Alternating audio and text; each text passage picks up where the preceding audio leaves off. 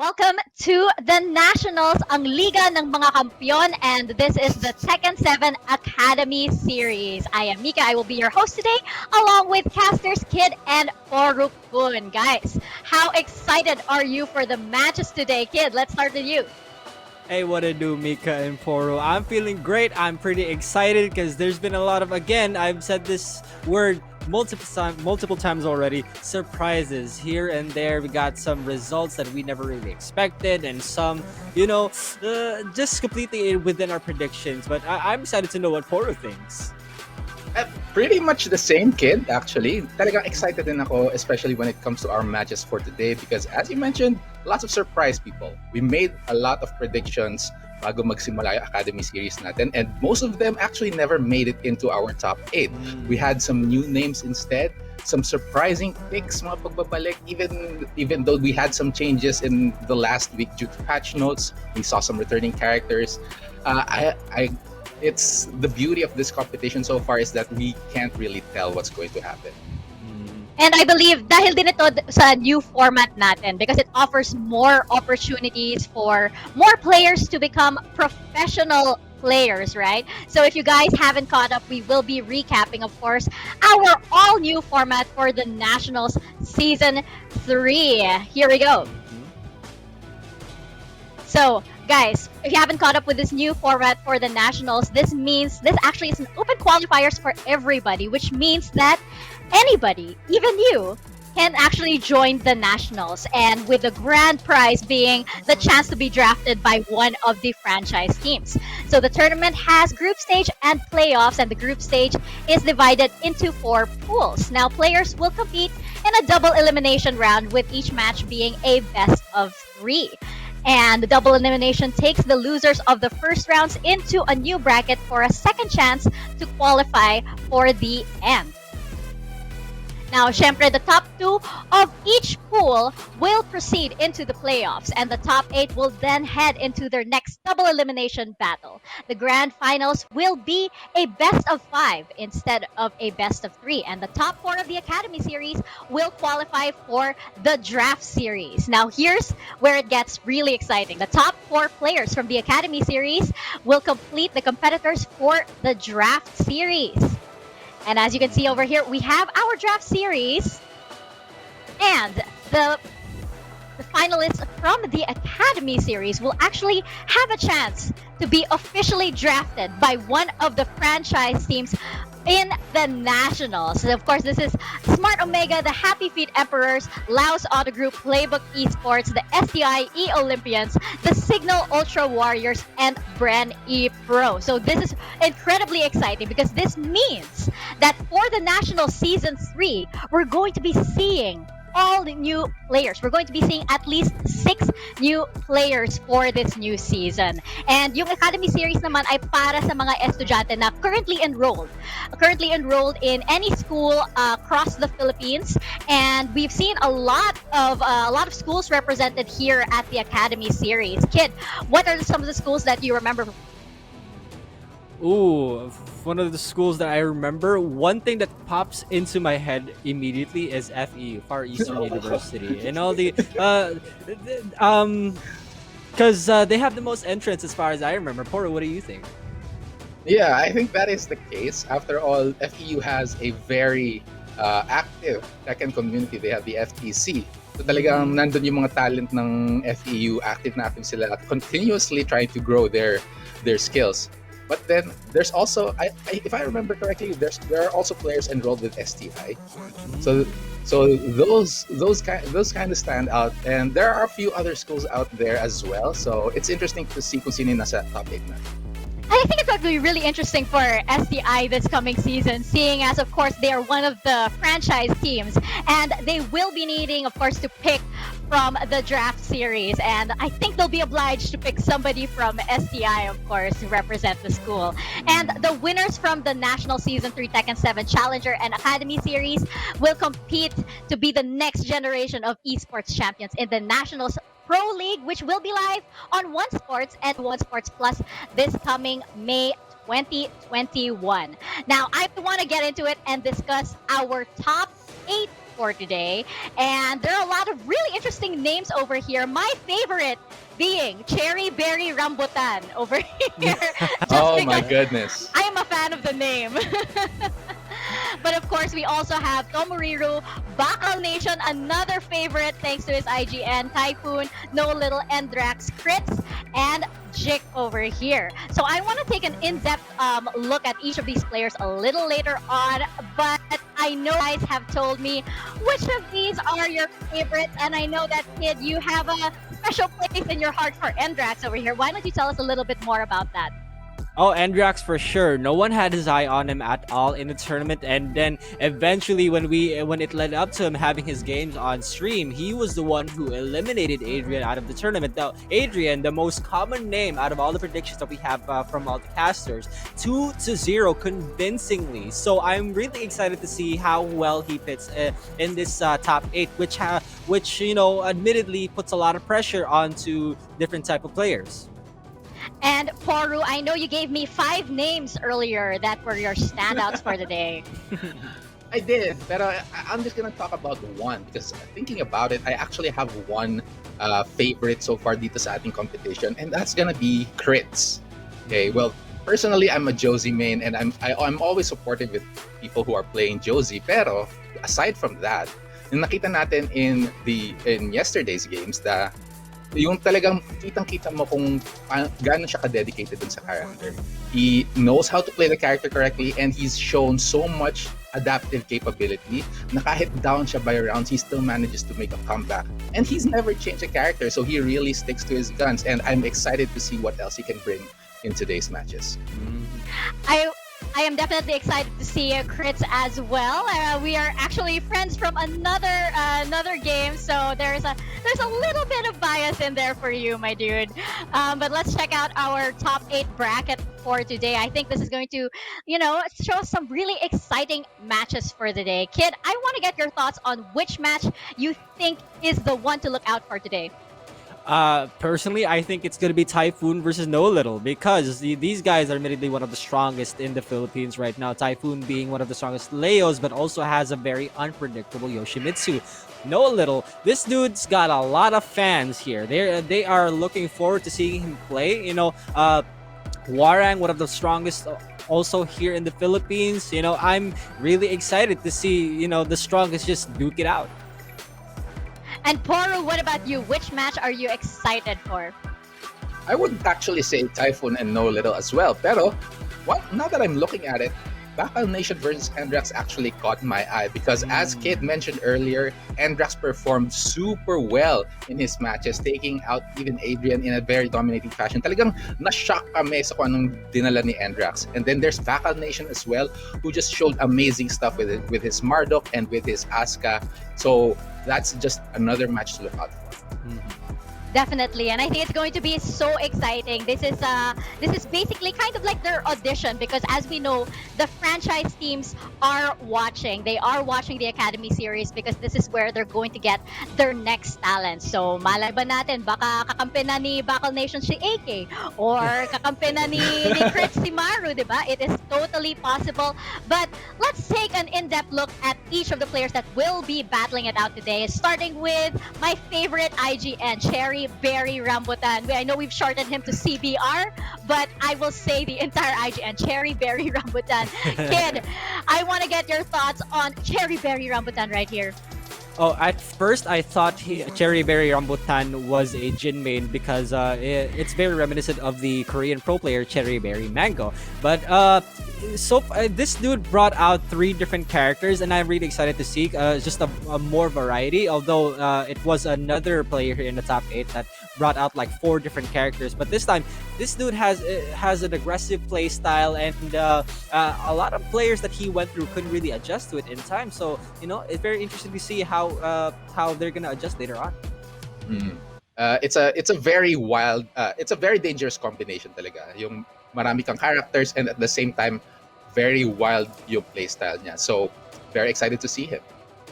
And another person that I'm sure you're excited to see as well, Poru, is Noelittle, one of your favorites, I guess, from the Academy series. Poru, I want to get your thoughts on what Noelittle's chances are today. I think that Noelittle remains to be one of the most dangerous names dito sa ating competition. He's a very seasoned player playing in arcades, and he's spent many years mastering his character Huarang.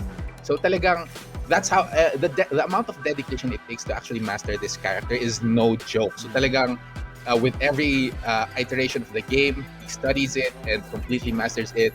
And we've seen it show in his gameplay and how well he adjusts to any sort of situation and opponent. And he's got more years to go, right? As I heard, he was a prodigy. He is. He certainly is. That's amazing, and definitely one to look out for. We didn't get a lot of Huarangs in season 2, so this should be exciting. And up next we have Tomoriru. Poru, another one of your favorites. Can you tell me exactly why? Why did I name so many favorites? But anyways, yes, he is definitely. It's always fun to find a king in high level competition, right? In a world populated in a season populated by Facumrams, Leroy's, and other interesting picks, Julia's. Seeing King, one of the more traditional Tekken characters from way back, and just he's such a fan favorite. It really makes you want to cheer for the player. But at the same time, we've seen just how well he plays and how well he knows how to use this character as well. So it's gonna be exciting to see what else he can bring to the table. And I think it's worth noting that he was mentored by none other than the king of Mandaluyong himself, Mr. Rock and Roll. So I'm sure that Tomoriru is very grateful for all of the support that Rock and Roll has given him. Now, let's head on over to Kid's pick, Endrax. Kid, can you tell me exactly why you favor this guy? Endrax is one of the cleanest players that I've seen yesterday, and honestly, I am so excited to see more of that action because he pulled out one of the hardest things ever to do in the game, which is the taunt jet upper, which I'm expecting to see a lot more today. So Endrax, clean movement and strong execution, just overall exciting. Definitely. And Poru, do you have any additional thoughts on Endrax? Yeah, that taunt jet upper definitely something that I'm looking forward to seeing as well. Pero gusto ko rin makakita ng taunt snake edge. Please, make it happen. We have special requests coming in from our casters. And up next, we have another very popular player thanks to his IGN. If I am a fan of CherryBerryRambutan, I'm sure the rest of the audience is a fan of BakalNation. And Poru, I want to get your thoughts on BakalNation. Oh my goodness. I've faced this guy a few times already online and never succeeded in doing any sort of significant damage upon him. And it shows in his Asuka gameplay. That's one of his really key characters. But then he also brought out the Marduk, which is threatening in its own way. These two almost completely different characters, it gives a lot of texture talaga dun sa playstyle niya. So it's gonna be tough for people to adjust to whatever he's going to be using sa mga laban. Very interesting. Kid, I want to get your thoughts on who you think will be BakalNation's great rival today. Ooh, BakalNation's great rival? That's definitely a hard question. Lots of strong players here in this top 8, but his name might be the strongest. That's true. We're just have to wait it out. He's iron. Bakal yan eh. Bakal yan. Bakal nga. Walang tatalo dyan. At least not in the IGN.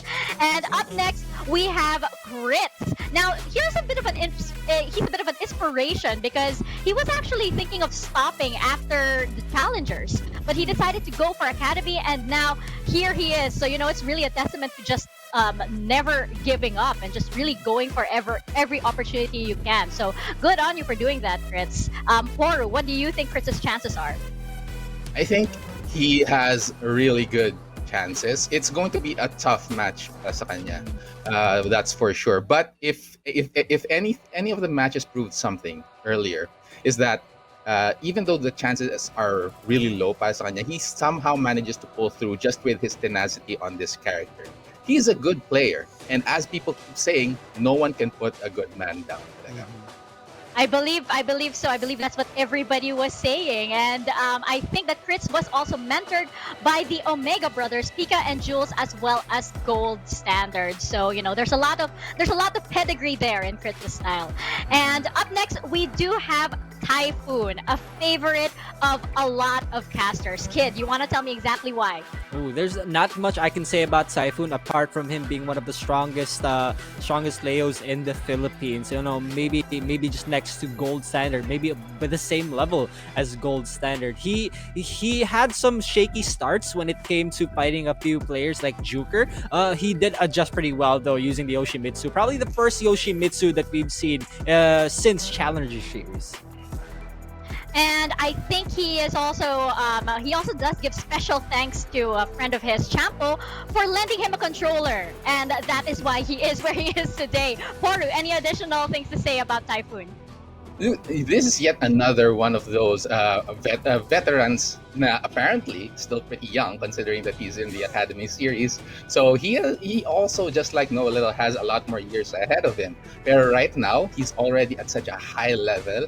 So people can really expect a lot out of his gameplay, especially considering his character choices recently, which is the Leo and the Yoshimitsu. I know he has some characters probably still hidden under his belt, but I don't know, maybe may makikita tayong something new, but I'd love to see more of Yoshimitsu.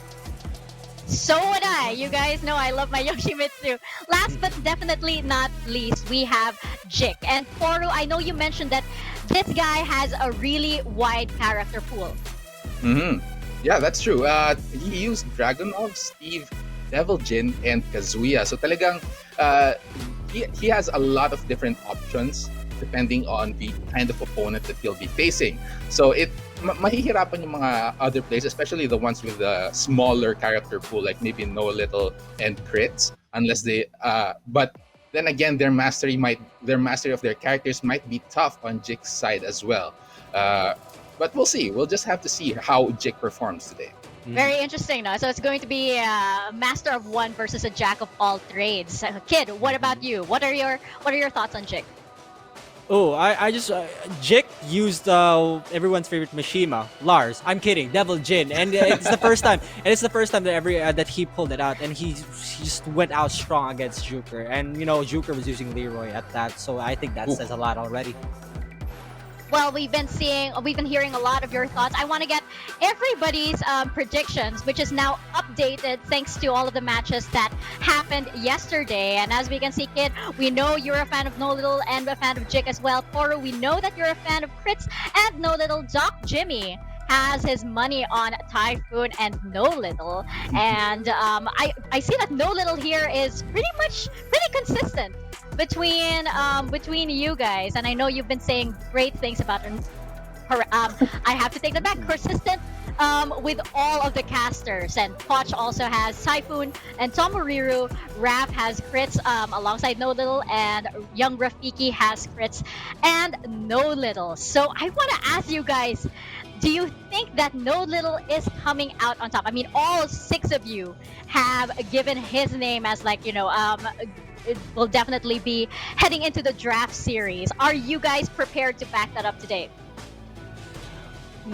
We can't make too hard predictions because we every one of those casters and that you guys just saw right now had Adrian as one of our top picks, but Adrian isn't here. Adrian isn't in our top curse. 8. Oh no! It's the caster's curse. We don't want to. We just want to see it out. We just want to play it out, see what happens. Yeah, that's true. And not to mention, there are a lot of players talaga na hindi namin na-predict na makakapasok, right? Mm-hmm. There were so many surprising names that flew right under our radar, like Endrax, Jik, and then we were all just surprised, which actually makes us happy. As casters, we like it when our predictions don't go the right way because it makes everything so interesting. So I suggest everyone who's tuned in, you better fasten your seatbelts because we're in for a wild ride today. Oh, and you know what? Let's get started into that wild ride because it is an action-packed day. As these casters have mentioned, I will be leaving you in their capable hands, and I will be seeing you guys later for the post show. My name is Mika, and Kid and Poru, take it away. All right. Yeah, thank you so much. Maraming salamat to everyone who is tuned in. This is the Nationals Season 3 Tekken 7 Conference Academy Series. Ito ang liga ng mga kampiyon at ngayong araw na ito, matutunghayan natin kung alin sa ating 8 pinakamalakas na players ang makakapasok sa kanilang path to pro into the draft series. So, kid, let's take a look at the brackets right now and see kung sino yung mga unang maglalaban, right? And this is a wonderful opportunity for them. So for the first match, we do have Tomoriru versus Jake, and for the second match, we have BakalNation versus Endrax. Poro, tell me about the 2 other matches. Yeah, they will be followed, of course, by CBR against Kritz. There's a question mark over there. So, and then Typhoon against Noelittle. So these are going to be very interesting matches. But let's take a look about Tomoriru first, because he's going to be facing first against Jake. So Tomoriru, we saw him yesterday, King player. Talagang hindi niya binitawan yung character, and he has an 86% win rate noong day 1, right, kid? And I feel like King players in general just have that certain loyalty to the character. They never let go of that kind of character, and when they do perform, if you reach like top 8 or top 16, it can almost be expected that you have that character so well that you know what to do, what not to do, right? That is correct. And now let's take a look at Jake as well. Medyo maganda yung contrast nila between these 2 players, because while Tomoriru never changed his character, Jake did so multiple times. But definitely one of his most surprising picks yesterday was the Steve Fox, who was notably nerfed during the last update ng Tekken 7. But still, he still managed to make it work. He also had a few other characters up his sleeve and made it out with a 67% win rate in the competition.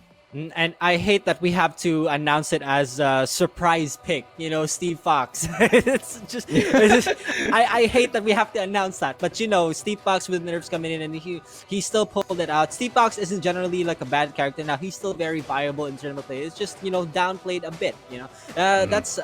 But Jik has so many characters in his arsenal, and you just can't predict this guy. We can't.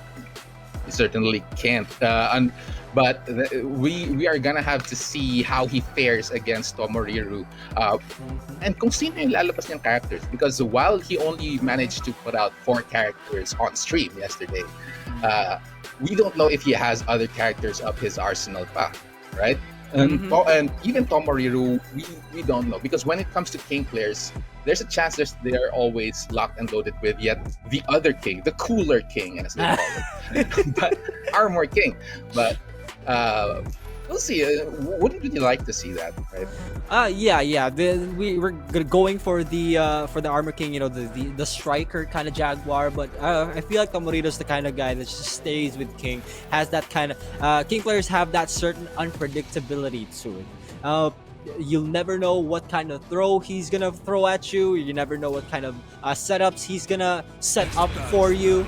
And for Jik just unpredictable character set, Ang ganda nga talaga ng mastery ni Tomoriru when it comes to King. He knows especially when it comes to his chain throws. It's something that Jake is gonna have to watch out for, and it seems that Jake wants to go for the Devil Jin. Yung sinabi mo nga kanina earlier, kid, paboritong Mishima ng bayan. So let's see if it's gonna be effective against Tomoriru's King. And you know that he means business already, because Devil Jin is, arguably the strongest Mishima right now. So, with the addition to the Hell Soup that falls into a full combo, as soon as I mention it, Tomoriru's gonna be carried to the wall. All the way, just like that. Serious damage coming in from Jake here. Now, pinapressure niya si Tomoriru dito sa wall. Kaya niyang palabas. And there's the giant swing. Kailangan mo ng giant swing when you have King pinned right next to the wall, because it's gonna be in reverse once again, and as well as a wall bounce coming in from Tomoriru right here. And Jake already in the red, gets hit by another giant swing, and that's going to be the first round. Tech that, Devil Boy, tech it. Oh my God. Tomoriru is just, winning these games with giant swings. Again, the certain unpredictability from the King players. And it's one thing. It's pretty annoying having to deal with giant swings, considering that yung animation niya looks like a 1+2 throw. So if you're not ready for the giant swing, just like that, yet again, Tomoriru catches Jake, evens out the life lead in that way, and then just puts Jake right in the corner. Up forward 4 into duck, and the while rising 2, Jik's got some setup of his own. Tomoriru though put in rage, back 1, Steve! it's Steve just giving Jake that a taste of that. But look at this, a beautifully placed rage art coming in from Jake here. Ties up the round count 1-1. So very close on labanan natin between these two players. Again, Amoro, I just want to say again that these dudes mean business. Tomoriru has not stopped throwing Jik over and over because Jik hasn't been able to tech these throws.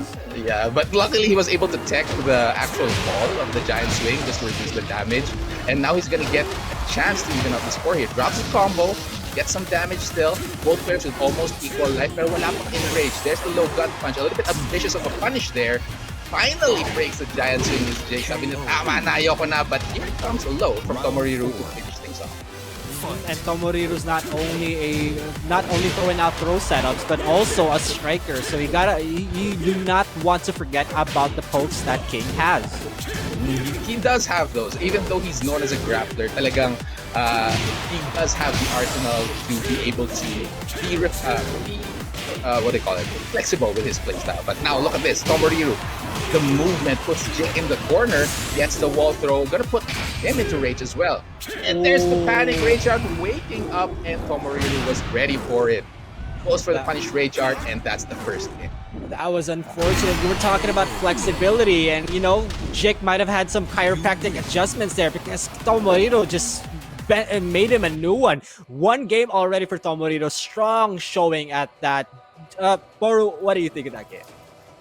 That was pretty rough on Jake, especially considering yung early parts ng game kung saan ulit siyang tinamaan ng giant swing. That's not something that you want to happen when you're up against a king. It's actually something that you want to watch out for because especially when you're in a walled stage, it's going to be easy damage for king if you don't go breaking those throws. Now, Tomoriru already on a roll, so I'm really scared for Jake right now if he can put a stop to his momentum. And that's the thing about king players, right? They're so momentum based, and if you even give them a chance to if you don't manage to tech their throws, they will do it again. That is guaranteed. That's the Bible of king players right there.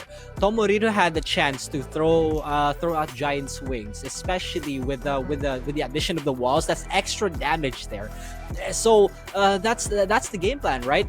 Test if he's awake or not. Just know if he knows the throw breaks and all. And the game plan for Tomoriru is just set in motion for there.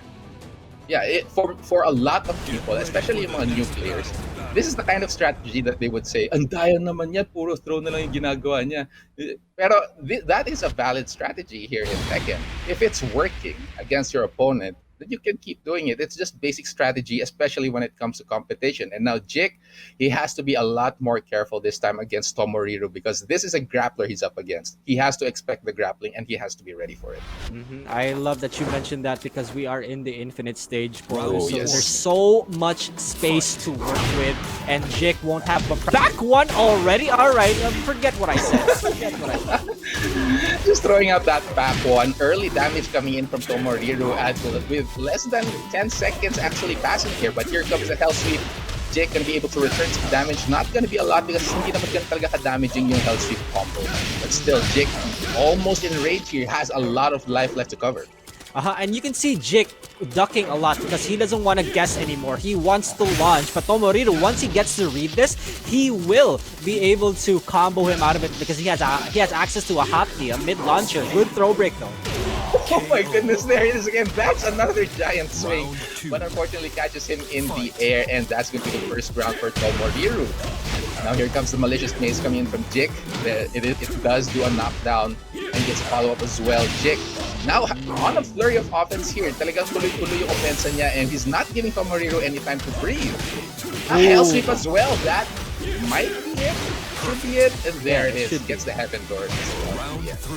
Alright, now Jik successfully puts a stop to Tomoriru's momentum, but still Tomoriru is not stopping. Even though he's lacking some oil right now, he's still continuing on. Good throw break by Jik. Now he's really awake. Yeah, as you mentioned, awake talaga siya. Blocks the giant swing as well. Good punish from Tomoriru here, piling on the damage. Jake, you gotta block here. Oh, why not? Why would I block if I can just go up 4? And gets the rising 2 as well. Jake trying to return some damage. Absolutely. Oh, rage drive being thrown out by Jik. Misses a bit of an interesting combo, but Hell Sweep misses the combo. But both players are at rage. Wraith kick to finish it up. Jik, 2 rounds out. It can get pretty intense talaga sa mga ganito competition. They're gonna be dropping combos, but it's up to these players to be able to adapt to whatever happens. And oh my goodness, Jik right now 1 round up against Tomoriru gets another Hell Sweep. Tomoriru almost got at rage just outside of it. Hell Sweep again. That's the thing about Mishimas. Once you give them a Hell Sweep, they will do it again. Tomoriru good break. Oh, ducks again. He's having the reads of the light. 1-1 already. Right. It's incredible the adjustment that Jik managed to pull off here in this match against Tomoriru.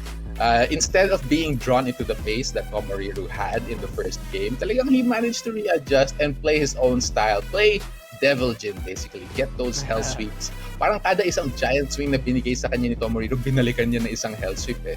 So that was some amazing stuff from Jik. One match apiece.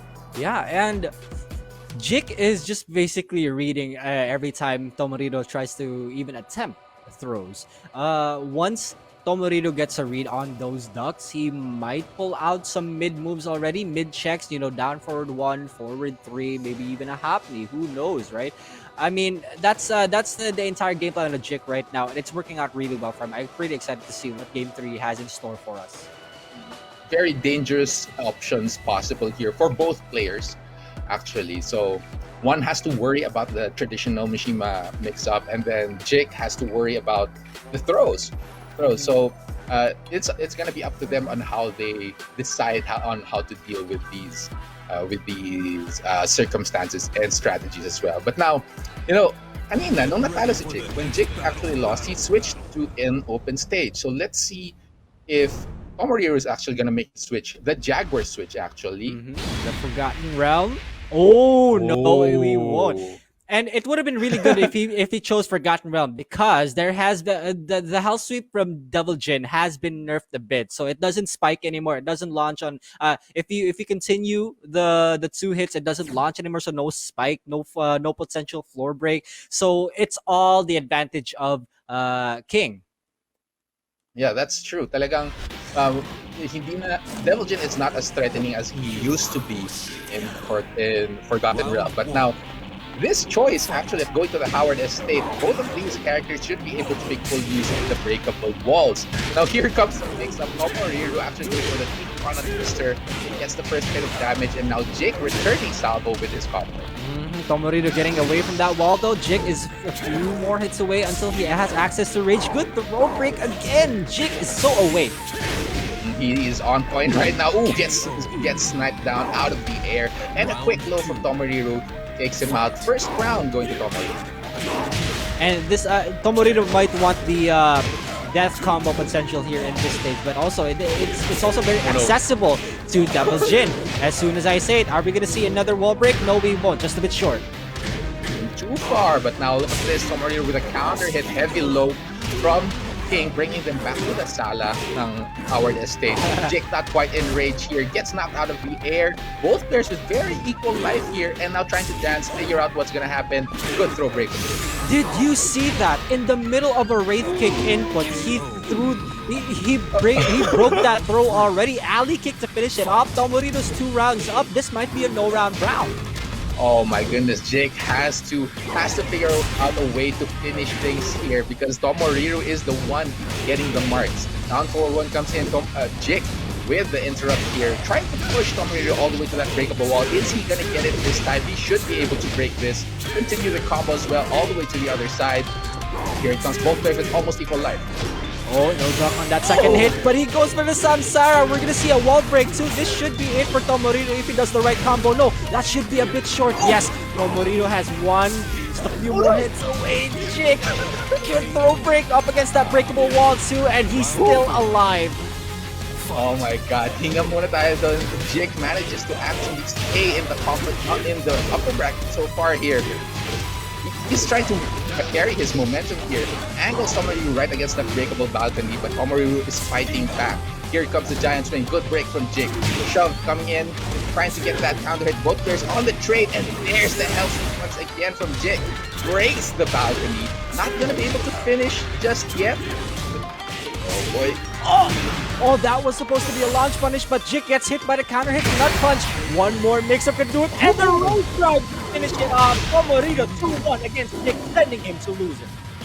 Oh my goodness, that was a bit unfortunate there coming in from Jig, but well played by Tomoriru, making full use of his resources, ending it with that rage drive dun sa final round. Congratulations to him because he will be moving on to the second round of the winner's bracket. But of course, ladies and gentlemen, hindi pa tapos ang lahat para kay Jake because bababa muna siya sa ating lower bracket where he still has a second chance to actually make it all the way to the top spot. So let's take a look about what happened there in our first match of the day here in the Nationals Academy Series. In game 1, it was all Tomoriru with a giant swing mix-ups here and there. He wouldn't stop. Jik kept getting hit by it one after another to the wall also, so he couldn't tech it. So, it was all Tomoriru, absolutely. Yeah, it definitely was. Talagang ang laki ng momentum niya doon. Though Jik did manage some pretty nice plays in the first game, getting those rage arts. It took a while bago niya masimulan yung engine niya talaga. He was a bit of a slow starter at that part, and Tomoriru just had more than enough momentum to take him out as well. But then again, we all know that it all changed pagdating natin dun sa second match when we got rid of the walls, and then Jik had a lot more freedom and time to breathe. Yeah, and that's exactly the advantage of winning the first game, right? If you lose the second game, you have another chance to go for like a character select or maybe even a stage select. In that case, Tomoriru, it was all to his liking. And it played out. Jake managed to tie it all up. It speaks a lot about the different factors that come into whether or not a game would be won, right? Yung mental state ng player, yung ability niya to adapt, and even the external factors like the stage as well. It showed right here. And this stage, when they went to the Howard Estate, neither of them actually had the advantage because both of them could very well take advantage of the stage. But in the end, Tomoriru, with that final rage drive, very well placed. Even if it didn't hit, he had Jake right up against the wall. It's a tough situation talaga para kay Jake dun. So congratulations once again to Tomoriru. Let's take a look at the next match. It's going to be BakalNation against Endrax. Yeah, and BakalNation, one of the strongest names here in top 8. For Endrax also, just showing how strong he is by eliminating Adrian, a former Nationals player. For BakalNation though, I love the game style, that the play style that he had yesterday with the Asuka and the Marduk play. 75% win rate, winning against the following players: Ethian, Hyunshin, and RGN. One of my predictions. Very strong player, especially what he showed yesterday. Once again, reminding everyone he does have that Marduk pick. So you can't just plan for his Asuka, which is already terrifying talaga. And he has to, the opponent also has to worry about Marduk. And his opponent for today is Endrax, which, as we saw in yesterday's matches, is also somebody to be feared. Talagang mataas yung execution niya when it comes to Brian Fury. He managed to take out Secret Beast Adrian, one of the former pros now the Nationals, in a very convincing manner. 73% win rate in the first day, and it's a terrifying thing to be faced up against this character. And especially if you bring a character like this into high professional play and have the perfect execution, the perfect kind of movement that this guy has. Mind you, Brian is a backsway character, and if you can backdash with him perfectly, I'm already scared of you. It is a bit of a worry, especially if you're just trying to wave dash backwards as when you're trying to do the backdash cancels. It just speaks a lot about the execution. And as you mentioned earlier, Kid, we saw the taunt jet uppercut come in from Endrax yesterday, and doing that in such a high level competition, it's something else compared to doing it in practice mode where you probably tried 50 times and got it once. Yeah. Especially doing it online, that is no easy feat. being able to do that online as well as maintaining proper composure and execution, that is such commendable, commendable play style right there. And I'm really excited how he does against another aggressive player, which is BakalNation. We saw him play yesterday, Marduk and the Asuka. He baits the launchers out. You see him approaching, and then he throws out a down forward one from the Marduk, a down forward two from Asuka. We might see that again. He has a lot of different strategies talaga when it comes to playing his characters. So up against such a terrifying opponent like Endrax, I'm very excited to see kung ano ang balak nation ni BakalNation dito sa ating labanan. I love that. Let's see. Okay, you get that one. Yeah. Cave of Enlightenment. We're going to this stage. We have a balcony break and a floor break on the lower end, right? So these two characters, they have the tools to make use of this. And the default one that we are in right now, when we get to the Cave of Enlightenment, it is kind of a short stage until we get to the balcony break. So let's see. This might be in favor of Brian, considering that he is also very advantageous in the stage called Soup. Ooh, with punish already. Did he post score? Oh, he attempted it immediately. He wants to show off.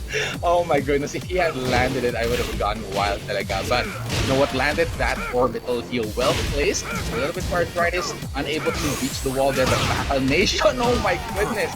Not a good first round for him as Endrax seals it up with 7 golden letters. What a beautiful duck. 2-1. That's not an easy string to duck. Endrax already while standing one into the big boy combo also. Are we going to see a wall? No, just a bit short on that last hit. But it is not a good position for BakalNation here. He does get the mount though, and it's always troublesome kapag nasasakyan kay Marduk because it's so hard to figure out what's coming up next. Endrax trying to finish things off, gets the down four, and takes the second round. It's already been 2 minutes and Endrax is up 2-1 already. Oh my god! The Hot E special! The orbital into the jet upper. That is such good setups right there. Good serve. BakalNation gonna get carried to the wall. Endrax, this is all him. Attempted the jet upper again, but the 7 gold players to close it out. Endrax, guys, I'm telling you, do not sleep on him. Yeah, he is trying to make a statement. He already is, actually, considering how dominating that match right there was. He had his own pace. He did not derail from whatever he was trying to do, and he was even trying different strategies, getting all the setups that you were talking about earlier. Kid, that jet uppercut that BakalNation just walked right in. It was all in favor of Endrax right there. But I'm not gonna count out BakalNation just yet. He had trouble trying to start here, but once he does, it's probably gonna be hard on Endrax's side as well. Yeah, but man, oh man, Endrax, in such a dominating fashion also. It didn't even look like he was being aggressive. He was just letting BakalNation play out how he usually plays. And it's like he read him overnight. Yeah, parang rerun lang. It's like he's predicting everything that's going to happen. Like, you're gonna do this, and then you're just gonna be like, Nani, how did you know what I'm gonna do? And Endrax had the right steps to counter whatever it is that he's expecting BakalNation to do. So it's going to be rough to put a stop to this momentum that Endrax came in, and he's doing justice to the hype that we were talking about when we were discussing him earlier. Talagang he is a name to watch out for in today's matches. Ginawang speedrun ng Tekken 7. Actually, my goodness. In under 5 minutes, he gets a no-round brand already. Now, the big question is, what kind of adjustments does BakalNation have to do? Does he go for a stage select, maybe go for an infinite stage? But he also, mind you, he also has an Asuka in his arsenal. So maybe bait him out with the parries. What do you think, Moro? I wouldn't say go for a stage select because what happened in that match barely had anything to do with the stage. Talagang yung decision making ni BakalNation was a little bit sketchy considering how many times he fell for the orbital. He even fell for the jet upper coming in.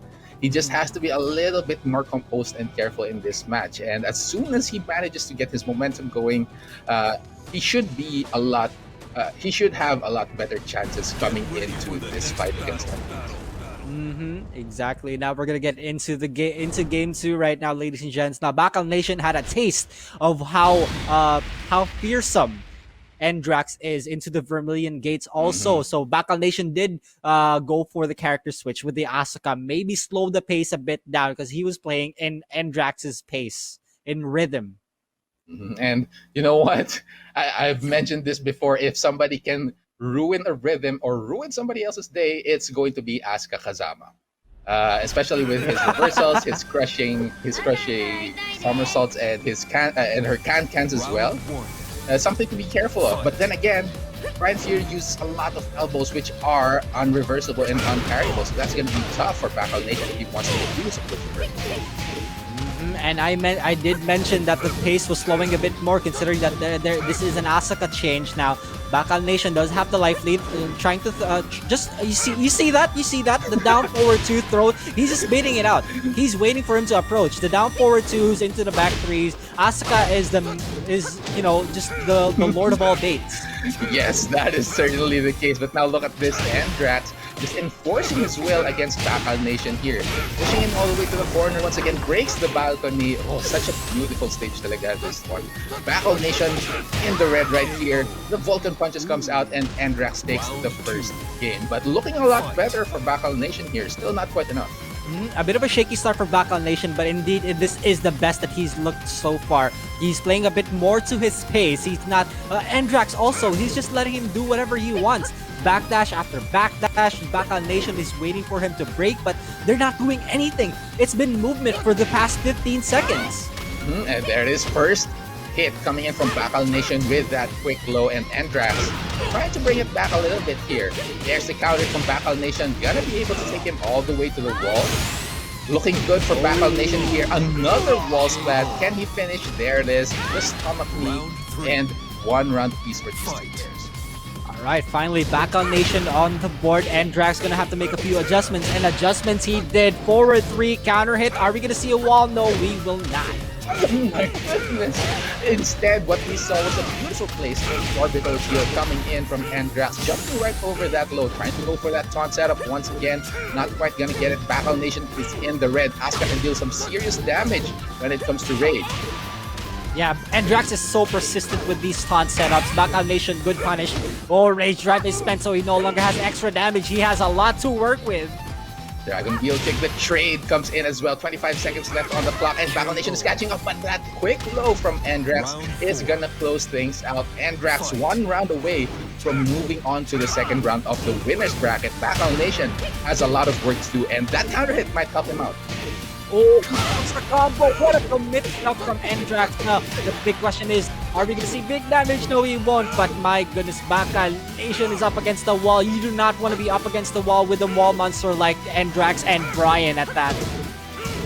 That's certainly the case, and he's trying to move away, but Endrax's mobility is just pushing BakalNation right there. Tries to go for the taunt setup once again. Not quite gonna get it. Forward one comes in. BakalNation struggling to figure out what to do in this portion of the match. He is stuck in that corner, and Endrax, his mobility, his positioning is just locking down BakalNation. That knockout's gonna help BakalNation out. 17 seconds left. Another throw. One last hit. Can BakalNation finish things off? Endrax at a far distance here, trying to hang by a thread. Oh, there's comeback potential here, but 5 seconds left. He had to do something. BakalNation took advantage of his impatience, and now he reached to a final round. Backdash into down forward two, but he drops the combo again. That's the value of mobility, being able to move your character the way you want it, as well as figuring out your decision-making skills. Endrax gets that beautiful counter hit against BakalNation. Good wall splat. Is he going to be able to finish? Not quite. One last chance here. And goes for the simpler taunt setup. Just the taunt straight up standing for, and Endrax takes it 2-0 over BakalNation. Endrax, guys, Endrax is a monster. Yes. I cannot put it any other way. Endrax is a monster. BakalNation, if we thought BakalNation was a monster yesterday, how much more Endrax today? Just turned Tekken 7 into a speed run and absolutely demolishing the people that he went up against. With Adrian into BakalNation right now, I'm pretty darn excited to see his next match. Yeah, let's take a look just how terrifying that previous match was. Baka may mga na-trauma dun sa ginawa ni Endrax considering how well he played this Brian Fury. Just sending BakalNation into a confused frenzy dun in the end. He was really struggling, just trying to figure out what to do. And though BakalNation actually had a great idea going for the mount, just to slow things down a little bit here, take it out of the face of Endrax. But still, Endrax, calm and composed, just enforced his will as Brian Fury. And he just personifies the character, right? Brian Fury is so super aggressive, and like it just lets you do what you want, and then he punishes you for it, right? It's like Bark for me, something like that. It's Endrax is just way too good. BakalNation, he did slow the pace down a bit. That was good adjustment from him, but it just wasn't enough. Superhuman strength here coming in from Endrax, bending Bakal to his will talaga, and just amazing stuff coming in from him. This definitely will put him into the minds of all the other competitors here dito sa Academy series, because considering how far his matches has gone, it's terrifying just to know that you're going to be playing up against him. And BakalNation had a lot of missed opportunities to complete his combo, but unfortunately he dropped them, possibly because of off-axis combos. Asuka, those are the flaws of Asuka. But now, here later on, we're gonna see Tomoriru versus Endrax. But for our third match, it is going to be CherryBerryRambutan, or CBR, against Kritz.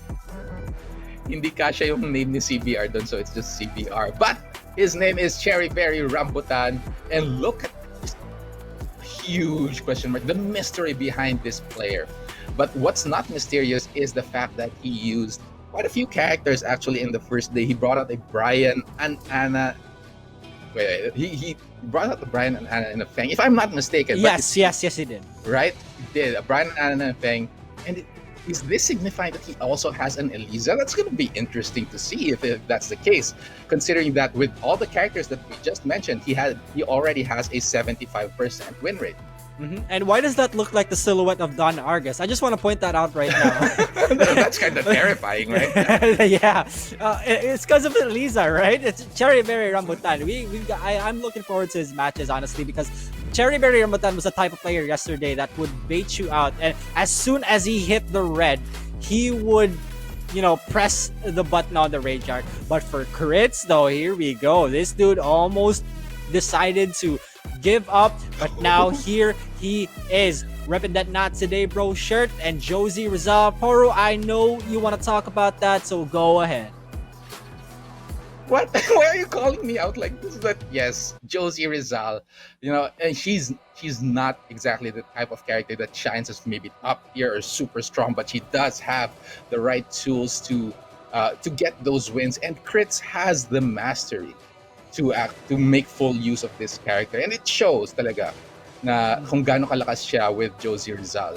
He was put early into the lower bracket in the earlier matches, and he climbed his way out all the way to the top in today's top 8. So if there's anything that players are going to have to be careful about him, it's his tenacity and his drive to win. So it's going to be a tough match for CherryBerryRambutan. And what a good combination that is, right? Tenacity and drive to win. And you train with players like the Brothers of Destruction, Pika and Jules, the brain of Omega, and also the Iron Wall of Omega. Those guys, you train with those. Of course, the training's gonna pay off. And I'm super excited to see what Kritz has in store for us, as well as CherryBerryRambutan. There's so much mystery regarding CherryBerryRambutan, and considering the amount of mystery that there is behind the player, we also could the outline actually on stream just adds a little bit more mystery, and it's gonna be interesting to see how these two players are gonna be matching up, especially considering their character plays, right? Kritz is a loyalist with Josie Rizal. He never really changes out of character. At least I've never seen him change out of Josie Rizal. So most probably, we're going to be seeing that character in his hands. On the other hand, the CBR, marami siyang nagamit. So let's see kung sino ilalabas niya this time. I Oh mean, my this dude, goodness. oh my goodness, the first Negan that we've seen today, and I thought Joker was gonna pull it out yesterday, but now Cherry Berry Rambutan in hopes to just bat this out against this poor Filipino girl, Kritz versus Cherry Berry Rambutan here in Souk. Oh no, this is going to be madness coming in from Cherry Berry Rambutan and just pure violence with that baseball bat, Lucille from Negan. And there's nowhere to go, nowhere to run in this stage. So if he manages to out pressure Kritz, it's going to be tough for Kritz here. But then again, when it comes to offense, Josie definitely does not lose out. Let's go here. The aggression coming in from Cherry Berry Rambutan already. no. Kritz not awake. Vampire bat. Medyo inaantok pa si Kritz. A lot of players actually falling for some throws here. That's something that you're gonna have to work on, especially pag dumating sa high level of play. When you want to get into the pro league, you're gonna have to be able to break those throws because it's gonna come raining if you can't. Now Kritz in the red here, Cherry Berry Rambutan just terrifying Kritz and working its will just similarly like earlier with that first round. Everything's just working for Cherry CBR. You know what? Let's just say CBR. Cherry Berry Rambutan just has It's too Kritz long on the to palm say of it. his hands right now, though. Kritz is almost up against the wall. Gets the wall splat in. Yeah, Kritz, every time he gets a sidewall combo or some random jab out of the air, he is excellent at converting. Just shows the mastery of his mastery of Josie Rizal. Now, he's trying his best to really adjust against his opponent right here, unable to deal with that throw as well, and it's going to be pretty tough considering how much of a life that he's trying to deal with. And there it is, Cherry Berry Rambutan takes the second game. And CBR is just throwing everything out, and it's working out so well for him right now. And Kritz might be struggling a bit to see how when he shouldn't be pressing and when he should not, and when he should rather. But CBR just has him on read. When it comes to these two characters, it's so hard to tell what's going to happen just because they're so offensive, and it shows in their playstyles. They're gonna try to put as much damage on the other character as fast as they can and just carry the momentum here. And both of these players almost equal life here. Cherry Berry Rambutan gets the huge power crush launch. Should be able to put straight to the wall. It looks like somebody can really put a good man down talaga. Kritz with a hop kick out of nowhere though, getting out of that wall. You may have spoken a little bit too soon, but there it is. As you mentioned, Cherry Berry Rambutan with a no round against Kritz. So now Kritz, considering this is going to be a tough thing that he has to consider in the next match. Is he gonna be making a switch or a switch to his character or a switch to the stage? But we know that Kritz is quite a loyalist when it comes to Josie Rizal, so he's probably not going to be moving out of the character. But he does have to find a way on how to deal with the Negan that Cherry Berry Rambutan has. It's most likely gonna be the same character that Kritz has, just a stage like most likely infinite stage, just a space to move around because CBR had just thrown out everything and it worked in his favor, and he just plays a bit. He just has to play a bit more patiently, not playing to the pace of the opponent. Definitely gonna be helping out yung open stage because just being able to escape Negan, one of the more common advice when it comes to facing off against Negan is you have to move. Either you get out of range or you move to the sides and try to make him miss. But of course, Negan players are experienced with this because it is a common opinion on how to deal with them. So they've managed to actually formulate some counter plan there, right? It's like a perpetuating cycle between making plans against each other. So it's going to be a test of adaptability between these two players on how they're going to be facing, on how they're going to deal with which strategy the other one is going to be using in this match. So it's gonna be very, very exciting to see what Kritz has in store for us. Also, the adjustments, but Kritz goes for the character switch for the Kuni Mitsu out of nowhere, and this personally is a surprise to me. So it's not just Kuni Cat, but it's also Kritz. Oh my goodness. Just when we were talking about character loyalty, loyal daw siya kay Josie, tapos biglang nag-change oil papunta kay Kunimitsu. That is an interesting development here in the Academy series. I haven't seen what his Right, Kunimitsu please, can light. do, but I'm excited to find out. So here we are into the Machine building. It's kind of a weirdly shaped stage, right? But Kritz with the It is. aggression already. CPR trying to retaliate. Ooh, look at that. CBR has experience with this character not falling for those lows that may come out of Kuni's way. If you're unfamiliar with Kunimitsu, you're gonna fall a lot for her tricks. But CherryBerryRambutan is just pushing Kritz out of there. But Kritz trying to make his way out with that combo, drops it. Last chance for him here. 30 seconds left on the clock. Trying to get those jabs. Unable to start any momentum here, but there it is. He kind of was able to chip out CherryBerryRambutan to some degree, but Kritz still trying to get the feel back for this Kunimitsu. And I remember having a conversation with Pika that when if a Kunimitsu has to catch up on health, that spells trouble for her already because Kunimitsu lacks the tools to catch up on the said health. So here we go, CBR carrying to the other side of the wall already. What a duck into the launch by CBR. This is gonna be huge damage, Baru. Kicks him on the floor. Kritz not quite enraged. Now he is 30 seconds left on the clock. He has some tools, but he has to catch up here. As you mentioned, Kik, it's gonna be tough for Kritz here, especially when he's dropping combos like that. Talagang hindi maganda para kay Kritz. Good punish here. There's the power crush from CherryBerryRambutan and straight rounds for him. This is one last chance for Kritz here. Unfortunate combo drop from Kritz. That could have been the momentum stopper for CBR, but CBR is just ramming him right now. Goes for the throw break. Kritz is not taking them. 10 seconds have been spent. Lower than half health is Kritz. Oh my goodness, look at CherryBerryRambutan just posing right there in the distance. Kritz, this is going to be some interesting development here. If he can make some momentum go on, he does. Not quite putting CherryBerryRambutan in rage, but that counter hit is going to hurt. And goes for the rage art. Is it gonna hit? No. Good patience from CherryBerryRambutan and 3 straight rounds, 2 straight games, and he moves on in the winner's round. Unfortunate stuff. CBR just had him red all day, every day, and Kritz just I just want to remind everyone that this is still the upper bracket, so Kritz still has a chance. To the Kritz supporters out there, he's just gonna have a harder time considering that it's gonna be a loser's bracket run. He's been there before. In the first day, dun siya nanggaling and he climbed all the way into the top 8, and he has the capability to do it again. But let's take a look at what happened in that match once again.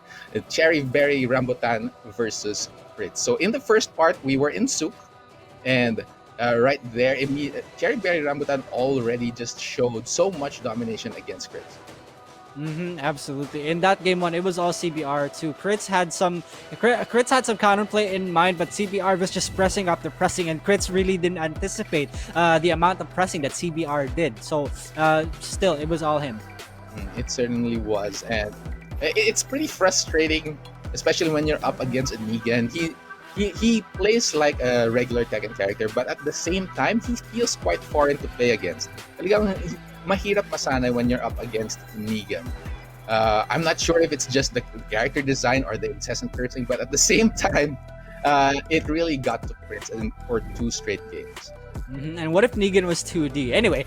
Oh my goodness, please don't. Kritz had a chance, with Kunimitsu. Just unfortunate drops here and there, and CBR continuing the aggression that he had in game 1, and also since yesterday, that CBR was really was unpredictable. He was unpredictable and solid at the same time, and yeah, it was unfortunate for Kritz how it turned out.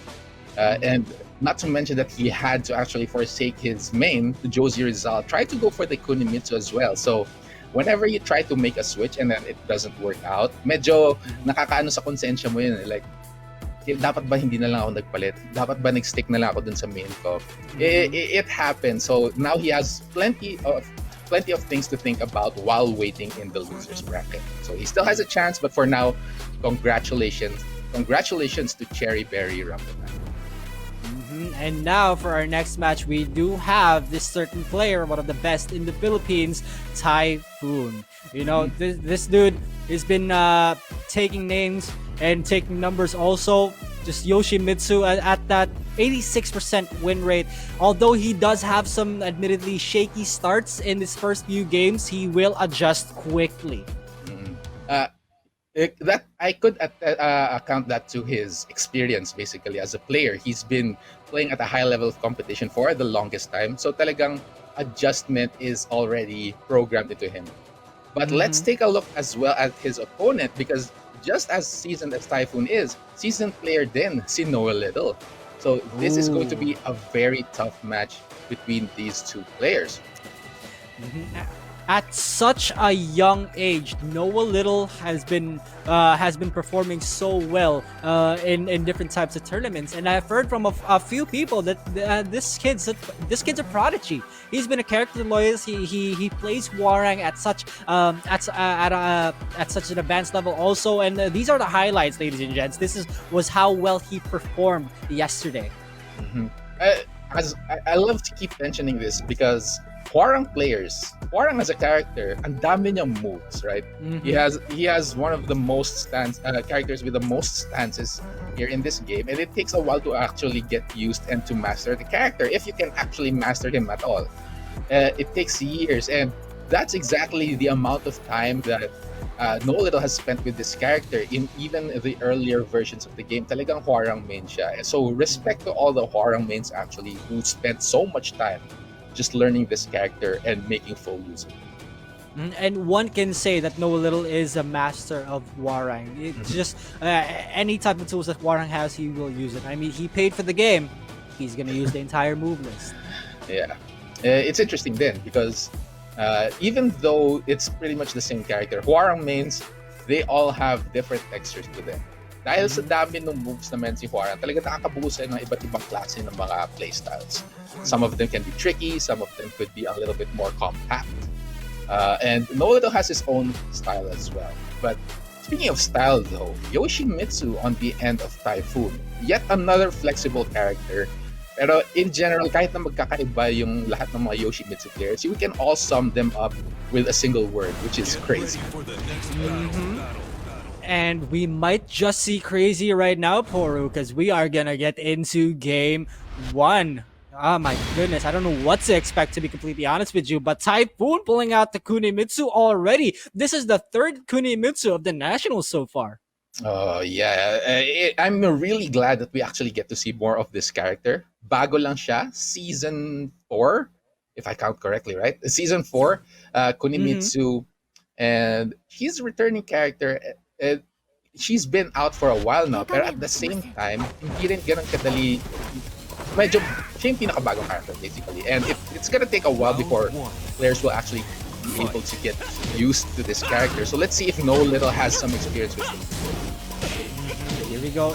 Noelittle I forgot to mention that Noelittle, he is aggressive, but the calculated kind of aggressive. He stops pressing when he needs to, but at this point it looks like it's all Typhoon. He's up against the wall though, gotta be careful. When you're up against the Warren, gotta be careful. This choice might bite Typhoon, but not quite yet. There is the Rage Drive coming in from Noelittle. Gets the Cactus shot from this Warren. Get a 4 from Typhoon. He's trying to find that last hit to take out Noelittle here, and Noelittle has to fight his way out of this corner. So much health to work with though. Typhoon's just running away with the life lead. 19 seconds left. It's an eternity for Noelittle. He has to do something. Typhoon's just so patient right now. The running free, the flying chapati coming in from Noelittle here, and unable to finish things off here. Typhoon knows that he doesn't have to actually finish off Noelittle. He has the life advantage here, and he chooses to run the clock instead. That must be frustrating for Noelittle here, considering that how elusive Kunimitsu is. Yeah, he didn't need to do anything at all. So smart decision making from Typhoon. Noelittle though, the game plan for him right now is to get the life lead, run away with it, and maybe not press too much. Puts Typhoon at rage. One more mixer could do it. Doesn't block the load. Noelittle takes it immediately. Very fast round that time in favor of Noelittle. So now he did not like how that first round went, and nakita natin nagalit siya. But now this time, Typhoon returning salvo here. Both players exchanging some blows. Noelittle continuing with the offense here, not giving Typhoon time to breathe or time to actually stand on his feet. But here comes Typhoon with that get up 3. Hits the counter hit. Gonna be able to return damage with this combo. All the way burns the rage drive as well, trying to maximize the damage here. Goes for the all-key combo also. Noelittle just a bit too patient while standing for, leaves him with a bit of health, but Typhoon with the generic down for up 2 rounds already. Is he gonna take game 1? Noelittle is trying to condition him as much as he can, pushing him to the other side of the wall also. That last round was a testament to how you don't want to be in the face of Kunimitsu players here. But now Noelittle is dictating the pace of the match right now. That cactus shot blocked by Typhoon is gonna spell trouble for Noelittle, however. Especially now with Noelittle right next to the wall. Talagang kailangan niya makatakas dito because the pressure from Typhoon is gonna be insane. That throw break actually is gonna cost Typhoon his position. That was pretty good decision making from Noelittle. He attempted that throw, already aware that Typhoon was gonna break it, but he just did that so he can get away from that wall. Noelittle just outside of rage though, now put in rage. One more mix up, a magic pixel. Typhoon, approaching into generic down for 1 game to him. Very great decision making there from Typhoon. Able to finish things out, get the momentum going with a Kunimitsu, and eventually take that first game against Noelittle. It's very well played with this character that we are just seeing actually from him here in the Academy series, since we did see Leo and Yoshimitsu in the first day. So bringing out this Kunimitsu is such a surprise pick that it may have caught Noelittle off guard. Hindi niya in-expect ito. Pero at the same time, a lot of players have been choosing Kunimitsu.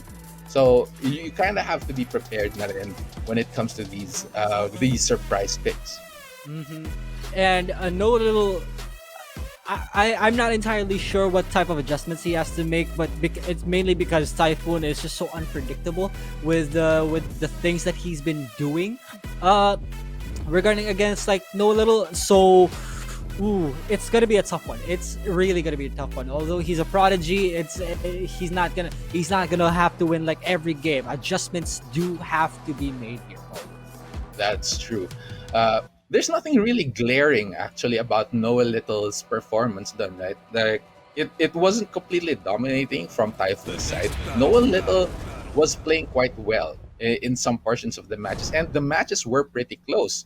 So talagang as long as he makes the right adjustments, as you mentioned, Kit, Noelittle does have a chance of taking down this Kunimitsu. But let's see if he can make it happen. We're going to the Howard Estate here, and let's see how far Typhoon can take this Kunimitsu. Typhoon really is one of the most confusing players out there here in this top 8, and he's using that to the best of his ability. Noelittle also, he's trying to play it the same way that he always used to play, but I think the game plan has to change here. What type of aggression that he has to make?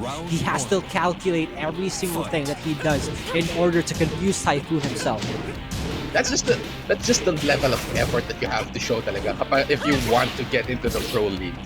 So these two players, this is their time to shine and show what they're capable of. Typhoon with the early damage here. Noelittle actually walks right into that and is going to be suffering so much damage here. No wall break coming in from Typhoon, but he does get the throw. And now Noelittle, one last chance, and Typhoon closes it out with that very quick sliding go. Typhoon's also very unpredictable when if he throws out the throws also. So, he's abusing this a lot against Noelittle. That is a -11. Good punish by Noelittle. Back 3. My goodness, out of nowhere, Typhoon get carried to the wall. Big damage coming in from Noelittle. Tough spot here for Typhoon. His back is towards the wall, and now Noelittle has a chance to close things out. But Typhoon making some really good decisions here, fighting his way out of such a tight situation. Noelittle with the offense here, putting the pressure against Typhoon, trying to get the finish here. Typhoon with a very solid defense. Has access to rage 1 combo, 1 down forward 2 combo could end Noelittle right now. You can see him back dashing away. He wants to play it a bit more safe. He doesn't want to play to the pace of Typhoon, trying to approach it with a dash in. Oh, that was a big whiff. Oh, Typhoon could have had that one in the bag. 7 seconds left. What's he gonna do? Full crash down forward 3. Oh my goodness! Oh Oh, my the God. mid kick coming in from Typhoon takes that round for him as well. The amount of life that he had to catch up to, and Typhoon managed to pull it off. That is a great sign of how clutch this player is. Now Typhoon, however, is with a life deficit here, and Noelittle is continuing with the offense once again. Good side switch here from Typhoon. Typhoon really doesn't want to be up against the wall when it comes to Warang. You can see him just flipping away from that, but it doesn't matter. Noelittle takes round 3, just staying alive. Di pa tapos si Noelittle here. He still has gas left in his hand, and he's planning on using it to weather this Typhoon. So Noelittle here, he has to find yet another opening and try to get the momentum against Typhoon. Both players not quite getting anything serious here, but Noelittle, both players chopping away at each other. Now Noelittle is this is the best that we've seen from him so far. Typhoon, good duck on that second hit. Noelittle, he's not throwing out too many down 3-4s, and when he does, it's calculated. Typhoon up against that wall. Is he gonna get away from this like he used to? Oh my goodness, that could have follow up as well. Noelittle is in the red here. No throw break, and that is it. A heartbreaking finish right there for Noelittle, but a fantastic victory for ADC Typhoon. So 2-0, he moves on as well to the second round. And there was no way for Noelittle to pressure Typhoon in that case, because Typhoon would do anything in his power to get away from the wall, backdash away. His entire game plan was get the life lead and run away, as what he always did since yesterday, right? So Typhoon had that solid game plan already. Noelittle had some difficulties trying to approach him because of the tools that Kunimitsu has. Maintaining his distance was an amazing decision, basically. The whole Kunimitsu trick probably a counterplay against Noelittle, considering Hwara actually has to be close to you to be able to put some pressure. And if you are able to move out of the way, go out of be as elusive as possible, that is already a fantastic strategy against Noelittle. So let's take a look at how Typhoon actually managed to implement that in this match against Noelittle, especially in the first match. Actually, you see, this is it. In the last few seconds of the first round, he was using yung mobility ni Kunimitsu just to get away while holding the life advantage. And in this game, in this entire set, actually, it was a test of how good you are with fundamentals. You know when to press, know when to not press, know what your frames are. Everything and anything used to the advantage of Typhoon also, and also with a bit of mind game at that. Just checking if he's awake or not with these throws, and you guys saw that earlier too. That Typhoon had him just being thrown out here and there. Typhoon's tests against Noelittle. Typhoon was testing Noelittle, as you mentioned, and Noelittle unfortunately failed the test here. And I think it also may come from the fact of just how amazingly tricky and finicky it is to fight against Kunimitsu. We haven't had much time to actually learn how to play against this character, and every day may mga lumalabas pa rin mga unique strategies when it comes to playing her, and it's just hard to actually figure out what goes on in the mind of a Kunimitsu player. Very similar to actually when it comes to Yoshimitsu players and that, but it just shows the similarities and how Typhoon was able to take advantage of it. And with that being said, it has been decided who the first round of losers are, and yeah, it's gonna be for the round 2. It is going to be Tomoriru versus Endrax, CherryBerryRambutan versus Typhoon. As for our 5th game, Horu, it's gonna be Jik versus BakalNation. Oh my goodness, a very interesting matchup there. But after that, we'll be looking at Kritz versus Noelittle. So that's gonna be later on for now. But for now, I think we're gonna be looking at Jik versus BakalNation, 2 astounding players. And now they're gonna be fighting for their tournament lives, the chance to stay on the path to pro here in the nationals. So it's time to pull out all the stops for these 2 players. And Jake also has that certain unpredictability to him in terms of character selection also. But we'll get to that in a bit, ladies and gents. We're gonna be taking a very short break. But when we come back, more Tekken action coming your way in the Nationals. Stay tuned. What it do, boys and girls? Welcome back to the Nationals Conference 3. I am Kid, and with me is Porukun, and we are on the path to pro right now. We've seen the results in the upper bracket, and we've seen the people who have been sent to the lower bracket. Now, Porukun, tell me about what just happened. What just happened actually is we saw some amazing matches, some crazy turnouts actually. Pero and this is how it all developed. Basically, here is our playoffs bracket. Up, our next matches will be the ones in the lower bracket, which is Jik versus BakalNation, and then Kritz versus Noelittle. So these four players, will be fighting for their tournament lives. This is their last chance. Huling pagkakataon nila to be able to continue here in the bracket and make it into the top four, who will of course be qualified for the draft series. And talking about Tomoriru versus Jik, and specifically Jik pulled out the Devil Jin already, which meant that he meant business. He's the dude that pulled out the Steve despite the nerfs, that quote unquote nerfs. He has a 67% win rate, and so far the most characters pulled out in a tournament, and the first Dragunov that we've seen. Poru, what do you have to add on that? I have to add that, Kid, you're gonna have to accept that he was nerfed.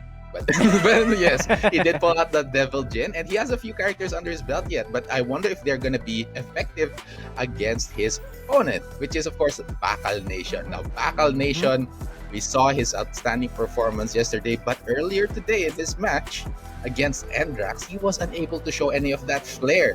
Talagang ang lakas ni Endrax kanina and overwhelmed BakalNation. Now, like all Tekken players, I'm pretty sure hindi nagustuhan ni BakalNation yung naging performance niya. Let's see if he has tempered himself once enough in coming back stronger here in this match.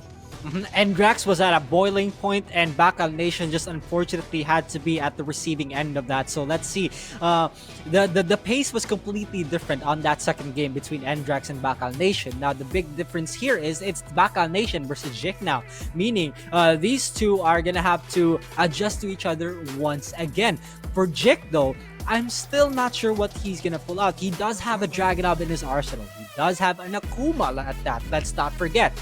But against an Asuka and a Marduk, so it's I believe it's highly unlikely that we're gonna see an Akuma pick though. I think there is still a chance. It's still an interesting pick, especially thinking about the Asuka. Maybe it's just a personal preference for me, but while Asuka has really good defensive tools, as long as the Akuma is able to perform ideally and really get into his own pace, they can easily overwhelm an Asuka player. But once again, there are plenty of characters out there that can be offensive in the arsenal ni Jik. You mentioned earlier, mentioned Dragunov, right? And it's like one of the poster boys for being aggressive here in Tekken 7. And it's gonna be fun to see which one comes out first for BakalNation, because he has two characters, right? Marduk and then Asuka. Asuka being a little bit more defensive, and Marduk actually being a monster on the offensive side, dealing so much damage and just has so many offensive tools. Exactly, and especially in season finale when Maru brought it out against Dojin and actually won, and eliminating Dojin out from the tournament. So that was I completely agree with what you said. The staple for aggression Dragunov is, if you play him if you're playing him a bit defensively, you better have a specific game plan to it. He has tools like down 2 and running 2, literally all you need, right? But yeah, Dragunov certainly a possibility for Jik here. For BakalNation though, Asuka seems to be the go, because Asuka works out better compared to Marduk. I'm not sure. What do you think, though? Yeah, I think this is the time that BakalNation has to stick with the Asuka pick, right? Especially in this situation, kung saan best of 3, you don't want to be making character switches, especially when you don't feel like it. You can't be second guessing yourself at that stage. So it's good to start off strong with your main and then readjust afterwards if you feel like this definitely isn't working. I need to make the switch instead of switching late into your main and then having to readjust on the fly, right? Especially considering with BakalNation, as I mentioned earlier, two very different play styles. So he has a lot of adjustments to do when he does make the switch. So I think you're correct, kid, that Asuka is going to be the way to go. It feels like Marduk is the feeling out character for BakalNation, is to see if it works or not. It's not as if it's not as if Marduk is he's not good with Marduk. He's great. He's outstanding as Marduk. It's just that there are people who know how to deal with him. So he might be pulling an AK here, choosing a different character, and then if he loses a game, going for Shaheen, right? That might be the specific thought process that BakalNation has. That is gonna be interesting to see on the side of BakalNation. These talks about character switches, it's become a trend talaga in high level competition.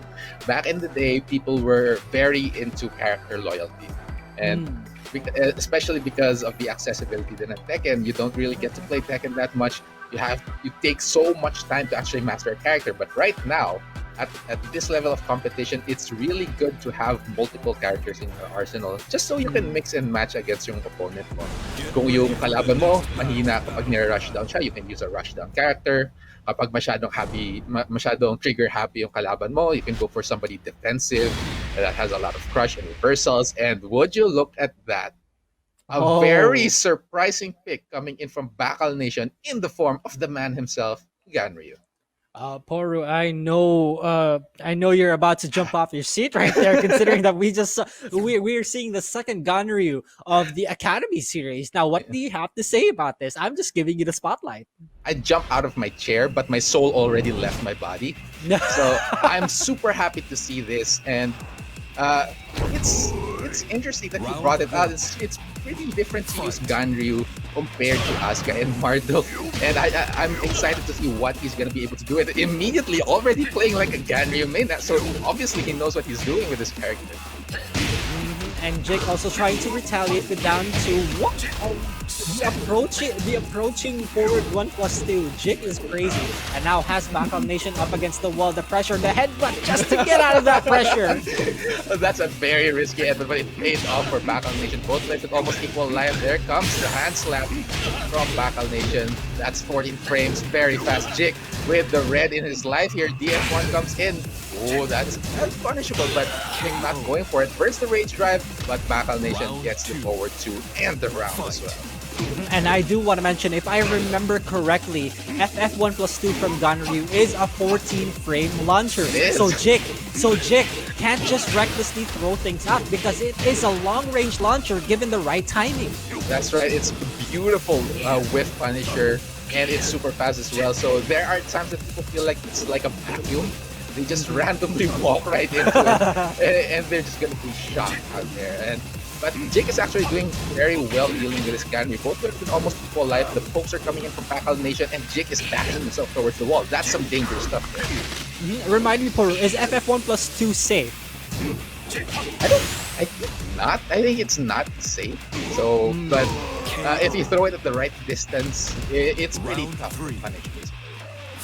I see. Okay, all right. Now both players on the board right now, so it's not one-sided. It's definitely one-sided. It's definitely not one-sided at this point. Jake though being hit with different types of pokes that BakalNation is throwing out, and it looks like it's working out so well right now, Poru. It certainly is. BakalNation with a nice life advantage here between these in this matchup. The lows are coming in as well. Ganryu has some pretty nice lows, but Jake trying to go for the down 2. Not quite landing it. Good throw break from BakalNation. 30 seconds left on the clock. Jake trying to get the offense here on the BakalNation. Oh my goodness. That full crouch DF2 from BakalNation just landing, catching Jake on the crouch. And now BakalNation takes the third game. Yeah, and that's also the difficult part about fighting Ganryu, right? Throwing out down forward 2s, not knowing whether or not he's gonna follow up with the jabs, right? So Jake's gonna have to have a proper read on that note. I stand corrected. It is safe. The forward 1+2, it's safe. It is -8, so that's a really good tool for Gago here. But now look at this. Jik finishes things off with that throw. Final round to these two players, and they're throwing everything on the line here, considering that it is their last chance to stay in the competition. I swear, Dragunov has a better throw game than Armor King. I'm just gonna say that right now. Jik has been getting these throw mix-ups against BakalNation. Down forward 2 thrown out of nowhere. This is gonna be huge, but he drops the combo, unfortunately. But the damage has been done. Jik still has some life to catch up to here. The down twos are working their way towards BakalNation's heels, though. There it is again. He's gonna keep doing that until BakalNation actually decides to crouch, but BakalNation not falling for it. Good punish on that Reaper side. Oh my goodness. Is that auto parry? Oh! It's not. It's too long of a recovery time. And Jik sneaking in that rage art. Oh, but BakalNation's still alive. I did not expect that. The sleigh ride comes in here. Oh, a block on that rage drive. And that is a guaranteed rising 4 on the side of Jik. Oh my goodness. Beautiful stuff. Super aware. And you know, a lot of people tend to forget that Ganryu does have a low rage drive and gets a guaranteed follow-up afterwards. So that was good presence of mind from Jik. Outstanding. He was completely aware of the tool because it's pretty strong considering the amount of damage that it can actually do. Pag tinamaan ka nun, talaga, it's a huge chunk. It's roughly around a third of your health talaga. You don't want to get hit. But in the end, it becomes an actual mix-up. So good decision-making there from Jik.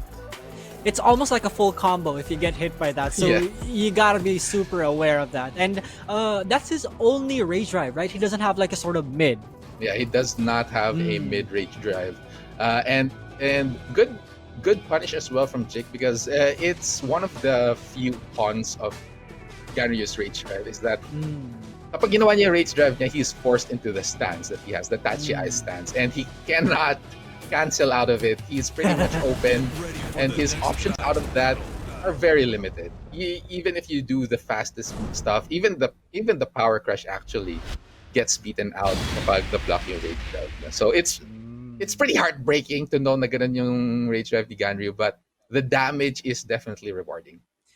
Yeah, so it's reasonable that that's the kind of return that Ganryu has if the rage drive is blocked. So you know, reasonable enough. BakalNation though decides to switch to the Asuka, hoping to slow the pace a bit down. Now, this is what we were talking about earlier. As soon as the Asuka switch has been made, there will be adjustments. Let's see. Oh my goodness! Immediately, just like that. The switch actually may have caught Jik off guard there, being a bit careless, not watching out for the crushes of Asuka here. But Jik is fighting his way out of that corner once again. Both players with almost equal life. A delayed high kick from Jik lands onto BakalNation. Should be able to carry to the wall for some serious damage. Oh, serious it is. He's one hit away, down 1+2. BakalNation taking the bets all he can. He presses on the second hit, hoping to get a wall bounce in, but unfortunately Jik came out on top. Well placed there with 1-3. But now BakalNation starting off the second round very strong, pushing Jik already to the wall. This is a pretty small stage, so once you get hit by a combo, talagang mapapadpad ka dun sa pita there. Now Jik is trying to fight back though. BakalNation slowly getting chipped away with those lows. Gets the missed palm thrust here. Oh, a reversal coming in from Jik. Oh, dangerous Oki situation from BakalNation. Both players just outside of rage though. Now BakalNation back 3. Just get off my face. Asuka players doing Asuka things. That is something you have to watch out for. That dragon wheel kick, the cans, the reversals, and Jik's being careless when he's playing against BakalNation here, and BakalNation is just feeding off of him. And now the poke game coming through for BakalNation. You can see him throwing out down forward twos. He's baiting out the approach from Jik. Down back 3 after down back 3 has been working wonders for BakalNation, but at what cost? Oh my goodness. The cost of the third round right here. Jik just managing to seal things off with that very small light kick. Just enough to finish things. And now a beautiful sidestep into the scimitar from Jik all the way to the wall. Once again, the serious damage that Dragunov can instill here, as well as the pressure. BakalNation has nowhere to go. And Jake has so much health left, and my that God. should be it. Ladies and gentlemen, BakalNation has been eliminated from the Academy Series. Jake moves on to the second round in the losers bracket. Congratulations to him. That was quick, but at the same time, very action packed. These two players definitely showed the passion that they have and their will to actually stay in the competition. Pero at the end of the day, there will be a winner and there will be a loser. And let's see how the story developed between these two players in the highlights of their match. So, once again, earlier on, a Ganryu pick coming out from BakalNation surprised everyone. Mm-hmm. It seems, it surprised you, especially. It did. Toru. Let's talk about that first. It surprised you mostly because frankly you are a Josie and Ganryu main, and it's you love to see it, right? It's this kind of character with this kind of personality, it's always so enjoyable with this amount of damage. It's just a truckload of damage too. But unfortunately, Jik could just adjust so perfectly well to it. Also, in the last moments of this of game one, also BakalNation had no other choice but to go for that rage drive in hopes of Jik not being aware of it. Gandhi isn't really a gimmicky character, and you wouldn't call him like super strong. He does a lot of damage, but he has his own quirks. So it was pretty reasonable how the whole thing turned out. But the thing is, when BakalNation actually switched to Asuka, and even though he landed some of the traditional Asuka setups that you would be looking for, Jake never lost heart, and he still managed to use Dragunov to just chop away at BakalNation, really wear him down, and eventually take the win in an astounding fashion here. So amazing stuff from both players, but congratulations to Jake. It looks like the Bakal train has been stopped, put to an end by Jake, and once again, congratulations to him. BakalNation supporters, it looks like, there will always be a next time. For our next match in the lower bracket, it is going to be Kritz versus Noelittle. Oh my goodness.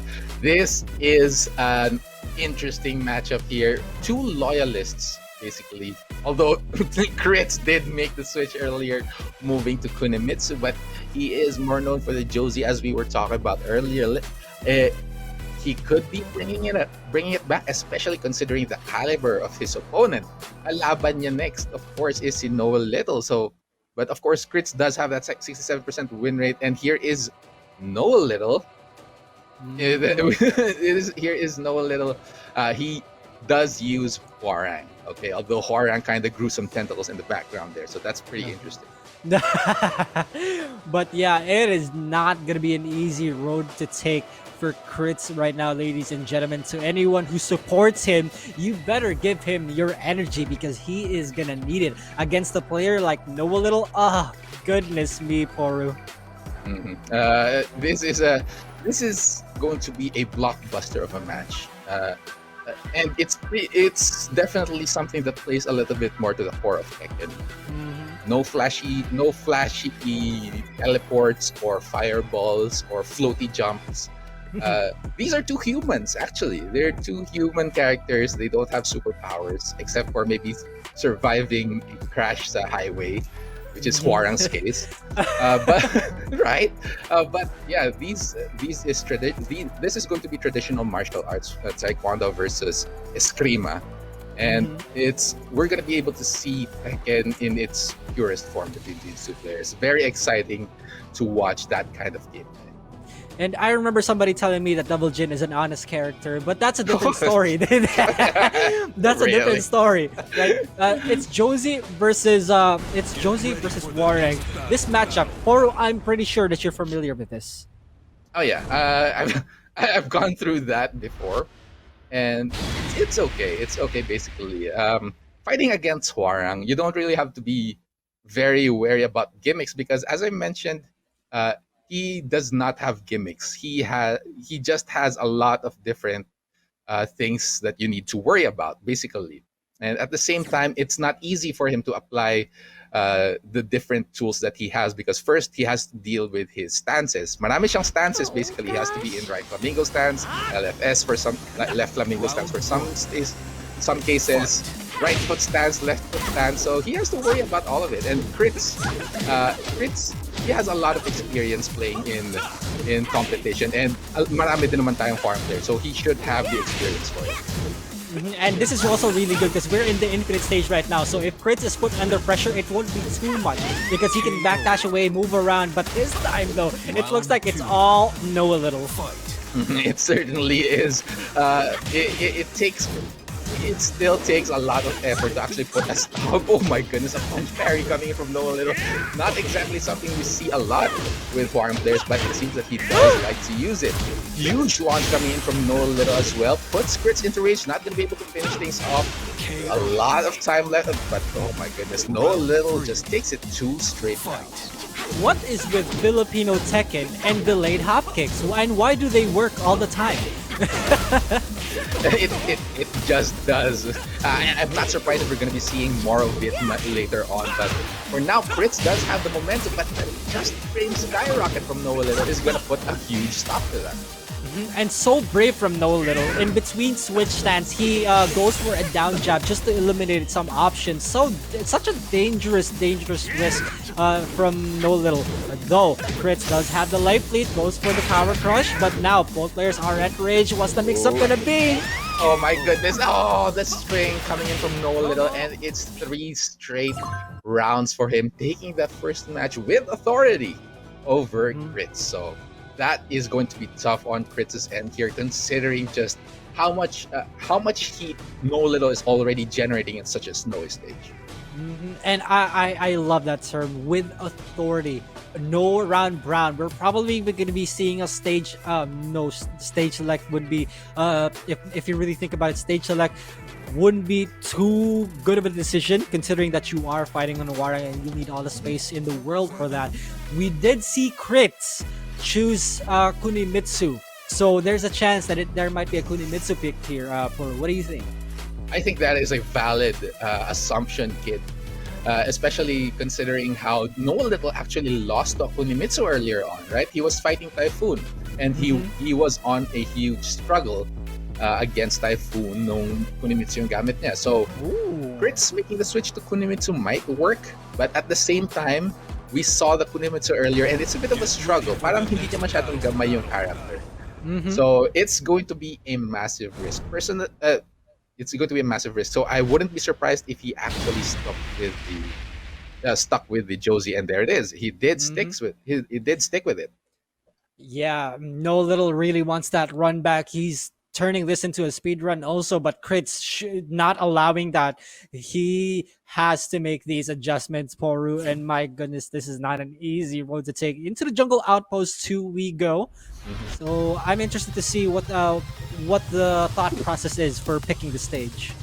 Yeah, if you think about it, actually, yung open stage, while you can get away from Harang, Josie actually has to be in your face as well to be able to pull out some of the aggression that she is known for.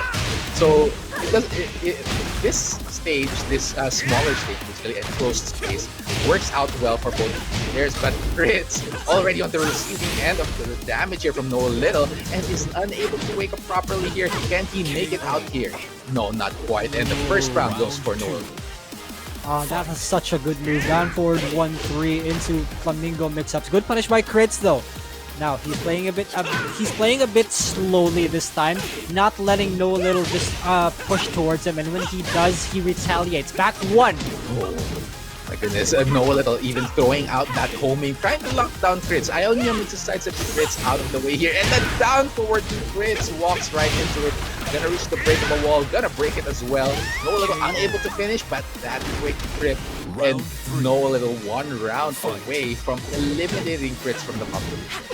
This is unfortunate for Kritz. He has one last chance. He needs to make it count.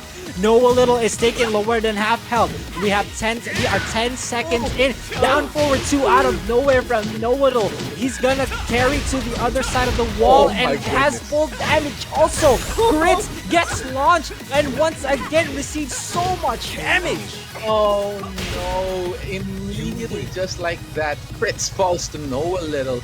Noelittle just unstoppable with his offense in this Hwarang, completely overwhelms Kritz. Kritz unable to find any opportunity to actually put a stop to Noelittle. And once you actually lose sight of any of those holes, Noelittle is going to take you all the way down. And that's just exactly what happened. Congratulations to Noelittle, but yeah, it is farewell for Kritz here in the Academy series of the Nationals. Galit na galit si Noelittle. So, guys, we're gonna go ahead and see the highlights real quick as to how much of a dominating performance that was for Noelittle. In Game 1, we saw that this was an infinite stage, and although these two characters thrive on rushdown, it's just that Kritz couldn't find an opening because Noelittle was the first one to go for that rushdown.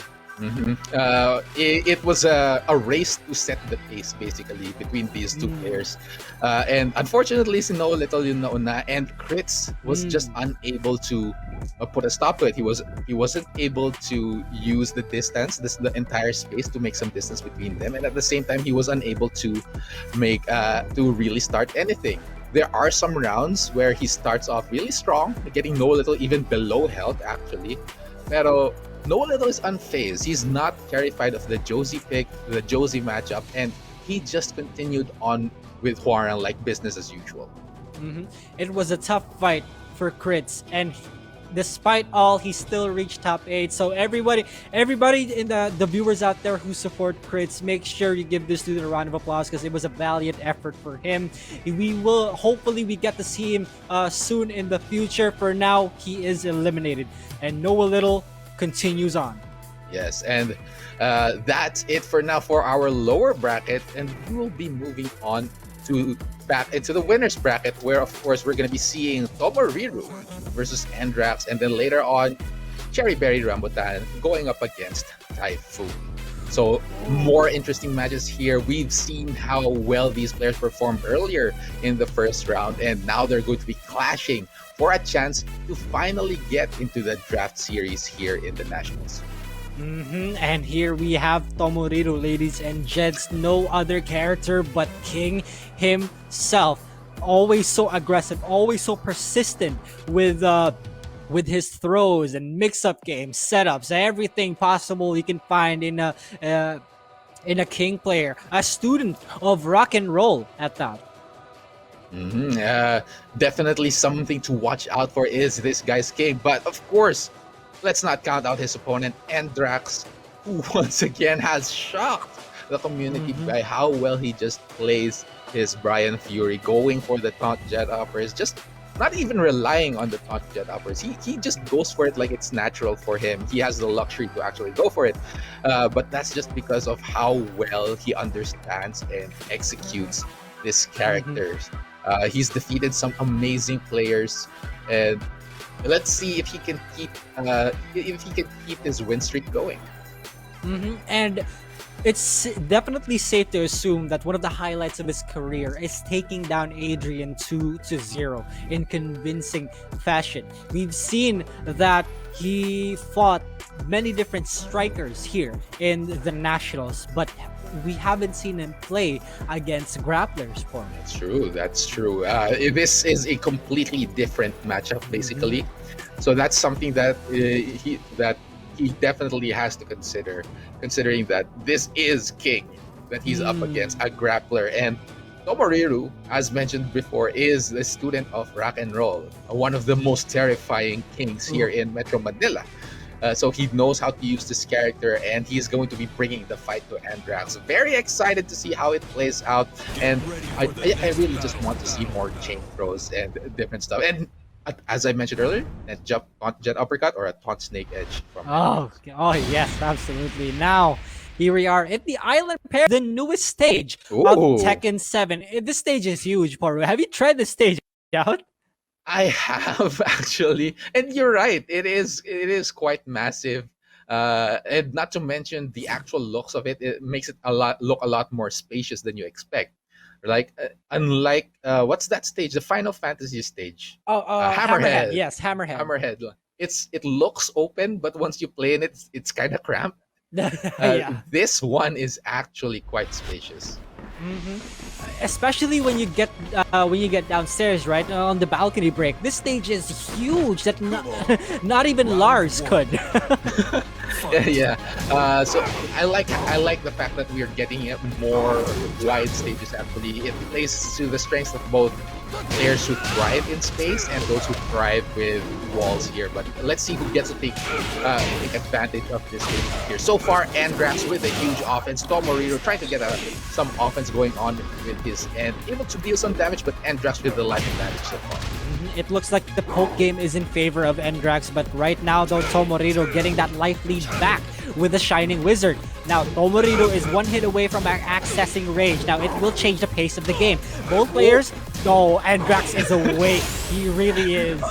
Oh my goodness, he certainly was, but that counter hit shove, gonna get some damage there, and beautiful shoulder tackle from Tomoriru to take the first round. So far, looking good for Tomoriru here, but Endrax is bringing the fight to him as well.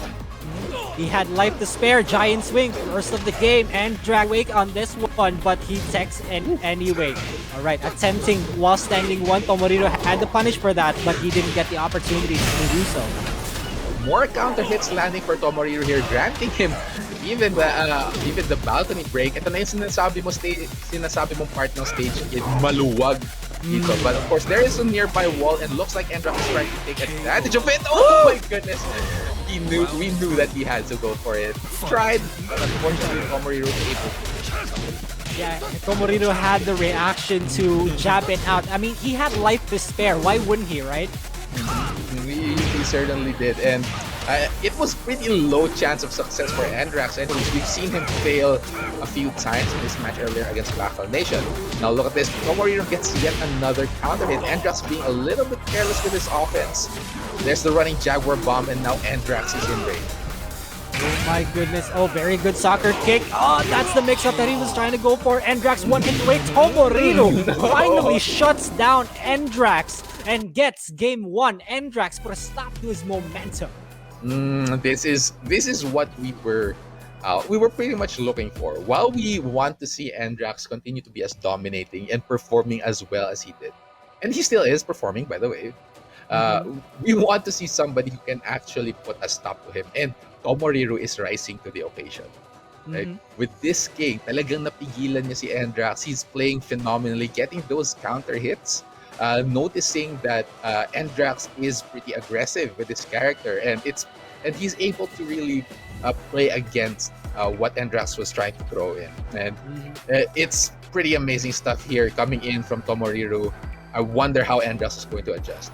Yeah, and this is what we were talking about. The entire pace of the game, your entire play style should have to revolve around the fact that you're fighting a You can't be too reckless. You have to guess right, and you have to make the right guesses in general. And that's how the pace. That's how King players, that's how Jaguar players, grapplers dictate the pace of the game. Now we have to see how Endrax is gonna adjust to this. Let's see. How is it going to do that? She's sticking with Brian Fury and wants to move the fight to the G Corp helipad. Now, there's really, I wouldn't call them completely different stages aside from maybe the general shape, because G Corp helipad has that very peculiar pentagon or diamond shape, I think. Yeah, right? But aside from that, they both have their own gimmicks. This stage has 2 wall breaks. I wouldn't be surprised if it was random in the end, actually. Both of these players should be able to take care of themselves here. And it looks like he does want this peculiarly shaped stage in his favor because of the taunt setups. Now, let's see if Tomoriru has enough reactions to jab him out of it again. He did it once, he can do it again, but here comes the back one coming in from Tomoriru, getting more counter hits talaga. Identifying yung pace actually the Endrax of when Endrax is actually going to throw out some, oh my goodness, some stuff here. But look at that, not quite gonna get much out of that breaking knee, but still the damage has been done, and now both players with almost equal life. Gets the wall splat here is Endrax, unable to get the wall splat, but there's a taunt into that combo. Beautiful stuff from Endrax there. Yet another high level execution technique from Brian here. Endrax is clean as hell. Oh my goodness. And I probably should shut up right now because Endrax is getting set up. Ooh, gets eaten. Tomoriru is one hit away from him. Oh my goodness, he was almost at perfect, but Endrax with the orbital heal gets the follow on the combo. What's the setup gonna be? Oh my goodness, he knew that was freaking. Oh no, unfortunately for Endrax. That is the trouble actually, when you get the reverse wall spat or wall. Medyo kakaiba yung falling mechanic nila eh, and they may fall a lot faster than you used to. So actually going for a follow-up afterwards is very risky, and it didn't pay off for Endrax. Now it's both players, one round piece, Endrax with his back towards the wall, and Tomoriru actually gets that wall bounce. Very dangerous stuff. And I love that Endrax is attempting the whiffs into the out of nowhere jet upper. You know, the Ron Muyut special, but still it's not working against Tomoriru right now. It looks like this is in the pace for him. He's up against the wall. Gotta be careful. Brian is a monster. Oh my goodness, that is certainly the case. And as you mentioned, Tomoriru had to be careful, but he was not careful enough. That Rage Drive lands flush. Oh my goodness. King's break. Oh, good break by Endrax. Still very, very awake. He made the right guess. QCB 2-4. We get those. We take those. Not gonna work this time, Tomoriru. Now Endrax breaks the wall. Should be able to carry to the other end. Not gonna be able to get the follow-up, and Tomoriru is now in rage. Beautiful read on that low heavy kick. And Endrax ties things up one match each. Beautiful. But Poru, let me remind you, the Jaguar advantage. The game one advantage. He has the wonderful opportunity to stage select now. Poru, I think this is a no-brainer already.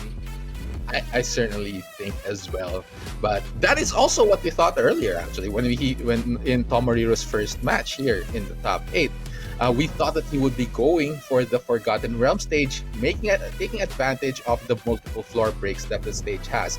Pero sinurpresa tayo ni Tomoriru. He instead went for what do you call it? Howard Estate. Howard Estate, if I remember correctly, and that was pretty surprising. Choice. Let's see if he does it again, or if he actually just cares in general what the stage is going to be, because you know, these players, it won't always be the case that they have control over the stage that they're going to be playing in, right? Minsan yung kalaban yung pipili. So at a high level of play, pagdating nila sa Pro League, they really need to be able to play in whatever stage they're put in. Sure, it's good to be able to have a stage that favors you, pero being able to play everywhere, that's definitely key to succeeding in the competition. It looks like Endrax is also baiting it out, you know, throwing out safe moves and then ducking right afterwards because he knows Tomoriru likes to press. But this time, we were talking about this, Poru. We are now at the Forgotten Realm. Oh my goodness. We were trying to think of other things that could happen when it comes to the pick. But in the end, it is going to be the Forgotten Realm. Multiple floor breaks, all the way mula sa sinehan hanggang sa hardware store sa pinakababa. That is, let's see if Tomoriru can take advantage of it, or if Endrax will beat him to the punch. Here we go. 5 seconds in. Poke game strong. Endrax trying to bait out the orbital heals. Here we go. Awake also. Tomoriru, good throw break. Of course, if you're a grappler and you can't break throws, that's pretty ironic. But Tomoriru awake, as you mentioned here, trying to bait the breaking needles again. Endrax gets that last hit of the 3-hit string. Tomoriru, beautiful adjustment here, tries to do a big Bari combo but unable to get it. Now Endrax, only a few hits left in his life, 25 seconds left on the clock, and Tomoriru tries to go for the running tackle. A little bit short, eats that rage drive, but Endrax unable to finish. 18 seconds left, kid. My goodness, what are they gonna do? What an option for Endrax. Goes for the hatchet kick and he takes round 1. Mind you, the first 4 hasn't been broken yet. Oh, as soon as I say the caster's curse, Endrax is gonna be in big trouble though. What's the mix-up gonna be? He guesses wrong. Ground throw, huge, serious damage coming in. Additional from Tomoriru here. Now both players being very compact so far. There's the heavy low once again. Trying to get that counter hit is Tomoriru. Noticing that There are a lot of jabs coming in from Endrax, trying to get that high crush. Good throw break from Endrax out of that giant sword. Endrax is in big trouble though. He's just literally one hit away. Tomoriru attempting that Frankensteiner, but still Endrax is Oh no! backdashing, but still the hatchet kick attempted to break his legs. But unfortunately enough, Tomoriru blocks it. Good punish by Endrax. Very huge damage coming in from Endrax here at the start of the round. Takes the another floor as well once again. Tomoriru with, oh my goodness! Oh, the breaking knee! The trade comes in, and now Endrax capitalizing off of it, unable to follow up once they fell, but that quick low is going to finish things off, one round away from getting into the draft series. Now Tomoriru, he needs to make a comeback here. Mans is nuts. Endrax is on a roll now. Has Tomoriru up against the wall. Is this gonna be the chance? Is this gonna be it? Drax has him. Tomoriru doesn't have access to range. Also back 1-2. Good stuff. Tomoriru gets the flat, and Endrax takes him down. Oh my goodness, a beautiful duck into that wall splat. Fantastic work from Endrax there, taking it 2-1 over Tomoriru and being the first player to get into our draft series from the Academy series. So congratulations to him. Pasok na siya dun sa draft series na mangyayari. Oh my goodness. Let's take a look again at how it all happened. Tomoriru fought valiantly, but Endrax with the finish. Endrax is a walking highlight reel. I'll tell you that right now. This dude, you do not want to mess with this guy. Tomoriru, although changed up this entire pace of the game, changed up how Endrax normally plays, Endrax still came out on top. Good stuff. Walking highlight reel. The adaptability of Endrax, yung mental plasticity niya to just readapt to how Tomoriru is trying to counter his gameplay.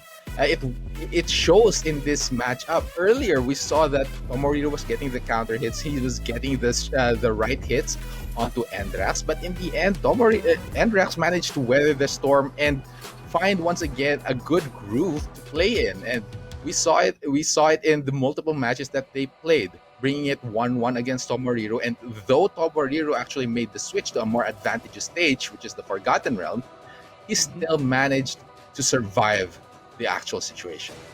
Yeah, exactly. He adjusted so well. Tomoriru, although struggling a bit, he played so well also. We cannot discredit Tomoriru for that. He was the one, he was the closest one to stopping Endrax there.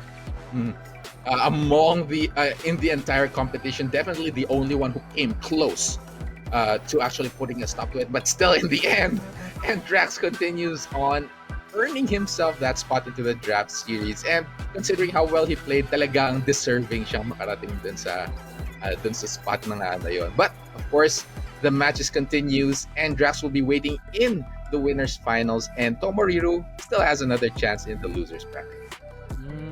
Absolutely. And now let's get to the other match. Poru, it is gonna be CBR or CherryBerryRambutan versus ABC Typhoon. Another crazy match. Oh, I wish it's going to be just as crazy as this, because look at that finish coming in from Endrax actually. That was pretty clutch of a duck from him, and just getting that finish in the end. Absolute madman actually. Yeah. So once again, congratulations to Endrax, and Tomoriru is going to be waiting in the lower bracket, and of course we're going to be moving on to the our next match will be between CherryBerryRambutan against Typhoon. Yet two more phenomenal players here. And oh my goodness, CherryBerryRambutan just pulling out any type of character that he needs. And although Typhoon being one of the best Leos here, he hasn't been pulling out Leo for a while now. And we'll do further discussion of that match later on, ladies and gents. But for now, we're going to be taking a short break. We want to say congratulations again to the first ever person who got qualified for the draft series, Endrax. Stay tuned, ladies and gents. We'll be right back. Welcome back to the Nationals Season 3 Tekken 7 Conference Academy Series. Muling nagbabalik ang inyong mga casters, Porokun and Kid, and we are still in the middle of our top 8. Now, of course, Mhm. before we get started, we do have a bit of a development here, and uh, Sorry about that. There it is. Oh, yeah, Foru, my goodness. yeah. I thought, whew.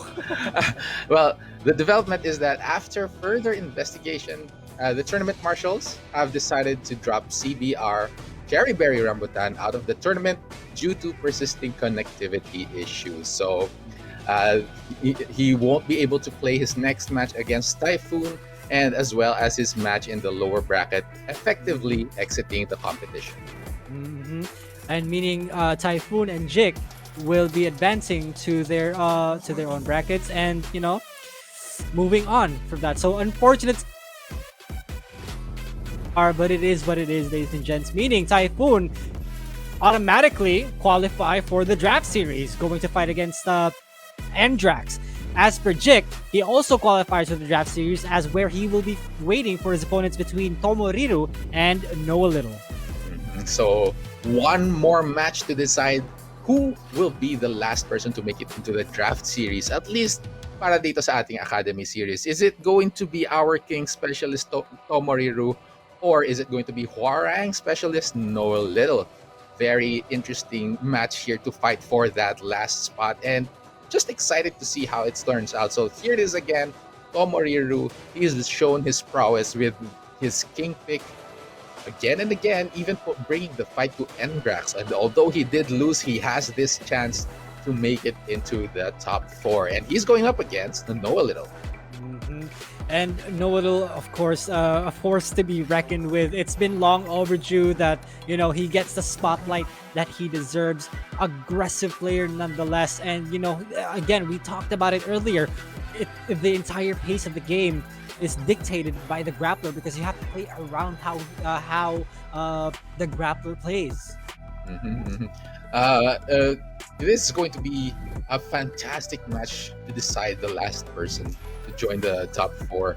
And considering how well these players competed earlier on, Noelittle already fighting for his life Mm. in the previous round, and Tomoriru just wanting to take down Endrax earlier on. It's going to be a massive back and forth on whoever gets to adjust. And you know what else I really like about this kid? Mm. It's a nostalgic trip. Kasi this is King versus Hwarang. It's like we're going back in time and into a classic matchup between classic Tekken characters. Mhm. And if I remember correctly, that was way back Tekken 3, where these guys were the OG in the Tekken roster. So this is pretty interesting. Character loyalty coming into play right here also. So this is a tough road to take, because you're fighting for your life in the lower bracket, and the RNG goes in favor of Tomoriru as well. Forgotten Realm. Oh my goodness, already a huge challenge for Noelittle, having to survive the multiple floor breaks of Forgotten Realm against Tomoriru. Now, you know, of course, Noelittle, yung Hwarang, kaya din niya magbasag ng mga floors. Pero Mhm. he's gonna be doing so in desperation so that Tomoriru doesn't actually get to use it. Here we go. Noelittle just immediately opening the game up with a down back 3 and the DDT. Noelittle breaks the first floor. Tomoriru has one less to work with. Good duck on that second hit. Tried to capitalize all of that floor break, but unable to get it. Oh, look at this! Noelittle actually taking 3 straight floors here, and Tomoriru unable to do anything in that first round, already losing 2 resources that he wanted to make full use of. Beautiful reversal from Tomoriru, puts a stop to Noelittle. Noelittle, such a beast. 2 floors down already. Tomoriru can't do anything. He just he has 1 floor to work with left. But the question is, can he even get it? Can he even get it, Iporu? We're gonna have to see both players.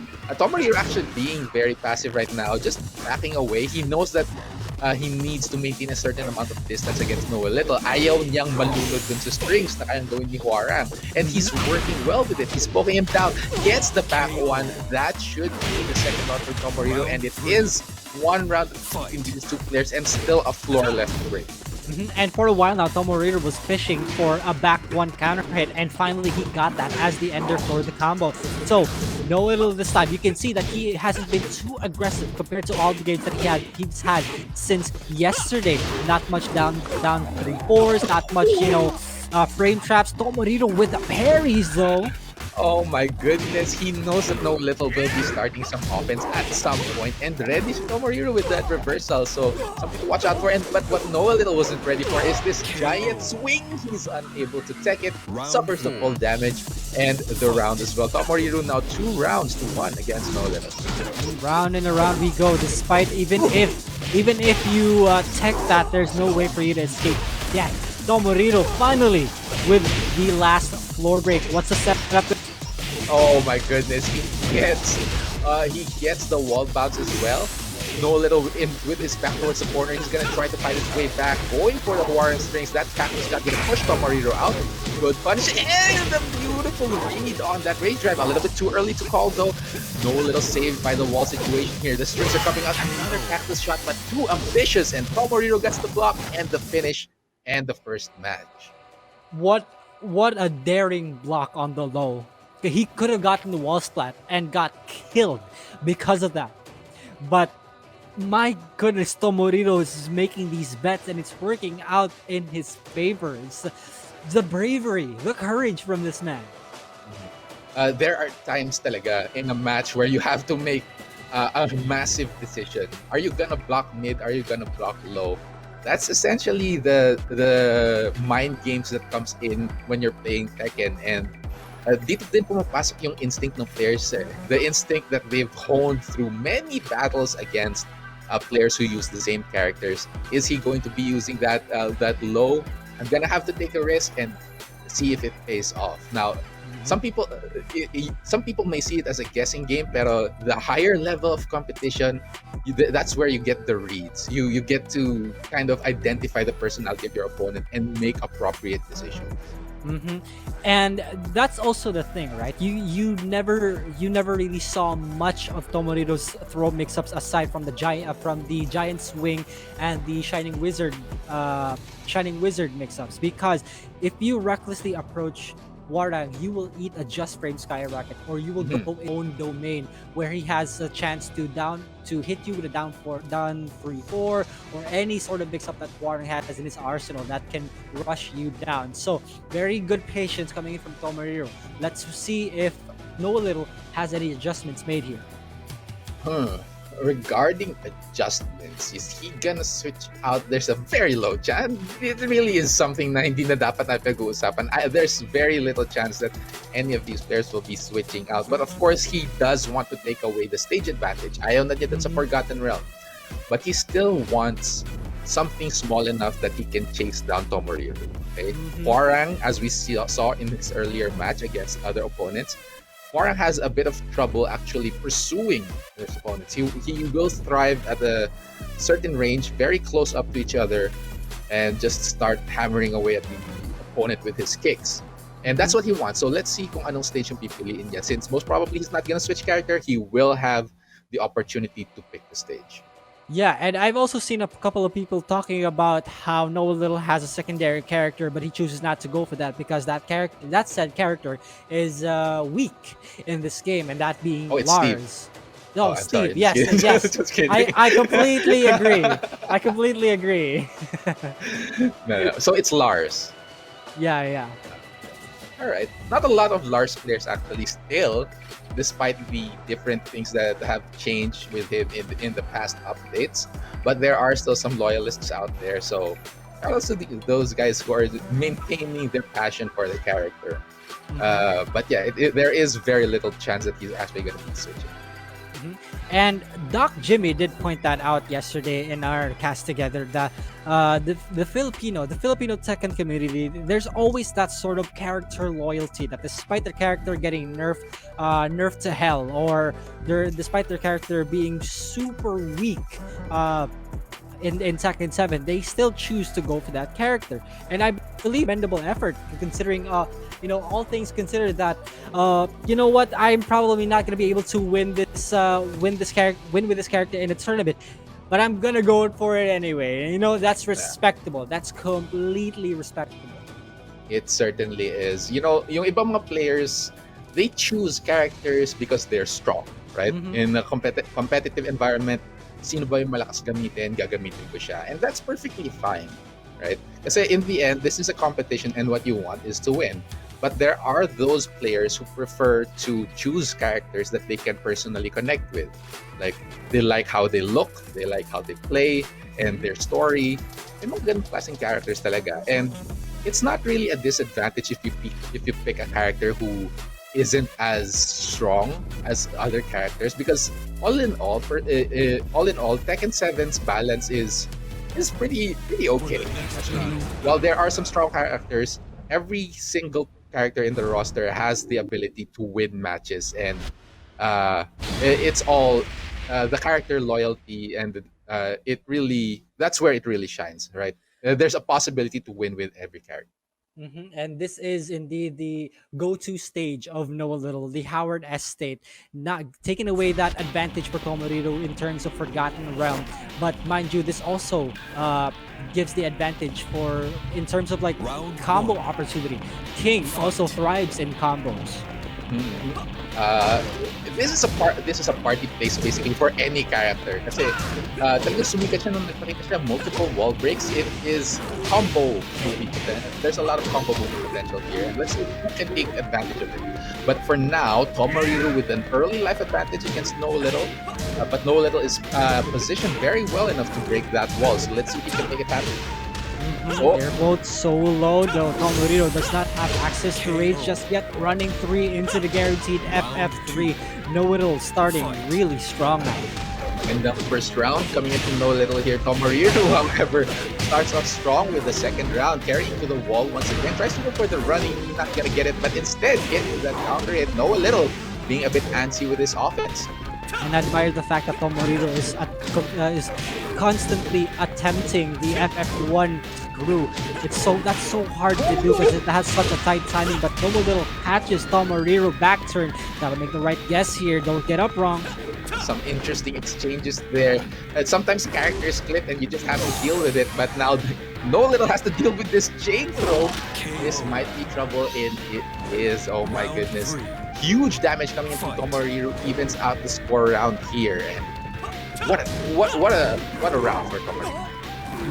Oh, what a false punish! But unfortunately, Tomoriru could not get the side pitch in. But that doesn't matter at this point. Noelittle is just caught pressing one after another. Tomoriru making the right guesses now. The patience from Tomoriru actually, and just finding the right opportunities to attack with Noelittle, it's just pretty insane to see here. And now Noelittle with his life in range here, a sliver of health left for him. He's gonna try to make a comeback, but Tomoriru is chasing him down, and the PF1 does do the trick. Noelittle 1 round away from being eliminated. That's exactly the type of stuff that you want to do when you're fighting Warag. You do not give him the space that he needs, but this time Tomoriru has the proper read. Noelittle being caught to the other side of the wall. This is not good for the Noelittle. Tomoriru up against the wall. The pressure is on. Oh, he is, and oh my goodness, speaking of on fire, he's gonna get thrown into the torch there and taken out. Tomoriru, 2 matches to 0 against Noelittle, moves on and becomes the last player to make it into the draft series here in the Nationals Academy series. So congratulations to him, and very well fought from Noelittle, but he is out of the competition. And let's get to the highlights real quick just to see what was up with that game and how Tomoriru was just completely on fire there. Noelittle just was being shut down by Tomoriru one after another, despite even the stage select from him. Mm-hmm. Yeah, the stage select, it definitely it was pretty. It's a good decision, basically, right? Taking away the Forgotten Realm from Tomoriru, but at the same time going for something like the Howard Estate stage, it's still pretty risky because a lot of the characters can definitely make full use of it. Then again, Tomoriru didn't actually need most of it. Parang isang beses niya lang nagamit yung wall break, right? And instead he just clearly outplayed Noelittle in this match, and that just shows how good of a character Tomoriru is, and that he does deserve the final spot in the draft series. And that's also the thing, right? Being a grappler, you always gotta guess right, and in this case, Noelittle just it just wasn't his day. It was not his day. So again, very big congratulations to Tomoriru for getting this big, gigantic opportunity and taking down one of the people expected to qualify for the draft series, Noelittle.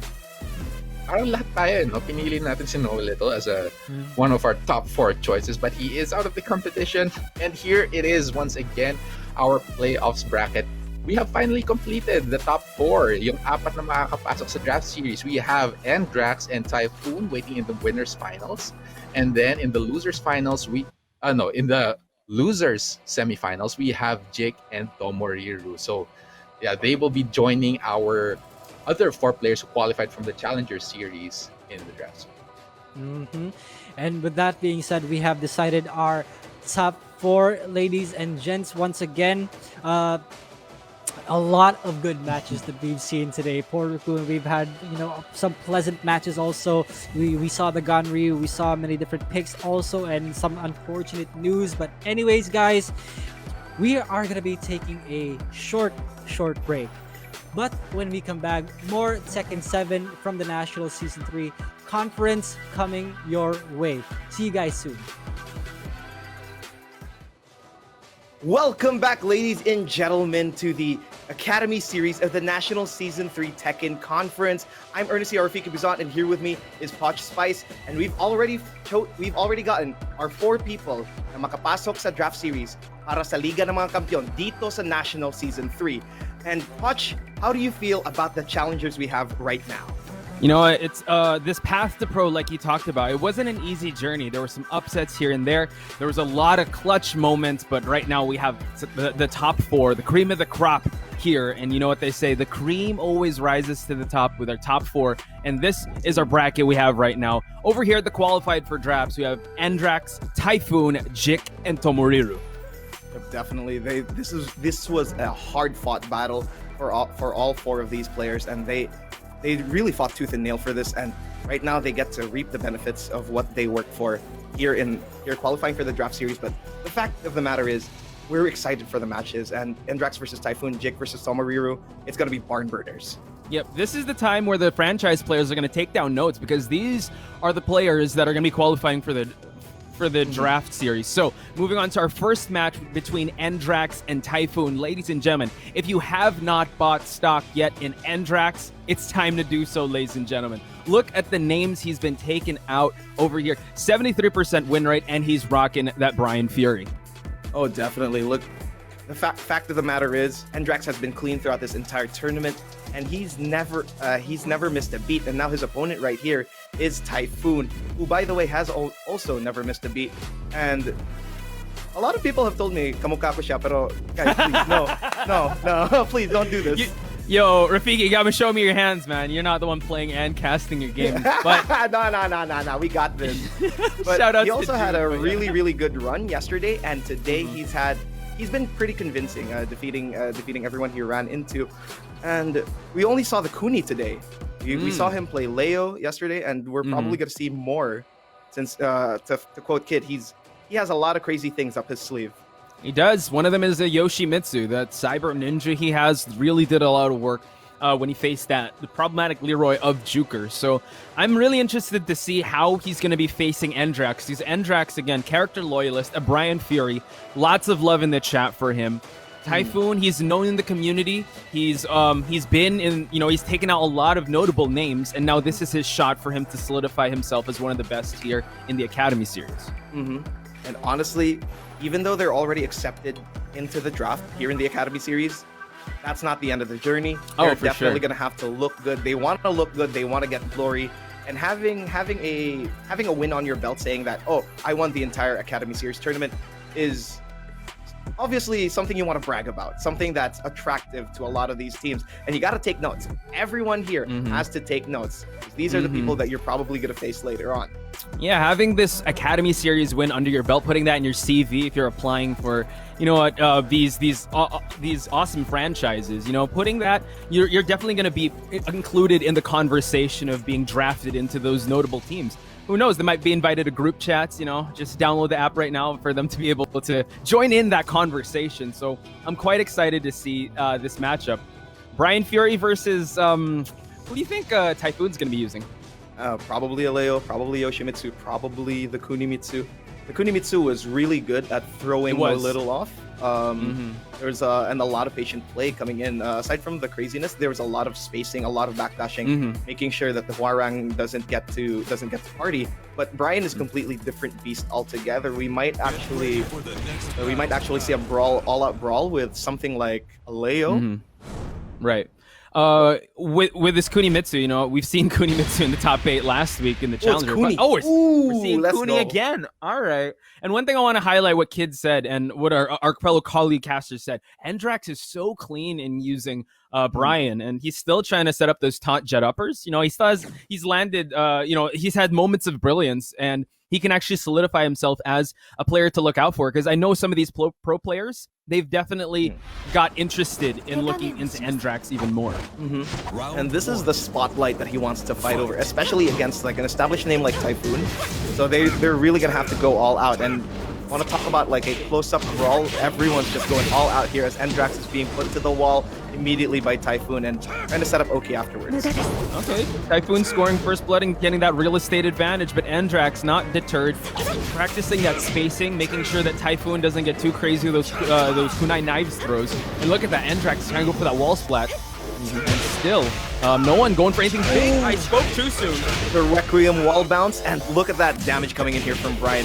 Once you're up against the wall against Brian, it's always a scary thought. Probably gonna go for the taunt. He's probably gonna have to space himself out. But look how patient Endrax is. This man is sick, but he has a lot of patience coming in, and Endrax is just going crazy right now. Oh baby, Typhoon gets taken out. First round goes to Endrax. I love how Endrax isn't forcing the action. He's really waiting for his moment. And Typhoon is the one that was forced to charge in there. Now Endrax trying to take the fight in there, going for those low manji low sweeps. And here we go, Typhoon with that Setsunagaki dash. Hatchet kicks keep landing though. And those 3+4s really keeping Typhoon out. Like if you getting a knockdown from the 3+4 is already good, but getting a counter hit is even better. My goodness, Endrax was so ready with a -13 there, but Typhoon has to back off and really be patient.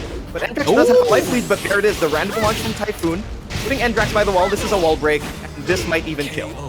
Wow, Frostlight finish by Typhoon, and now we have an even game, Rafiki. Super duper even, and right now just like that we have a match. Like they're just throwing launcher after launcher. They've already had the feeling out process. I thought it was going to be a counter hit. Good -12 there by Typhoon, and Drax is now on the back foot. Yeah, Typhoon though practicing the spacing game. He could turn it on and just shift gears, going for the dash. Oh no, throw break at the Hurricane Rana, and Typhoon pulls ahead in terms of rounds. But you know what? Endrax is not too far behind.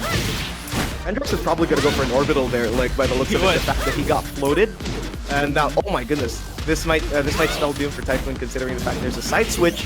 But no, just as that happened, immediately Endrax actually loses a lot of health, and Typhoon still in the lead. Once again, spacing out each other, trying to make sure that nobody is in a bad position. But so far, it's a game of patience between these two. It is. Oh my gosh, I love how Typhoon is able to get himself out of that really sticky situation. That's the last place he'll probably want to be. Goes for the Rising Moon Slash. Oh, floats him, failed to pick it up, but still Typhoon is in the life lead and puts Endrax in the red.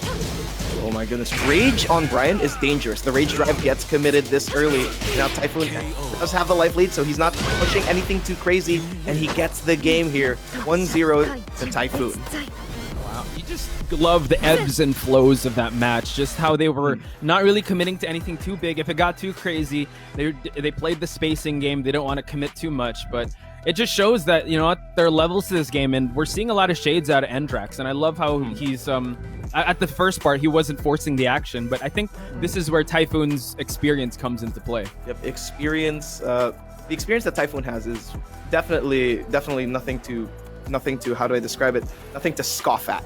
This man has been in the game for years, and he's loved the game for years. But aside from that, Endrax, despite the fact that Typhoon got it 3-1 at the first game, Endrax really showed a lot of signs that he's not fazed by it. He's not fazed by the experience. He's not fazed by the sudden bouts of craziness that Typhoon has.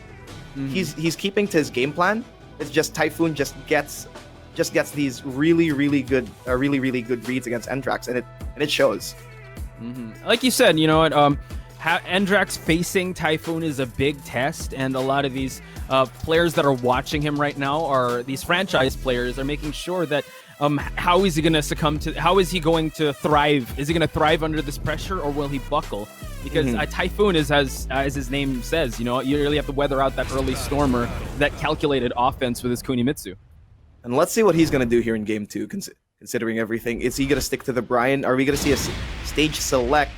And we are going... Oh, we're turning it to nighttime. Yeah, we're bringing it to nighttime. It's still helipad, but this time it's night with the most annoying soundtrack in the world, but it doesn't matter because that just puts everyone to the hyphiness of it all, right? But yeah, here we go. Game 2, keeping the same stage, keeping the same kind of patience. Let's see how Endrax plays it out this time. I think it just shows his character loyalty. He doesn't care what stage, he's still going to be able to implore his game plan. Now, Endrax being a little more calculated with his approach. Typhoon not skipping a beat here, going for those dash-ins, and Endrax creating some space. Again, it's just stand up for now. Okay, good hatchet kick here from Endrax, trying to use those orbitals from neutral, seeing if Typhoon approaches. But so far, Typhoon has been spacing himself out really well. Back one here from Endrax. There's the snake pit, not finishing it. And of course, Typhoon's just really spacing out the... Endrax looking for these side steps, but it don't matter. He is enraged though. Okay, look at that. Typhoon, excellent sequence there. He was in total control in that matchup. So let's see how Endrax will adjust to Typhoon's offense now. Typhoon really maximizing this Kunimitsu to its very limits, and Endrax already at half health at small pokes alone. Stage switch doesn't really matter. The rage is there. 7 golden letters. That was such a quick round.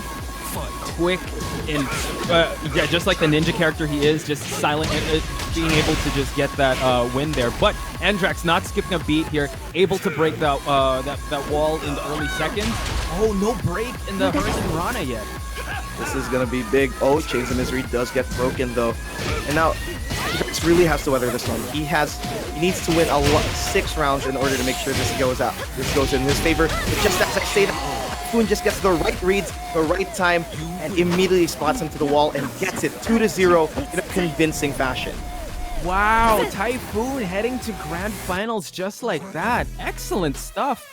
Just when Endrax was trying to get his gears turning and trying to get that, you know, the engine revving, you know, Typhoon just changing things up, and he was really able to, I would say, like really play Kunimitsu to her full potential, just getting those grabs in there, getting those mix-ups, and just stifling, just overwhelming Endrax with options. And that was crazy, and honestly, Typhoon just put up a clinic, considering the fact that we kept on saying that Endrax was clean. Endrax is the man to watch. Typhoon made quick work of him here as we're going to see here in the highlights, and I've never seen anyone dominate Endrax like that. Well, I mean, leave it to Typhoon, right? A tournament vet, he's known in the scene, and he's getting the spotlight here. Still, not the last we'll see of Endrax. He is going to the lower brackets, so do send him your love and support. As we look at the highlights here, just the handiwork of Typhoon. Back and forth battle at the start, but once Typhoon started going, it was signal number 4. Well, the rhythm just went at it, and the wins were going crazy in favor of Typhoon there.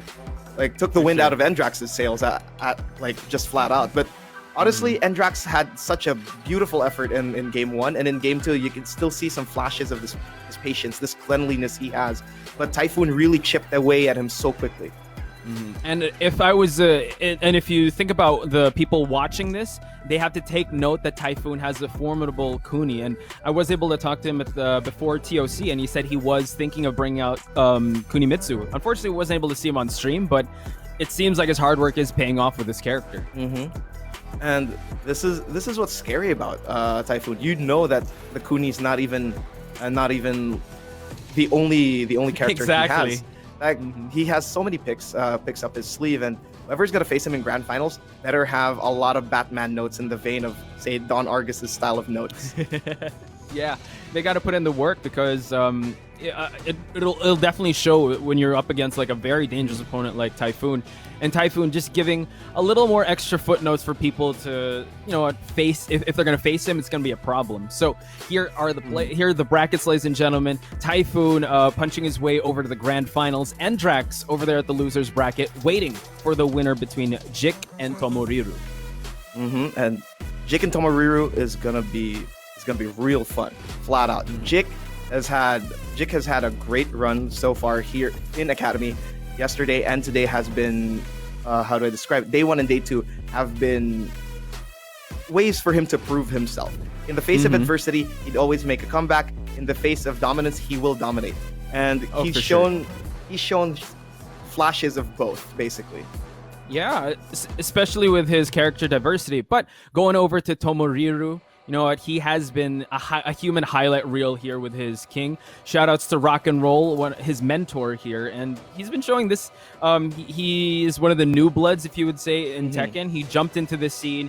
He's been very hungry to get sets in with the pro players, and they've been saying it's been showing in his performance. And you could actually say there might be 6 kings of Manila. Yep, and I'm excited for Tomoriru, to be honest. I think I've stated this throughout this entire season, or at least the start of the season. I believe in Jaguar supremacy. I've even joined in the stream chats and repeatedly spam that. Like, Tomoriru is a man to watch, basically, and he throughout this entire run, he's been playing like a man possessed, and I want to see more of that. Oh yeah, for sure. And just to give a shout out to one of the winners of the Challenger Series, Levy, being one of the kings as well. So it seems like the draft series will be filled with 2 kings, and we still have we still have a Challenger Series upcoming. So ladies and gentlemen, please do take note of that if you still want to join. That is the last of this series for you to get into the draft series. But we digress because we are heading to our next match. It's Jik versus Tomoriru. And Jik pulling out another character in the form of Zafina here. God. Let's see if the Jaguar can cut him down to size, or if Jik stays large and in charge throughout his entire run. And honestly, once again in the helipad, this time at night. It's been the helipad throughout the entire run, but of course, like, no complaints here. It is going to be a real fun match between the two of these. And let's go for game 1. Jik and Tomoriru, let's go.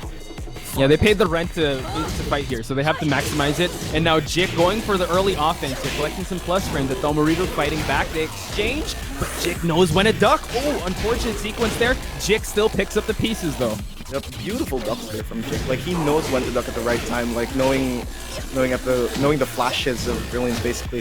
Now Tomoriru has to get crazy, or else, like, the Zafina can take over as soon as possible. But so far, Jik controlling the pace, putting up a lot of stance. Wow.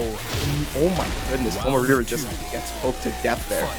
Yeah, Jik was really going for those lows, and it really paid off in the end as the damages kept going in. Those down 3s. Try and go for the hop kick. Tomoriru ready with that punish. Didn't complete the string. Oh, big launch here from that low. Oh, this is gonna be real painful. Doesn't guess it right, and woo, here we go. Tomoriru gets the figure 4 leg lock, and after the brain chop into the down grab. Hell yeah. Let's go. Okay, Tomoriru making it a real close match here. Jik, though, don't count him out. Oh, goes for a big elbow drop. Jik practicing some defense. Oh, Cursed Claw reversal. Now Jik back in control. Beautiful Cursed Claw. Now Tomoriru tried to go for the Randy Savage there, but it's not enough. The Macho Madness wasn't taken over. But of course, there comes the nut punch coming in here from Tomoriru. Too bad Jik doesn't have any of those. And they're just going at it right now. And Tomoriru in trouble, getting poked here. The stance changes. Here comes the Scarecrow. Wow. Good low parry. Yeah, Jik trying to overwhelm, but Tomoriru, good call with that low parry. Tries to go for another wall splat. Oh, but the movement from Jik, able to sidestep that rage strike. Excellent sequence there. Beautiful stuff from them. And honest to God, Jik here has been really confusing Tomoriru with the way Zafina goes. The constant mantis stances, he's doing strings. Oh, what a parry though from Tomoriru. That was crazy. Yeah, Tomoriru able to just stop the flurry of offense from Jik. Jig, though, oh my gosh. Right as I was about to say, he was turning things up. He wins the first match. Yep. And Jik, just as we said, like he's large and in charge, and he's been showing at it with his Zafina. Like, another character in his character pool.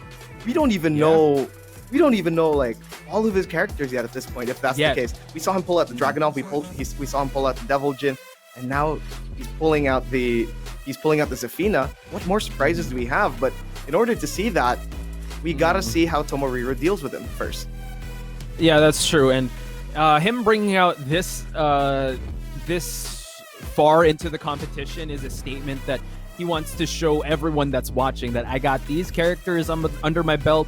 If you're going to get me into your team, know that I have this in my arsenal. And we've seen Zafina being used by, I believe, Hapon in Season 3. She's a very high-level character. So if the franchise players are watching, that's something they do have to take note of, that he is proficient in this fortune teller that is Zafina. Man's got hands, and once again, that's just the tip of the iceberg, now that I think about it. Now that we've been seeing him just pull it all out, right? And let's see how Tomoriru deals with this. Probably going to be Forgotten Realm, considering the fact he is a Jaguar. Floor breaks are always the name of the game. Oh! The What? first Noctis! Okay, yeah. Honestly, yeah, I was able to talk to Tomoriru. He has King, but he also has other characters. So him pulling out the Noctis is also probably a bit of he's got something up his sleeve here. I'm excited to see a Noctis now. Of course, always a fan of Noctis, and this is going to be a completely different story. Noctis definitely thrives better at the distance game. Tries to keep you out with the aura. But aside from that, like Jik really has his work cut out for him if he wants to approach Tomoriru repeatedly here. Woo! Big start for Tomoriru. Pushes for the wall, finds it, and tries to apply more pressure. Oh my goodness, Tomoriru's low parries are on point right now, and Jik has to keep track of what he's throwing down here against Tomoriru, because this is a completely different matchup now, and Jik gets taken out by Tomoriru so easily here at the first round. Wow, I mean, people know that Jaguar's big aura. Before I finish my thought there, Tomoriru taking it to Jik, but Jik finding an opening. So quite the shakeup we've seen here. Jik not being deterred though, and Tomoriru fighting back. This shakeup has been proving Tomoriru good so far, and Jik having a hard time approaching Tomoriru now, considering how different the character is. But now in Rage, what's gonna be the mix-up? Oh my goodness, Jik. Yeah, completes the string there, going for those lows and letting it rip. Tomoriru now practicing a little spacing here, but now takes the fight to Jik. Goes for lows of his own. Nice punishment by Jik though. A little too far. Just Zafina's such a slippery character. Absolutely. Three stances, the fact that she crawls like a freak. And oh my goodness, Tomoriru. The all-wrap, big stuff from him. Now Jik might be put at the wall here. What's the wall combo gonna be? No, he's going for Oki instead, and the spear actually misses by a pixel. My gosh, and Jik confirming to the Rage art. That spear fishing, just missing by the tip, was very unfortunate there. But Jik having the wherewithal to pick up the pieces, gonna get this third round. One more and he'll be moving on. And now Jik's so close. But Tomoriru right now is fighting first for his life. And a cornered Noctis is a dangerous Noctis. Well, not exactly in game, but you know, theoretically, yes. But here we go. Jik is already losing so much health. Woo! Goes to the shield bash, and here we go. Final round, Rafiki. You probably heard us saying that, yep, a cornered Noctis is a buff Noctis. The aura just missing, but Tomoriru, thankful for that. But Jik, though, getting a huge launch here in the early seconds. Big stuff there from Jik, though. Like, absolute bravery from this man. Not deterred at all with the change in Tomoriru's playstyle and the way that Tomoriru's approaching this. And right now, Jik does have the life lead, so he's playing patiently. And beautiful duck. He's ducking at the right time every single time. And that's all she wrote. Jik getting 2-0 over Tomoriru with Zafina, ladies and gentlemen. Excellent performance. Jik proving himself really, really well. And we all know that he has a lot of supporters also like rooting for him. And he's giving all that love. He's converting it to like wins. And right now he's converting it to big energy. Yep. Jik's converting it to large energy, and Right now, he will thrust his way to the next step of the bracket. But right now, we're gonna look at the highlights. Yeah, again, we're going to see his King first, then his Noctis, which is a very interesting pick. So, as we were saying that Jik was kind of flexing his character arsenal, Tomoriru also has a Noctis, and I'm wondering who else is he proficient with character-wise. It's going to be real interesting considering the fact that he does qualify for the draft series, so it's not the end of the world, or at least the end of the line for him now. But on the other hand, Jik has been sharp. Every reaction he's had has been on point. The ducks at the right time, the fact that he knows when to let the strings rip. He just knows. He does. He was really proficient with his offense. Then here we see Tomoriru switching up to Noctis, was able to get the first round, but then you see the same performance of Jik, practicing those patience, knowing when to duck, even though it was a different character. You could see that his knowledge was there and letting that string rip. And the fact that he has a lot of characters would mean that he also knows a lot of how to play against other characters, right? Like he knows, he probably knows this in the lab. He probably has had a lot of experience, and it just shows. And Jik right now advancing the bracket, he has momentum on his side now. Now that he's going to face off against Endrax. Now that you think about it.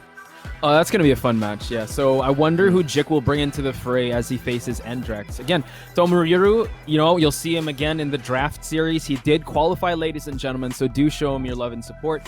But now we're moving on to Jik versus Endrax. Yep, and of course, Endrax, we already know. Like Jik here, he's had so many characters, and you see the Steve, but that's not even the start of the story, right? Like it's just the tip of the iceberg.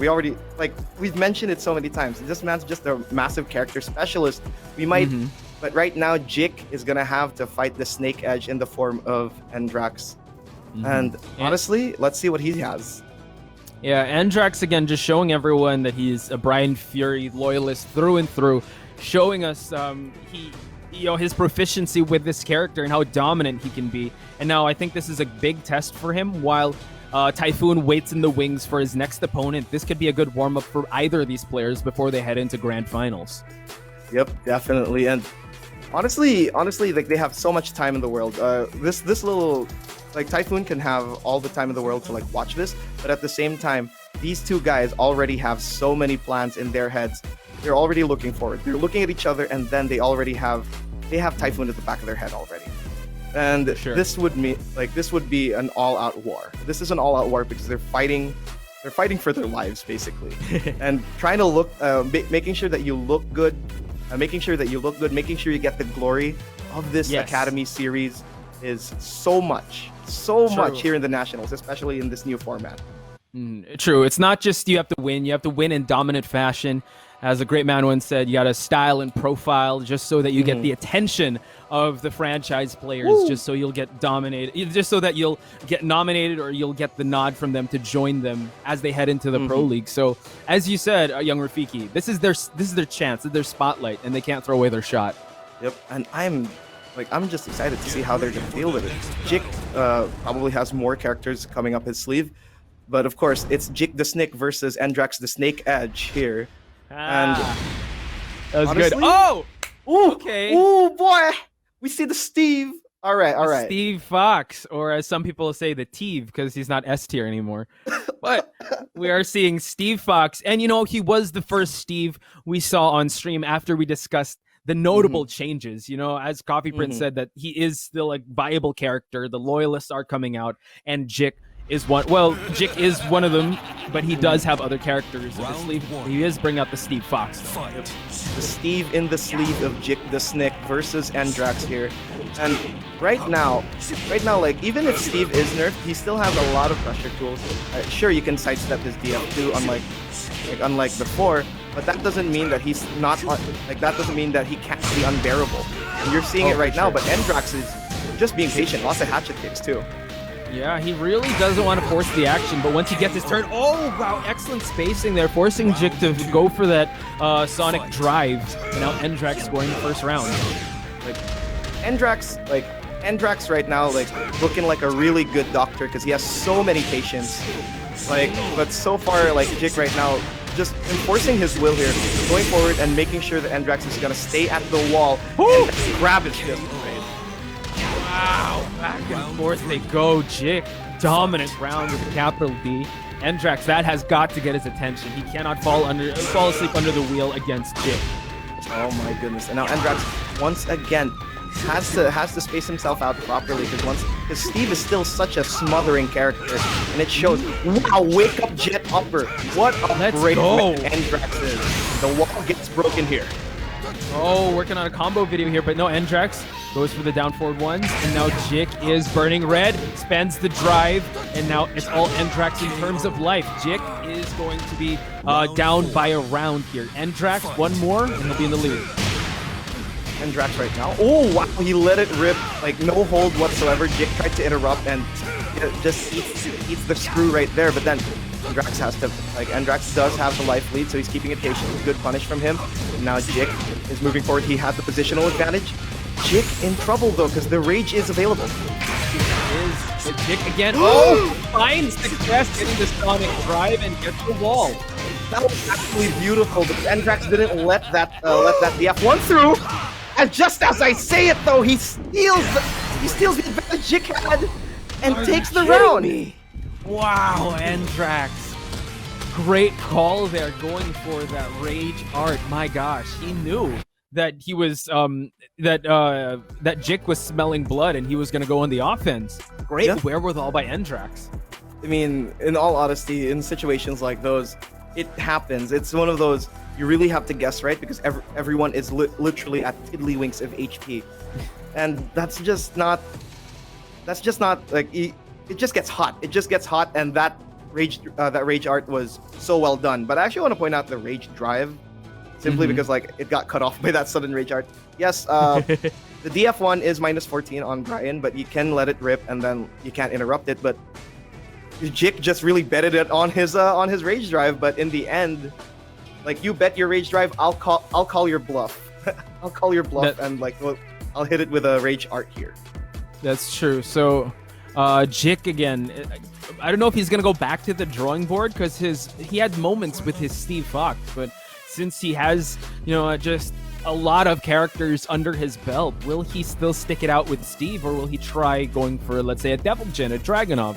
Because again, Endrax with that Brian, so proficient, and as we've been noticing, doesn't really force anything to happen, but when he does, just he makes sure that he's going to capitalize on his moment.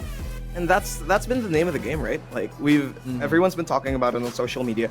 Everyone in our chats have been talking about it. Endrax is just so clean. He's just been I don't know how clean he is. How do I describe how clean he is? Like, it's a miracle he's not bald with how clean he is. It's that's all I can tell you. Going. Oh, we see another character that had notable changes, but still in the top tier. We see Jik, and you know what? We're gonna see how clean Endrax can be as he faces one of the most notorious characters to be present in high-level Tekken, which is Falcomram. Yep.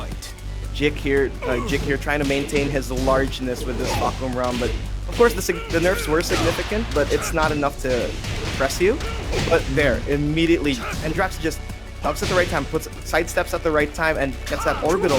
And oh my goodness, what a whiff punish go from Jik. Launch knee there, and Endrax back against the wall, but Jik is the one that has to play catch up in terms of life. Soccer kicks, third one gets blocked. Jik is getting going, gets the side splat. Beautiful stuff here from Jik. Just utilizing the right moves at the right time once again. The guard breaks, the wall splats even at guard, and the command grab gets broken though. 14 frames no more. It's been there for a long time. Good punish here from Endrax, and ends the round with a generic down 4. What an exchange there. It was a little too close for comfort for Endrax. And now Jik gotta be able to cut the momentum before he can take control of it. Oh, wow, gets a counter hit. And Endrax exercising his dominance to the left side of the stage. Oh my goodness. And now the side switch though, this might spell doom for Endrax. Once again, the wall splat comes out. And even though it's minimal damage, it just shows how good Falcomram still is. And Endrax right now in rage. We've seen this movie before. He can still steal whatever Jik can throw at him. Low parry might be the first step. Could be, but then again, Jik trying to find some real estate advantage here. Just keeping him honest, and Jik able to end that round. Gets round number 2, so still a big problem for Endrax. Okay, minus 13. Okay, not enough range on the punish though, so that was big there for Endrax, but then Jik just gets a launch instead. The karma caught up with that missed punish, but here it is. Endrax at the wall again. This is going to be another guard break if he stays at the wall too long. Yeah, Jik is in his head going for those lows, but Orbital heals his way out of that sticky situation. The sidewall does save Jik's life. Spends the drive hatchet kick to put Jik in range. One more would do it for Jik, and he gets round 3. Round 4. Goodness gracious, these two players are just going all out. It's been a game of patience, yes, but at the same time, when the things get crazy, they get going. Then the trains don't stop. And let's see if the collision course is going to be in favor of Endrax or Jik. But right now, Endrax trying to regain the momentum he lost with the way Jik played against him. Yep, and now he's trying to get priority here. Look at that, just Jik with a little bit, like, actually big life deficit and gets the hatchet kick. Well, up for a final round.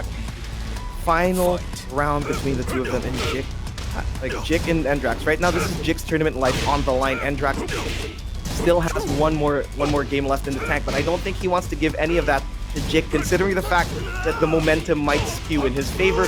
Good duck from Jik, though. Both of them trying to size each other up. The hell sweeps are coming out. Oh, nice wake-up option there by Endrax. Oh my goodness. Okay. Of course, that was a little too many hits, so the combo won't go through, but Jik! Oh! And that's gonna be Endrax taking it! And he's gonna get his run back against Typhoon! Holy moly!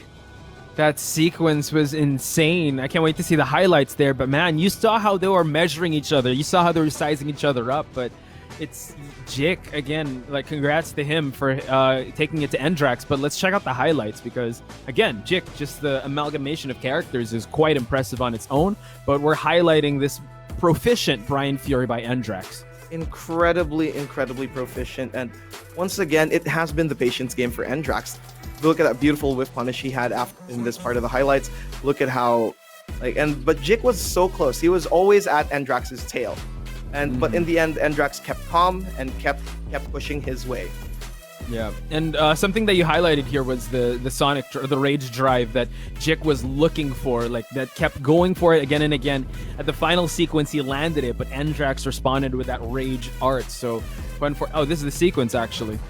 Gets the wall. Couldn't get it to break, but then excellent call by Endrax, just with a sliver of. Oh my god, that was so close. He could have got it. Literally tiddlywinks of health, and Endrax decided to gamble for it. And you know, damage reduction from rage. It was a good gamble, anyways.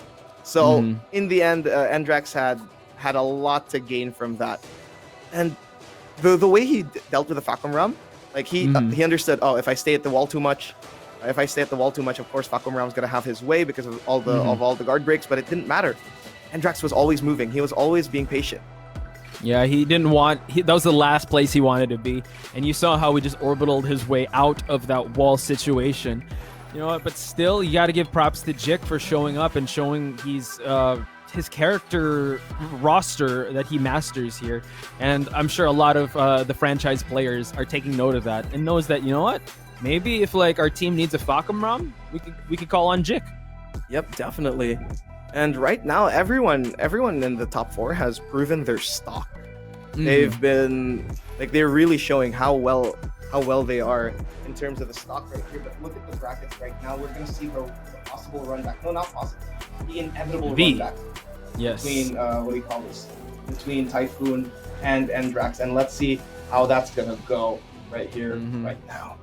You know what they say, right? The sequel is always better than the original. So let's see how Typhoon and Endrax are going to face each other off here. I'm sure Endrax was able to do some calculations here, but Typhoon watching, waiting in the wings. Let's check out his profile here. Typhoon, again, you see that Yoshimitsu, but he also has a Kunimitsu and a Leo. And we've seen the Kunimitsu all day today. Yep, and honestly, it's been paying off for him. There wouldn't be any reason for him to choose anything else. I mean, he did have it at great success against Endrax in the previous time they faced each other, which was literally a few games ago. And Endrax, and on the other hand, Endrax has to deal with Typhoon in general. Typhoon's been playing patiently, but he's also pulled out the craziness at the right time. And he just spaces himself out really well.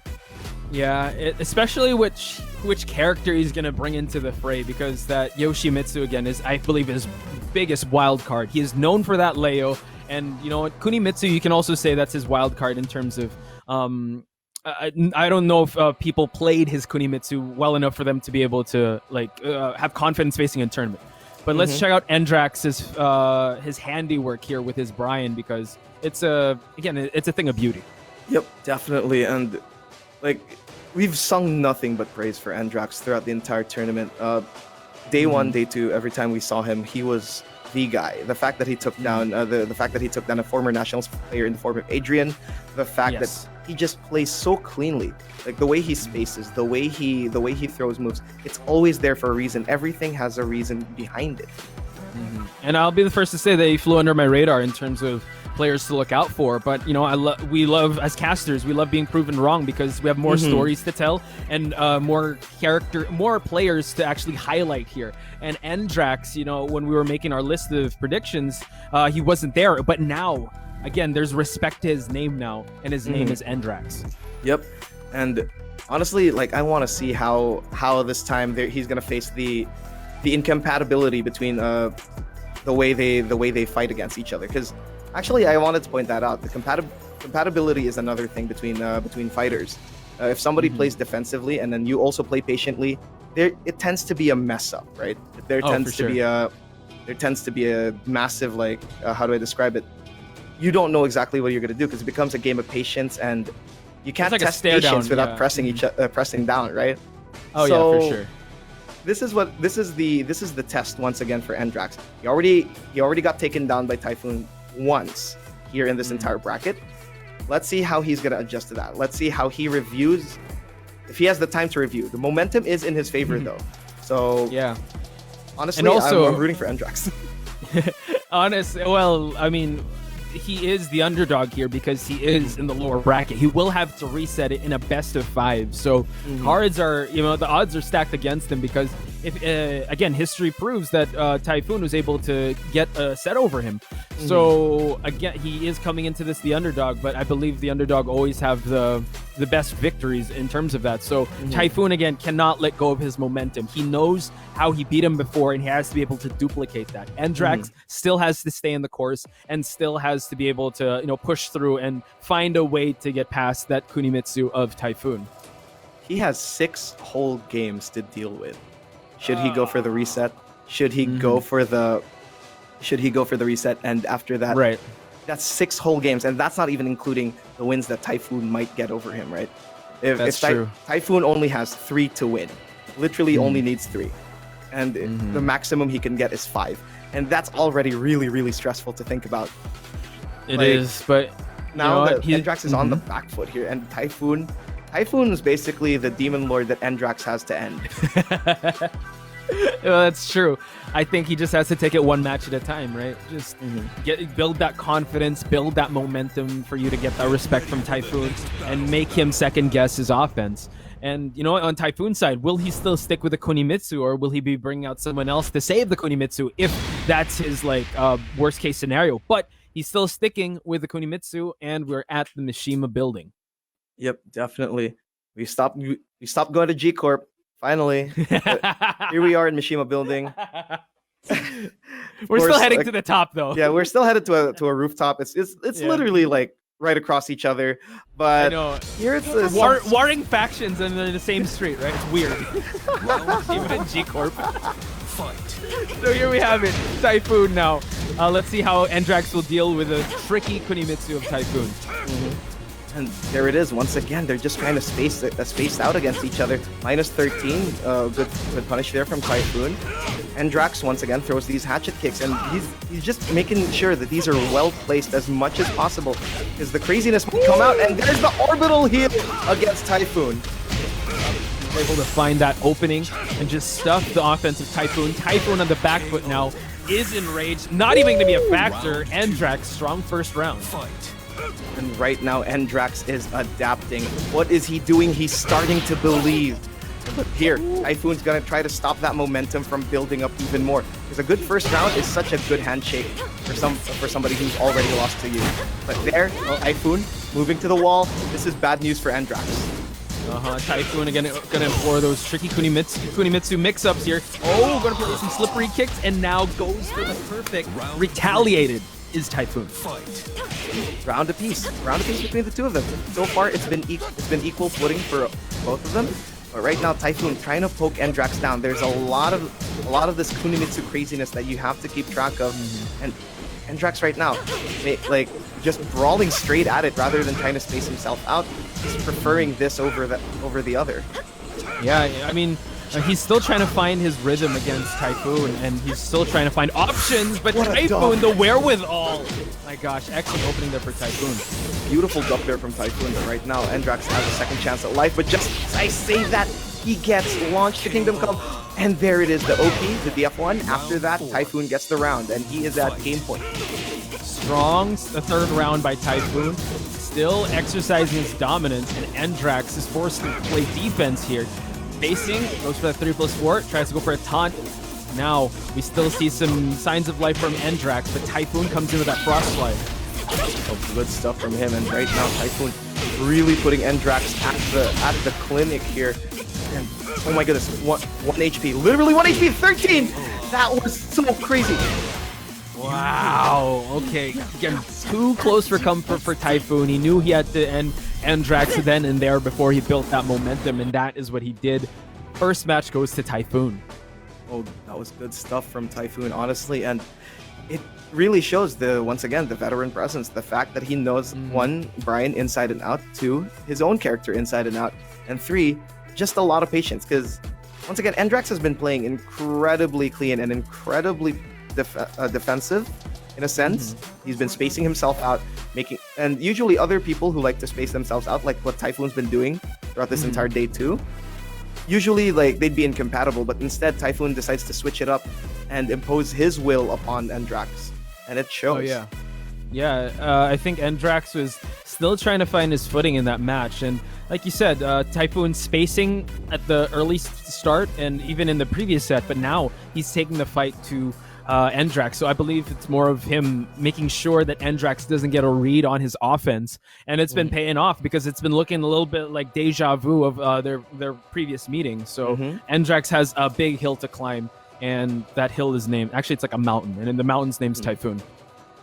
Like a typhoon-shaped mountain. I've never seen anything like that, but there it is. It's a sight to behold. It's a sight to behold, but let's see. Stage select most likely, considering the fact that Endrax has been sticking to Brian the entire time. We don't know yet which exactly, but he really likes the helipad. Just goes straight, takes a cab, and goes, hey, take me to the other building right across. Right across. I don't care. Take me in daytime. I need to see everything. Ninjas get buffed at night, dude. That's why he needs the daytime. Yep. But you know what? We are seeing a little, it does seem like a little deja vu, but I think Endrax is slowly downloading and slowly finding resources to face Typhoon. And he's showing. Look at that. The confidence on those empty dashes. He's choosing not to space. Instead, he's actually moving a little more forward. Beautiful orbital and Typhoon by the wall. It's going to be a lot of damage. Good adjustment for here from Endrax. Wall to wall to wall. And that's just crazy. Now Typhoon on the back foot here. Needs to catch up in terms of life. Nice splat on that sequence there. And Typhoon going for those mix-up. Endrax able to block those lows, but not those Manji knee spins. And no punish there from Typhoon after the wall rising 2 from Endrax, but it doesn't matter because he does have, just as I say, life lead, it's gone. Rage drives there. Endrax does have his own rage available. Good patience from the man! I can't believe he did that. He did that, and he got the first round. Those Manji spins, he completed the string, but Endrax with a wherewithal to pick him up afterwards. We still see a wall break, but Endrax exercising his dominance to collect this huge combo. Big combo there, and he's so close to putting him to Cambodia there, but instead, we're seeing, oh my goodness, Typhoon pressing the hop kick on that plus frame. Endrax didn't cash in on that plus quickly enough, and right now Typhoon's imposing his will. saw that the ninja shenanigans are coming out, but Endrax keeping him at bay. Oh, goes for the power crush. Good call by Endrax. Following it up, gets the second round. Round 3. Fight. Endrax fully aware of the fact that he had a life lead and Typhoon was by the wall, which meant that whatever he was gonna do, if you had rage, it would have spelled death for Typhoon. And right now, look, Endrax looking like Project Cirrus trying to stop the Typhoon from going on, but now Typhoon once again with a hop. Yep, this Typhoon has a second wave, and look at that. Tries to go for the wall, to break that wall. Typhoon again, standing his ground here, but Endrax exercising to fight his way to the center of the stage. Ooh, beautiful movement here from Endrax. Once again, hatchet kick being thrown here. Typhoon is at rage. Anything can happen from here on. A single launch can destroy it. And there it is, the DF2 from Endrax to end the round. And here we go, 1-1. There is our match, ladies and gentlemen. We have a match now. We do. You saw that the first match didn't go his way. Switched to the G-Corp helipad. It's the G-Corp helipad, dude. He's more confident in that stage. He's more aware of the surroundings there. Endrax, I think, found the timing. But shifting it over to Typhoon's side now, you know, he still has other characters up his sleeve. He can always choose to mix things up or play a little differently with Kunimitsu, or maybe choose the stage. And this is what's scary. He has the winner side advantage. He has a lot of characters. And Endrax managed to scrape by at the first few rounds of his win. But after that, like, this is Endrax building momentum. To be perfectly honest, the way he's been playing has been a bit more aggressive, a bit more confident. The fact that he threw out a power crush out of nowhere after seeing that Typhoon liked to press buttons by the wall. You saw the went adjustment, great. right? Yeah. So yeah, a lot of the franchise players just taking notes of these, and I'm sure they're gaining a lot of interest. And this is one of the matches to watch, especially even the grand finals of the Challenger Series, because they're duplicating the type of high pressure situation that the Pro League will definitely have on a day-to-day basis. So again, you know, steel sharpens steel, and right now I feel like these guys are locked and loaded to show us what they got. And the path to pro is never easy, and these two guys are showing why. This is blood, sweat, and tears between the two of them. And honestly, Endrax still has so much in the tank, and Typhoon, on the other hand, still has so much up his sleeves. So we don't exactly know how the third game's gonna go here. There's gonna be lots of character predictions, probably stage predictions, but in the end, it just falls upon Typhoon's adjustments from here. Yeah, I think that he should maybe stick with the Kunimitsu. I don't think he has to change up just yet. But then again, it's up to him. He still has a lot of rounds in the bag. But then, as you mentioned, you don't want to give Endrax that momentum. And let's see what he's going to go. He's going with the Yoshimitsu lore battle between the two of these. Oh, true. Okay, an infinite stage, which means Endrax might even manage to decide, hey, I want to space myself out constantly. We saw how this man can backdash. We saw how much he can move. So this is actually a pretty good stage for both of these players, but I'm leaning more towards Endrax, but the character pick might throw him off. Yeah, it might indeed, because this is Typhoon's Yoshi we're talking about. He already adjusted to the Kuni, but he needed how many rounds for him to be able to get success over this Kuni? Now, he's having a strong start, though, in the early seconds. Dominates with the life lead. Oh, big damage coming in here from Endrax. No punish, though, from Typhoon. That was a big one. The soccer kick is -12 after all, but okay.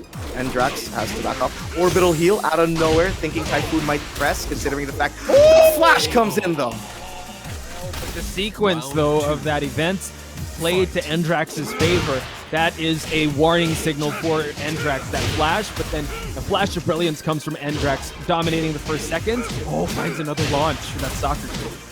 Beautiful stuff here from Endrax, and we talked about momentum, we talked about getting more confident, and the man is getting much more confident, but never count out Typhoon. He has rage, he is dangerous, and he's on a Yoshi. Good punish there. Goes for the slap, you silly. Tries to go for another flash, but then the hatchet kick wins Endrax that second round. Typhoon really has to stop the momentum going all the way to Endrax's side. Beautiful block here from Endrax after Typhoon doesn't even decide to punish. Right now, Typhoon is at the back foot for the first time in this match. And oh my goodness, now Typhoon has to go for it. Endrax Endrax has to, like, Endrax is moving out. He does have a life lead, but full launch the DF2 for Typhoon. Not quite there yet. Still has the life lead. You know, Typhoon. Oh my god, shut up. Look at that. Endrax fighting his way out of that situation. Working on a no round. One more would do it, and he seals his fate there. 2-1. Endrax slowly building that confidence and that momentum and taking the fight to Typhoon. Big stuff from Endrax. Just when we thought that Typhoon could have switched everything up and thrown Endrax off his game, Endrax just maximized everything he had. The momentum, the aggression, and the well-timed spacing has been so much in his favor every single time. And Typhoon's Yoshimitsu couldn't weather the storm, so we might actually see him switch back to Kunimitsu since he had better success there. Right. Or we might even see the Leo. But yeah, I just have to say, what a vote of confidence that Endrax has. You faced Typhoon's Yoshimitsu. Yoshimitsu is the one that got him to top 8.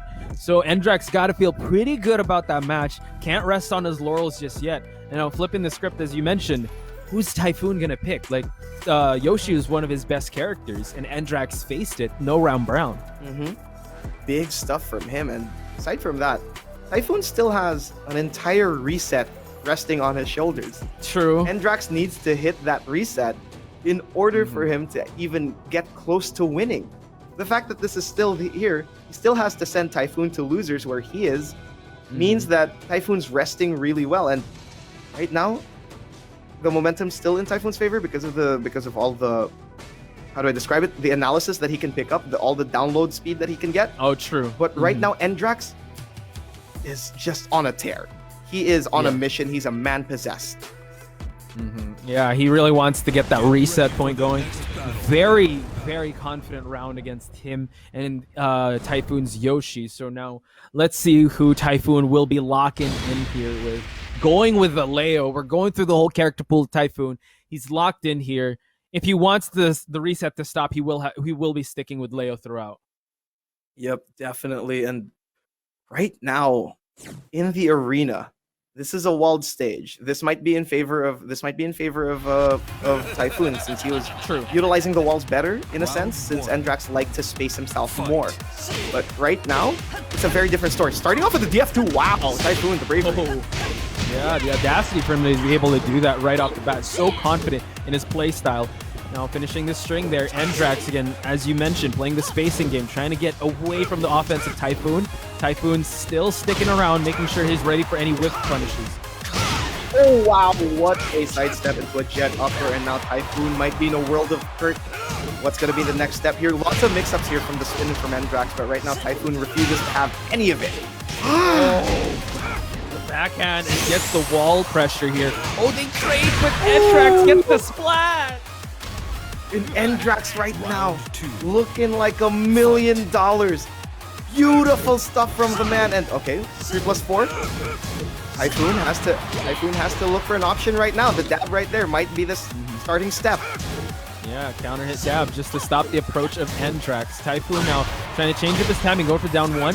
Hatchet kicks are landing. Typhoon looking for an opening. Continuous flurry of offense from Typhoon, and Endrax outside of range. Just so close. Oh my goodness. Endrax's placements have been really good, but right now Typhoon looking like he can take the game back from here. Okay. Endrax is a tiddlywink of health. Typhoon keeping it patient. A single jab can do the deal. And here we have it's a tie situation we have now. Typhoon trying to regain the control of this matchup. Oh, nice float by Endrax. Don't do it. +4. I don't think you should be hop kicking because Endrax has already seen that movie before. Okay, Endrax right now trying to move himself in. Typhoon's back at the wall, but he's sidestepping really well, just in making sure. Ooh, excellent call there from Endrax to keep him against the wall. Typhoon hell sweeps his way out of it. Oh wow, watch out! Endrax ready with that punish, going for that low. One more round, and we're gonna see a reset repeat. Oh, this is so close to being a reset. He's starting to believe, Poch. He's starting to believe. But no, punish here from Typhoon. Trying to maintain his throne here. But Endrax is so close to challenging that. And okay, Endrax half health, but Typhoon's the one playing a bit more behind. He is, but now dominance from Typhoon catches him. final round, you know what? We still have reset point ready. Typhoon denying it. Will we see a 2-2 or a reset? He understands that if a reset happens, the momentum will shift to Endrax's name.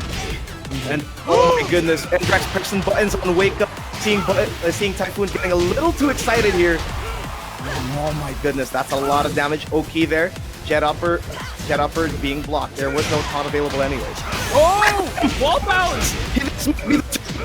KO. Watch out, he gets it! He gets it! Endrax resets it.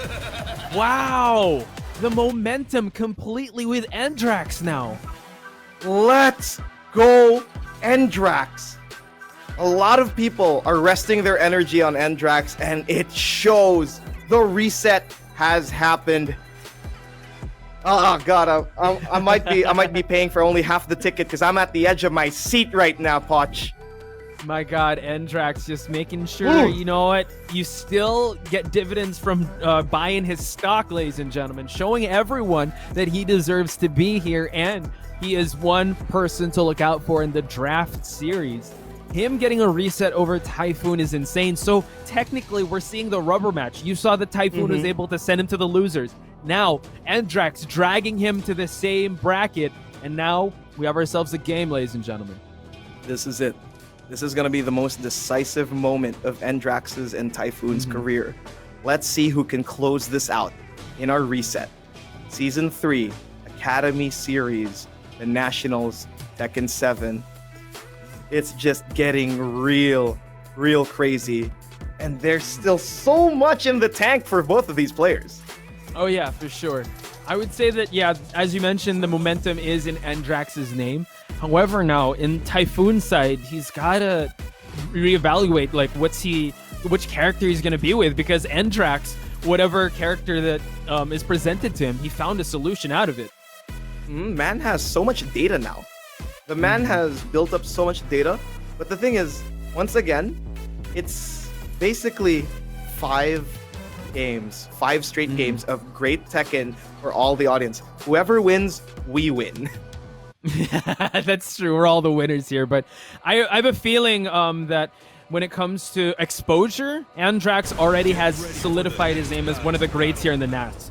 But Typhoon definitely wants to rectify that that reset point. So we will see another level coming out. Feng?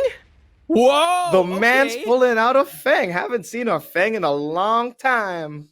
This is a character that he does pull out from time to time when push comes to shove. So a Feng, ladies and gentlemen.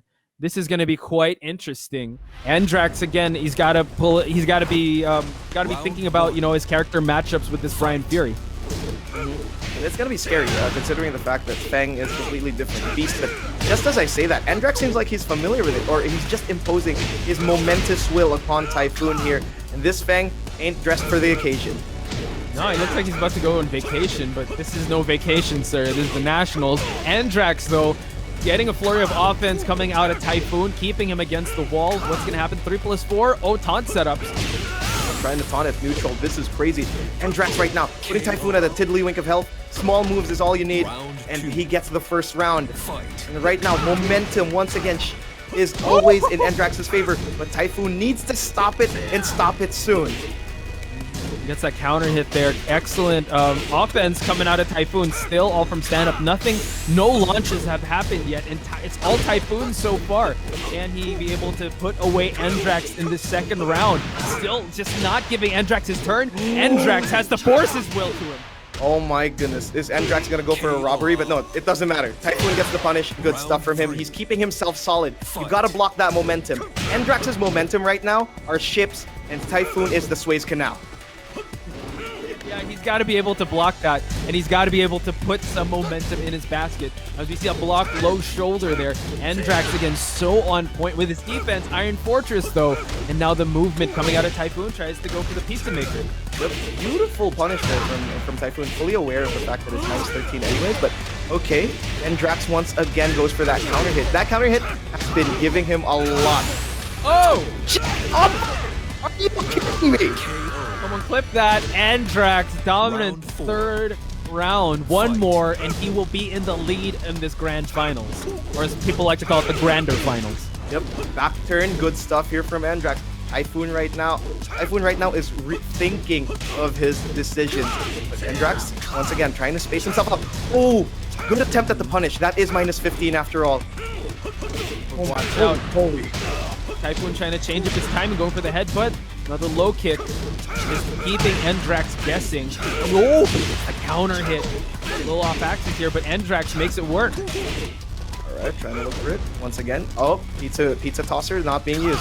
Now Typhoon does have the life lead, but it can change anytime soon with that orbital heal. And one more mix-up is gonna do after this. Let's see what Endrax has. Oh, Rage drive! final round. Typhoon just stealing that one away. Typhoon's still in this, ladies and gentlemen. Going for just chipping away at those lows, making Endrax question his timing and his defense. Oh my goodness, and right now, both of them are swinging at the fences. Oh, beautiful punish here from Endrax. Once again, the wall is going to be the name of the game here. Typhoon has to space himself up, or else Endrax will impose his will with those taunts. And now, oh, get the wall bound! Oh my gosh, beautiful ending there by Endrax. And Rafiki, this is the first time Endrax is in the lead in this set. First friggin' time, and it's so good for him. We talked about the momentum. We really talked about the momentum, but I never expected it to work this good in his favor. The man is clean. It's such a miracle no hair's been falling off his head because the man is clean. He is clean. He is all ready to go. And you saw how dominant he is no matter what the matchup, no matter what character is in front of him. He's still playing to his style. So, you know what? If Typhoon was thinking, now what do I need to do to take away this guy? He already got that reset point. I already went through Kunimitsu. I already went through Yoshimitsu. I went through Leo, and now bring out the Fang. And Endrax had a solution for all those characters. In all honesty, the closest he got was with Kunimitsu, right? True. I think what should happen here, at least that's just my opinion, is go back to what worked. That's true. It did work. Like getting downloaded once shouldn't be the name of the game. Because the fact of the matter is, Endrax lost with his Brian, and he still managed to claw back. So let's see what Typhoon has in store for us. Is he gonna pick one of those previous characters, or is he gonna pull out another new character? I agree with you there, 100%. In terms of the framework was there, you were able to find some success with that Kunimitsu, and there is that option on the table. I'm not sure if Typhoon has one more character up his sleeve, because he did just get one match in it. But again, you know, Endrax, the confidence is building already, ladies and gentlemen. He's becoming a blue chip prospect already. If you haven't invested in him yet, please do, because his stock is rising. And it just shows that, can you imagine putting on your Tekken resume, you were able to win Academy Series. Not only that, you won it by a reset. So that's quite impressive. And even without the winning of the reset, right? Fact of the matter is, this alone has put Endrax over with the teams, over with the audiences, exactly, over with everyone involved, and even with us. Like, we've been putting him over so much with the way we praise him.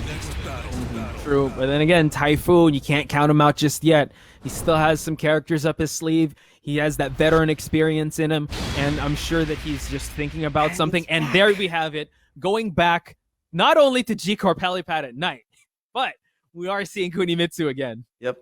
Back to the drawing board, back to what worked. Considering everything, he did put Endrax down 2-0 with this Kunimitsu. Just because it lost once, it doesn't matter. This has been you've been getting this to great success, and let's see how Typhoon is going to adjust to this. Because let's be honest, Endrax was having a hard time with this Kunimitsu. Yeah, true. So he's going to go back to how he was able to, going back to that framework, going back to that character that brought him that success. And you know what? Probably a repeat of the before grand finals in G-Corp Helipad. So just getting all the factors in there for him to get that momentum back in his favor. So never count Typhoon out just yet, ladies and gentlemen. We keep coming back to G-Corp Helipad. It's insane. I know. It doesn't make sense, but you know what? Like, sure, they both love this. They both love the rooftops. They both love the breakable glass, and the fact of a really weird, how do I describe it? Weird stage layout. Just what's so much in favor, considering the fact that actually Endrax really did well with like the wall break combos. He's fully aware of the stage, and he's fully aware of his adjustments. It's so good. Yeah, for sure. And again, I'm just also trying to remember the set that was taken from Endrax for him to go to the lower side. You know, you hit the nail on the head. You saw how Typhoon wasn't forcing the action. He was making sure that he utilized Kuni to full effect with those dash and grabs, those Hurricane Ranas, those Frankensteiners, and just playing to her tricky nature, right?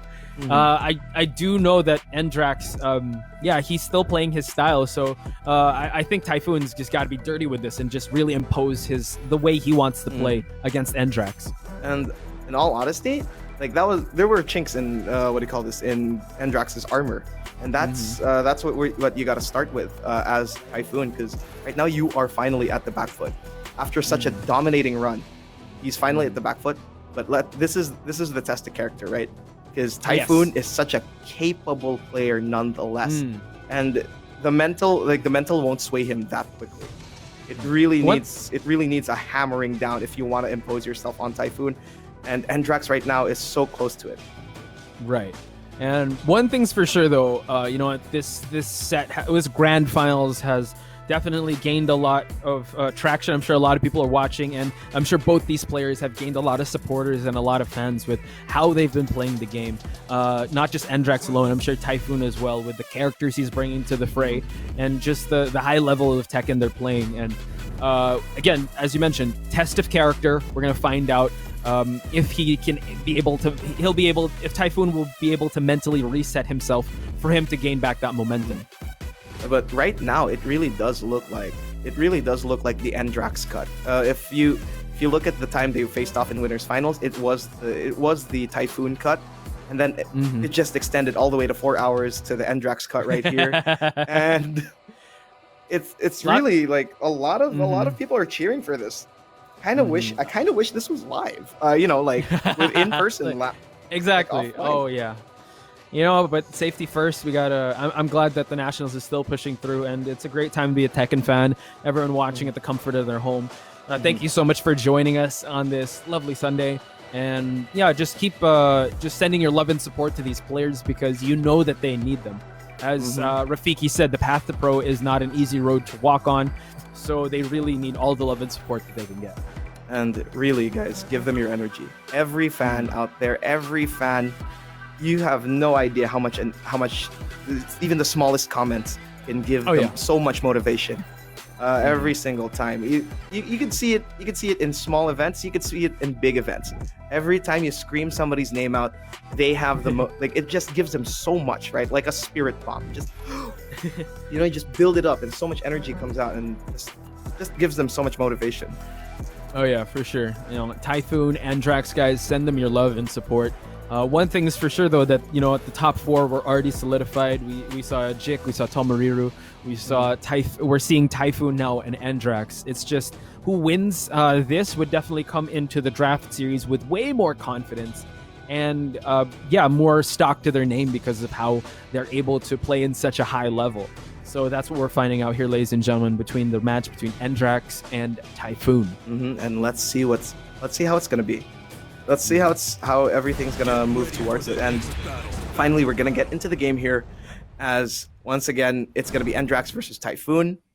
A little bit of time has been used for them. There was a lot of thinking, and right now, G Corp helipad straight up here. You gotta love the stage. It's always the G Corp helipad. Dude, they paid the rent. They got to use it, right? We're done with Howard Estate. I think Geese Howard's like, stop breaking my walls, okay? All right, let's take it over to the G Corp helipad at night, just so security's not there. They won't stop them fighting. Yeah, and truth be told, like I'm pretty sure Kazuya has taken back, the Zaibatsu since Heihachi's dead. So G Corp's open for everyone else. Spoilers. Here we go. Goes for the Frostlight, but the 3+4 gets priority there. Endrax starting it off pretty strong in this first round. Oh my goodness, Typhoon's already at the wall, and Endrax really looking for these taunts. He's just getting crazy, and Typhoon right now is playing to Endrax's tune. The flute. Oh my goodness, and Endrax ends the round so dominantly. as you said, Endrax just slowly downloading and slowly building like solutions to deal with Typhoon. Those manji spins usually get to clip Endrax, but now he's able to find a way there. Nice trade on the side of Endrax, finds the wall here. Luckily for Typhoon, it's not a wall breaker. Good guess on that. A good guess on that launcher, Typhoon, because Endrax was ducking all day. He was trying to bait Typhoon from making a move, but right now he is going to be the one putting Endrax at the wall. But Rage is so close. Hatchet kick. We have 2-1. That's going to be the next step here. Ooh, goes for the Frost Slide, and look at that. The Rage drive. Endrax has to be very careful. Typhoon trying to utilize that wall. Goes for another Hurricane Rana. Not quite done, but the Frost Slide gets the round for Typhoon. So it's a game of inches between the two of these players, and it's just going to show. And once again, Typhoon realizing that this Kunimitsu is so tricky that it's throwing Endrax off. And he's maximizing. He's moving a bit more. He's being less defensive and utilizing those slides more. But just as I say that, Endrax throws the jet upper. He does. Life lead now with Endrax. Nice throw escape there by Typhoon. Typhoon now exercising some dominance, going low. Gets the splat, goes for another Manji slide, goes for the climbing shadows, and Typhoon gaining some momentum and confidence. He's back in this. Big stuff here from Typhoon, and he might tie the series finally here, because Endrax has been the one in the driver's seat for so long. There it is, Typhoon spacing himself out. Really good stuff. Seeing that there might have been a 3+4, goes for that launch. And Endrax now at the wall. And now we see Typhoon. Back is against the wall. Endrax wants to keep him there. An excellent cross-up there by Typhoon. Tries to go for the Rising Moon Slash. Endrax going for those low hatchet kicks. Defense is being tested by Typhoon. How is he going to commit to going forward? And every time Endrax throws that DF2-3, Typhoon has been missing the punish, but it doesn't matter. He's been spacing himself really well. Endrax once again eating the grab, and Typhoon throwing these grab mix-ups to great success as he ties the series. Yep, one apiece, and I think that's one of the keys to the victory. You hit the nail on the head there, Rafiki. We've noticed that Typhoon was so proficient when it comes to getting those grabs in from those dashes, so that's something that Endrax has to worry about, because I think that he was 3 for 3 with grabs. 3 for 3 in that game alone, right? And let's not forget, he's also used it to great success even before the reset and even in winners finals. And I think he's getting his rhythm back. And this is what makes it really scary, because we talked about the veteran presence that Typhoon has. And he's just going to go at it from here on out, because the momentum, once again, has been equalized between the two of them. And the next game is the most important. Oh yeah, 100%. And I think it's safe to say that Typhoon is locked and loaded with this Kunimitsu, because this Kunimitsu is the only one to give Endrax any problems. So again, we're going to see how he fares in longer sets. And as we get ready, I don't know, I'm thinking daytime G-Corp helipad. What do you think, Rafiki? Probably. Most likely. Arena. No. Finally, we got something else. Arena's great. Go. Arena's great. You have enough space to move around in. Endrax does love that, but he also loves his walls, considering the fact that the taunt setups are super important by the wall. So we're probably going to see Endrax being a bit more aggressive here. He does like to bait out those counter hits, and let's see how he's going to move out from here on out. And with a small stage like this, it doesn't give Typhoon room to really run around for him to be able to use those kunai throws for him to close out that distance. Also his frost slides. Now Endrax eats a 2-hit there. Typhoon at center stage here, but Endrax exercising his dominance. 3+4 gets blocked. Tries to go for a big launch, but still all pokes. Yep, big pokes from them. And Typhoon really throwing out these launchers as a keep out, trying to make sure that Endrax doesn't randomly approach him and get at him. But right now, once again, the throw being utilized so well. -11, take that out. And okay, Endrax is at 1 HP. Back! Look at the damage! Oh, look at that. The wherewithal of Typhoon in that situation. Endrax almost had it, but a little off axis with that rage drive. Typhoon going for that generic flow there just for him to secure that round. As we head into round number 2, Endrax still unfazed and still playing to his strength. The sidewall saved Typhoon's life there, because Endrax played that so perfectly, but it didn't matter. But now, round 2, What's it gonna be? Typhoon knows that he survived by the skin of his teeth, and Endrax right now trying to impose his. Oh my goodness! Good block on the hatchet kick. Endrax needs to get something fast. Oh man, we're seeing just the run back before. Typhoon gaining that confidence, gaining that momentum back. 2-0 so far. Endrax fighting tooth and nail back into this match. Finally a punish here from Typhoon against that BF23. That has been Endrax has been getting away with that so much, and now finally, oh my goodness, Typhoon trying to go for the keep away launch once again, but there it is. Endrax just putting Typhoon by the wall once again. Oh wow, Endrax just stopping any of the momentum for him to be moving away. And look at that, 4th round, here we go. Typhoon still in the lead, but probably not for long. Endrax still exercising his dominance. I can't believe it. This is so close between the two of these guys. They understand that whoever wins this game builds up the momentum for a possible game 4, game 5. And let's be honest, nobody wants to give an inch at all. Battle of inches here. They're taking everything they can. Typhoon going for those mix-ups. Slashes low, and now he's winning the driver's seat. Gets another grab. This has been a bane to Endrax, and Typhoon capitalizing on it for him to get the 2-1. Stuff here from Typhoon. Those grabs have been paying off so much. Every single time that Endrax tries to do something, Typhoon is always there ready with a mix-up, ready with the grab. And honest to God. Honest to God, Typhoon right now looking like $1 million once again, and let's see how Endrax can move from here. Yeah, it is a test for Endrax. You know, he did gain that momentum, but what happens now that, you know, the momentum was stolen back? Can he bounce back from this? This is what pro players are looking at, the mental fortitude of each of these players. You know, I would give the mental edge so far to Typhoon, him being able to gain that confidence back, and it just shows that his veteran experience in the community is showing in longer sets. Yep, definitely. And endurance plays such a big factor here. If you gas out now, it's going to be the end of the world. And right now, yeah, as you said, the experience is just showing off here for Typhoon. But once again, like everyone has been saying it, never count Endrax out. Because he's lost 2 times already he's already lost 2 times to Typhoon. Let's see if he can take it back again here. And let's see if he's going for a stage select or he's going to throw Typhoon off. No, he's going back to the arena. Persistence might wear resistance here. Okay, yeah, I like it. We already explained the logic of this stage. Wants to keep Typhoon at bay. Small stage here, wants to capitalize on those taunt jet upper setups, especially against the wall. And we'll see. Typhoon played this stage really well, and let's see if he'll switch over to Endrax.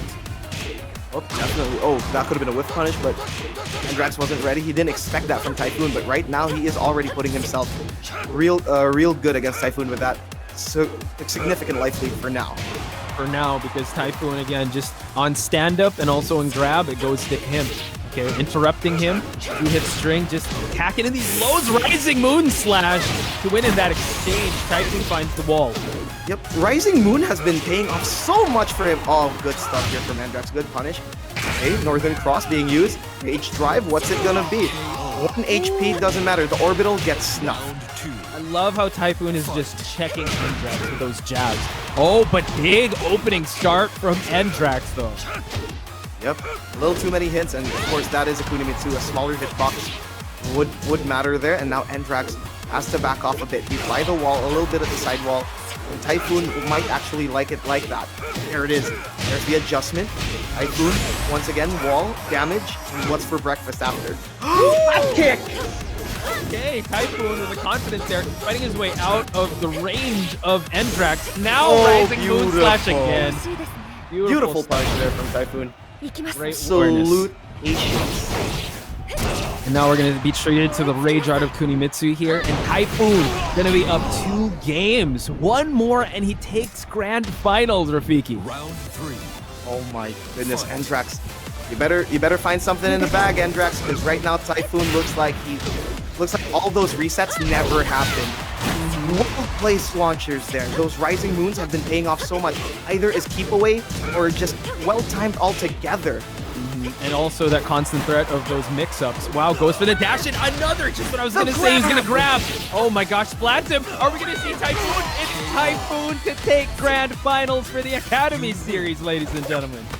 Jesus, that was good stuff from Typhoon, and we talked about it. Those grabs have been doing so well for him. It's been, how do I describe it?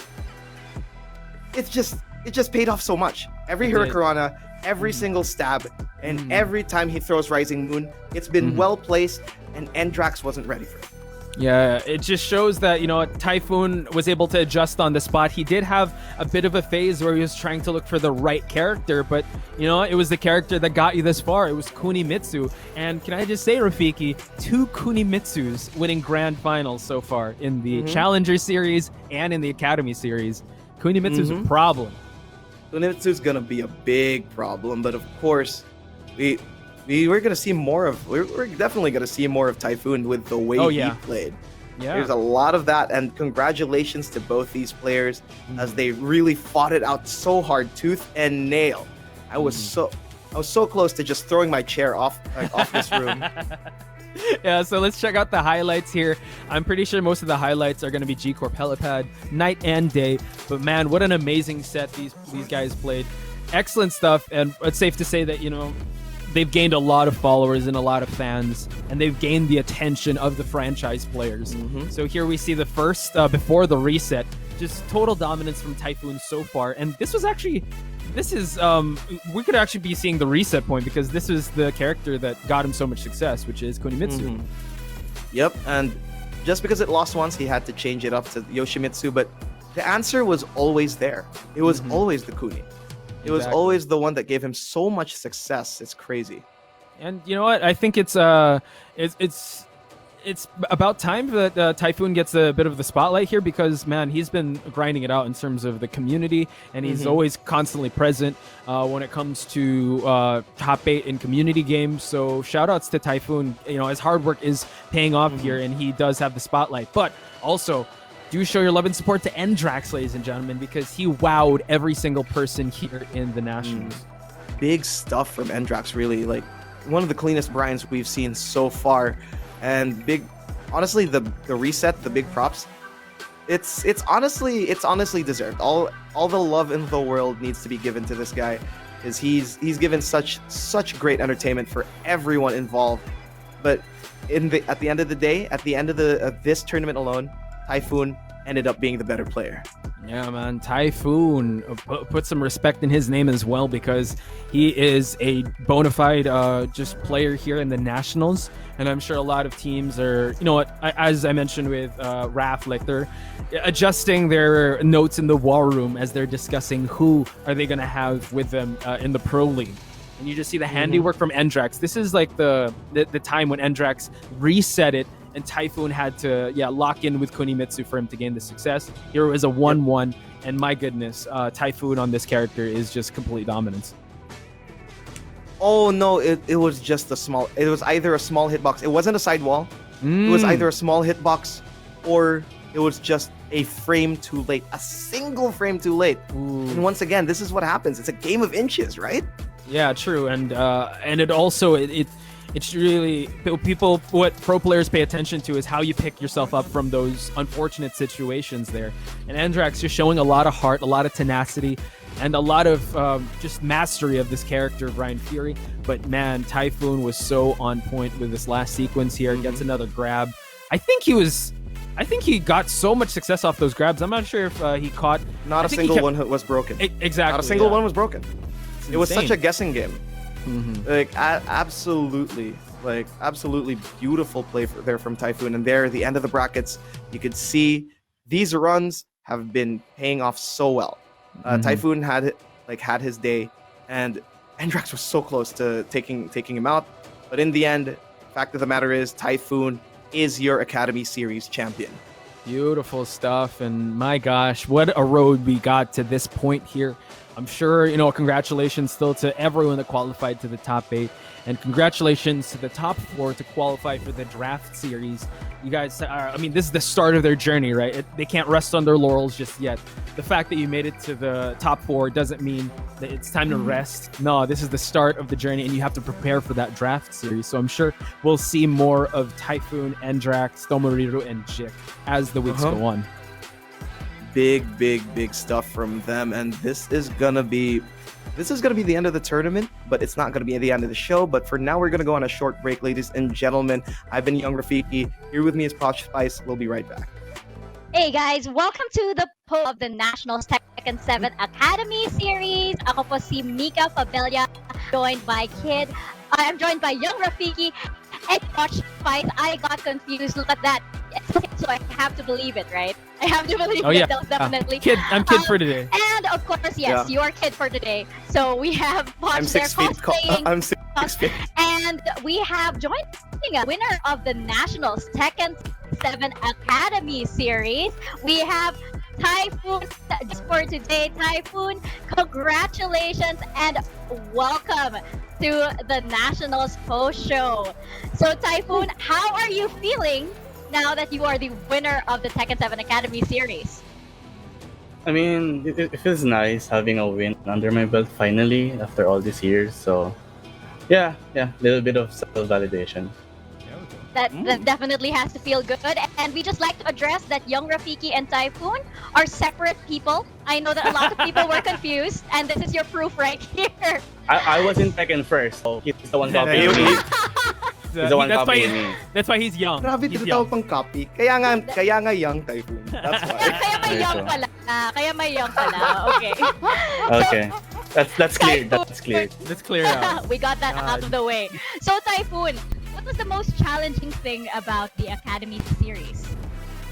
Honestly, it's more of not overthinking things and just do my playstyle, my game plan, stick to the plan, don't overthink, It's more of myself, really. Trusting yourself and trusting all of that instinct that you built over the years, diba? Exactly. Which of the franchise teams dito sa the Nationals is your dream team at bakit? Dream team. It's no brainer. It's with Andre and AK. Come on. Oh, okay. They're the ones winning, so you're gonna go to the winning team, right? Definitely. And if ever you do become a part of Laos Auto Group Playbook Esports, Dojin will be your coach. Isn't that right? do you think you're prepared for that? Yeah, I'm prepared for Dojin because I think we're pretty good friends. Yeah. That sounds. He's a bit sounds trolly, really but that's fine. Fine. I think He would come to my stream and use this move, and everybody knows in the stream this move are troll moves. So Great we coach. love him anyway.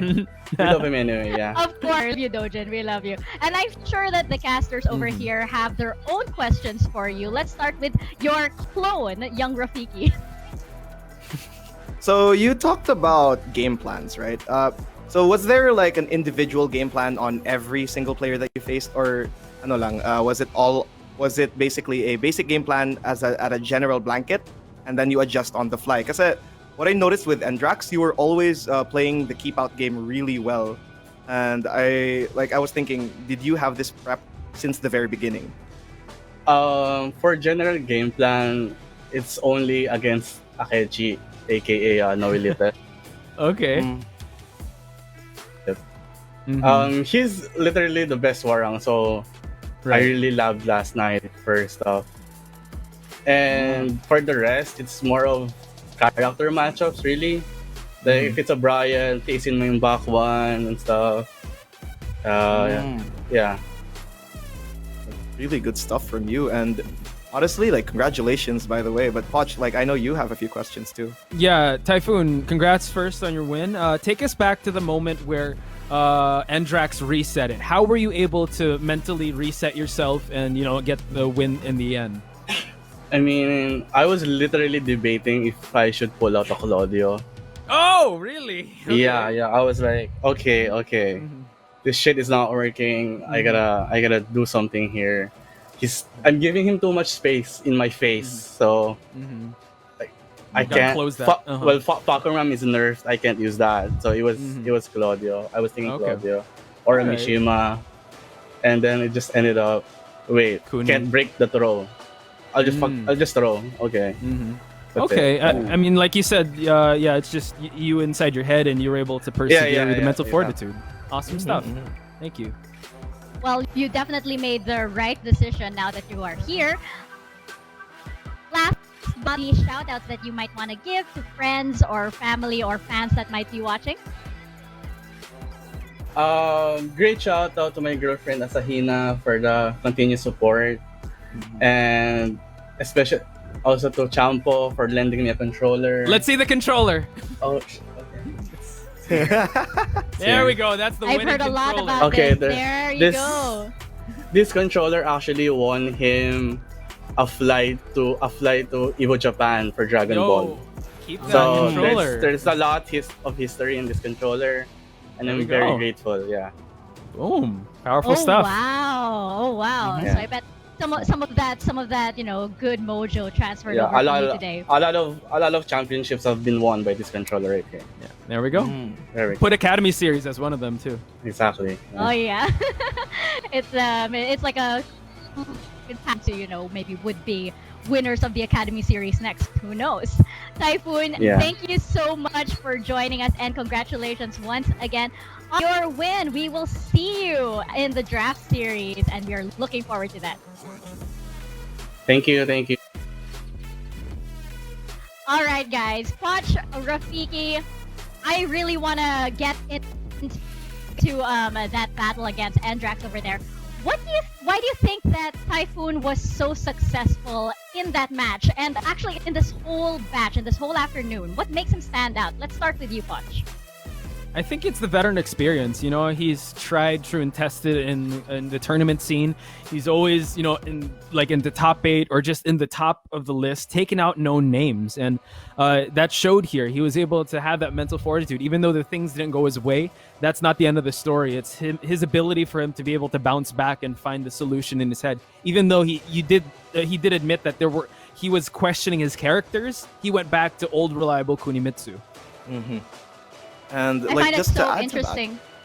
to that, just to add to that, it's just really, really lots of like mental strengthening. And as Poch said, lots of years in the Tekken game. Like he already flexed that he has more years in the Tekken game than me, and it just really shows. There's just a lot of general character matchups, and he had so much prep time too. So the mental realization that I can just go back to my game plan every single time. Let's just adjust to that, and it shows. Yep. I actually find it so interesting that, after he had no game plan and he really, it all boiled down to his instinct. And that shows a lot. That shows a lot of experience. And Young Ref, this question is for you in particular. He didn't make it to your picks, to your predictions, right?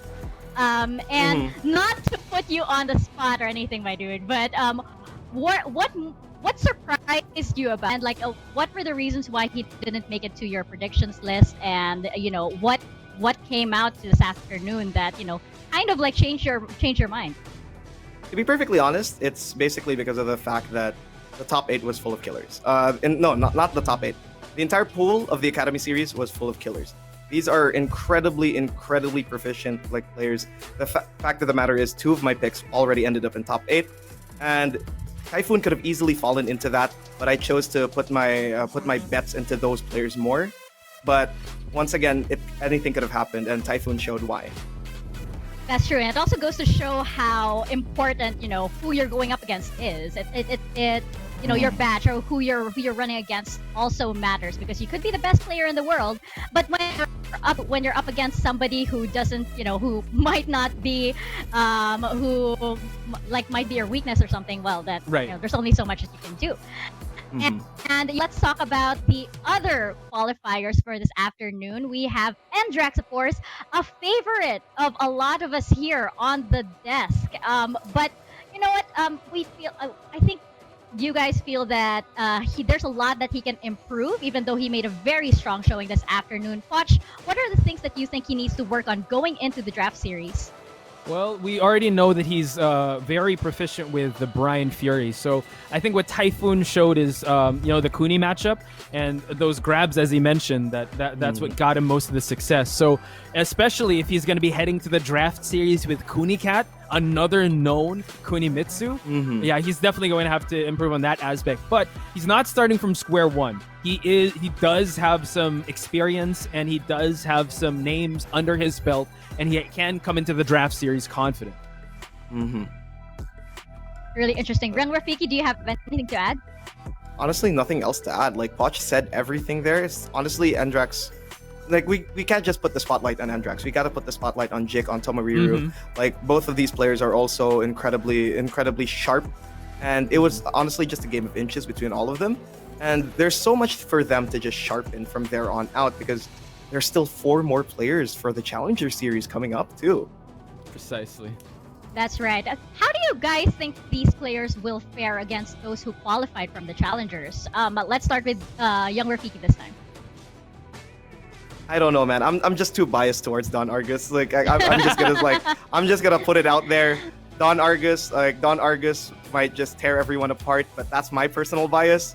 But aside from that, it honestly is such a toss-up, because the Academy Series is just another stepping stone of other players who couldn't qualify for the Challengers, and there's still more Challengers coming. And as we've seen before, those who qualified in the top 8s, a single swing in your favor can move everything there. And right now, it's just all about sharpening before the big draft series, honestly. Watch, do you have any thoughts on this? How do you think these players are going to fare against those who qualified for the challengers? I think they're going to fare pretty well, because in the first Young Bloods pick, I picked Typhoon and Tomoriru, and they were able to make it in the Academy Series. Tomoriru was close in the Challenger Series, but just the fact that Jik and Endrax were also able to hang with the likes of Typhoon and Tomoriru, I think they have a great chance against the Challenger qualifiers. And, at the Academy Series, sure, they're students, but man, they are, like Rafiki said, they're studs, they're killers here. And they will be, a big threat coming into the draft series for sure. And honest to God, this is just gonna be a matter of inches once again. The draft series is gonna be the biggest part of this, because you need to be at your A game. You need to look the best possible player that you are, and this is gonna be the beginning for these Academy players. The Challenger players have already had a jump on them because of the fact that they got accepted, but Father Time is not on their side, and they need to sharpen up fast. Oh yeah, that is right. I mean, this whole thing, the Challengers, the edition, that these guys will have, as the surprise teams are watching. They are looking for that next person to join their team. Now, I want to know, like, watch. Well, if we're going to look at the top 8 or the top 4, it's possibly Endrax, because I said it before, he kind of flew under my radar, and he definitely was able to make a statement and really make a mark here in the Nationals. So I'm going to go with that, and I will pay attention to him, and he's definitely gotten everyone's attention from here on in. And young Rafiki, what about you? Well, you've said it before. Like, I'm sorry, Typhoon. I'm sorry I doubted you. Like, you're right there. Like, you're right there. You're at the top, and you're such, like, that was a big surprise. But at the same time, like, I kind of knew, but like, then don't want to admit it. But at the same time, like, you proved me wrong. You proved a lot of people wrong, a lot of doubters wrong, and you deserve that win. Congratulations to you, by the way. Absolutely. Hey, I'm not putting you on the spot. I just wanted to know. Okay. I know. Don't worry.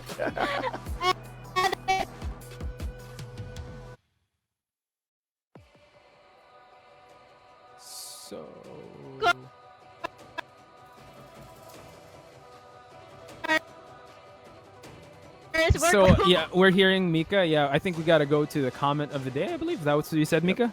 That is right. We did leave a little question for you guys to answer, which was which player are you guys rooting for to win the Tekken 7 Academy Series?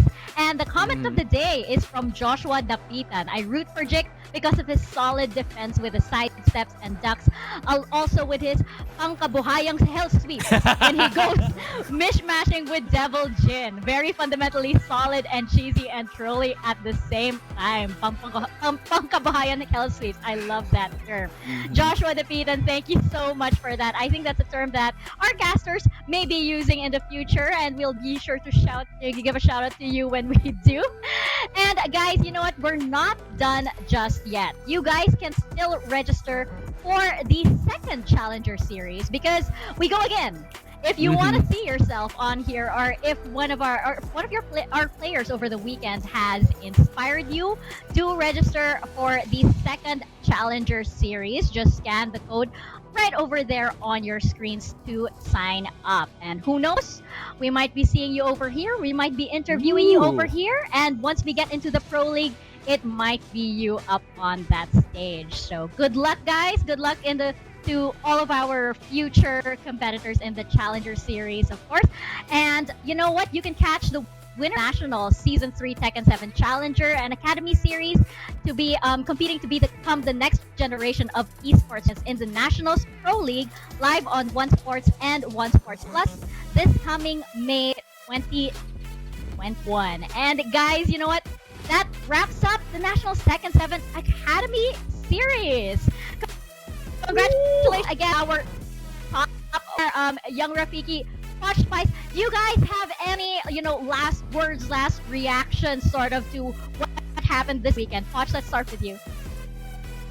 Yeah, it's just that this whole new format of the Nationals is just a breath of fresh air. I've talked to a lot of pro players that love this format because it's just highlighting how Tekken is the fighting game of the Philippines and how we have just these killers and these studs and these amazing players, and they're finally getting this stage for them to perform at the highest level. And we're going to definitely see some new Tekken stars as we go along in this national series. Young Rafiki? Best platform you could possibly stand on right here in the Philippines for the Tekken players. And you guys haven't seen it enough yet. You guys haven't seen nothing yet. Mark your calendars for that Pro League, by the way. Mark your calendars for the Challenger Series, the Draft Series, and the Pro League, because all of those are going to be total slobber knockers of fights. I love that. Slobber knockers indeed. Poch, young Rafiki, thank you so much. And of course, thank you, of course, to Porokun and to Kid for taking us through the matches today. My name is Mika, and we will be seeing you right here on the Nationals.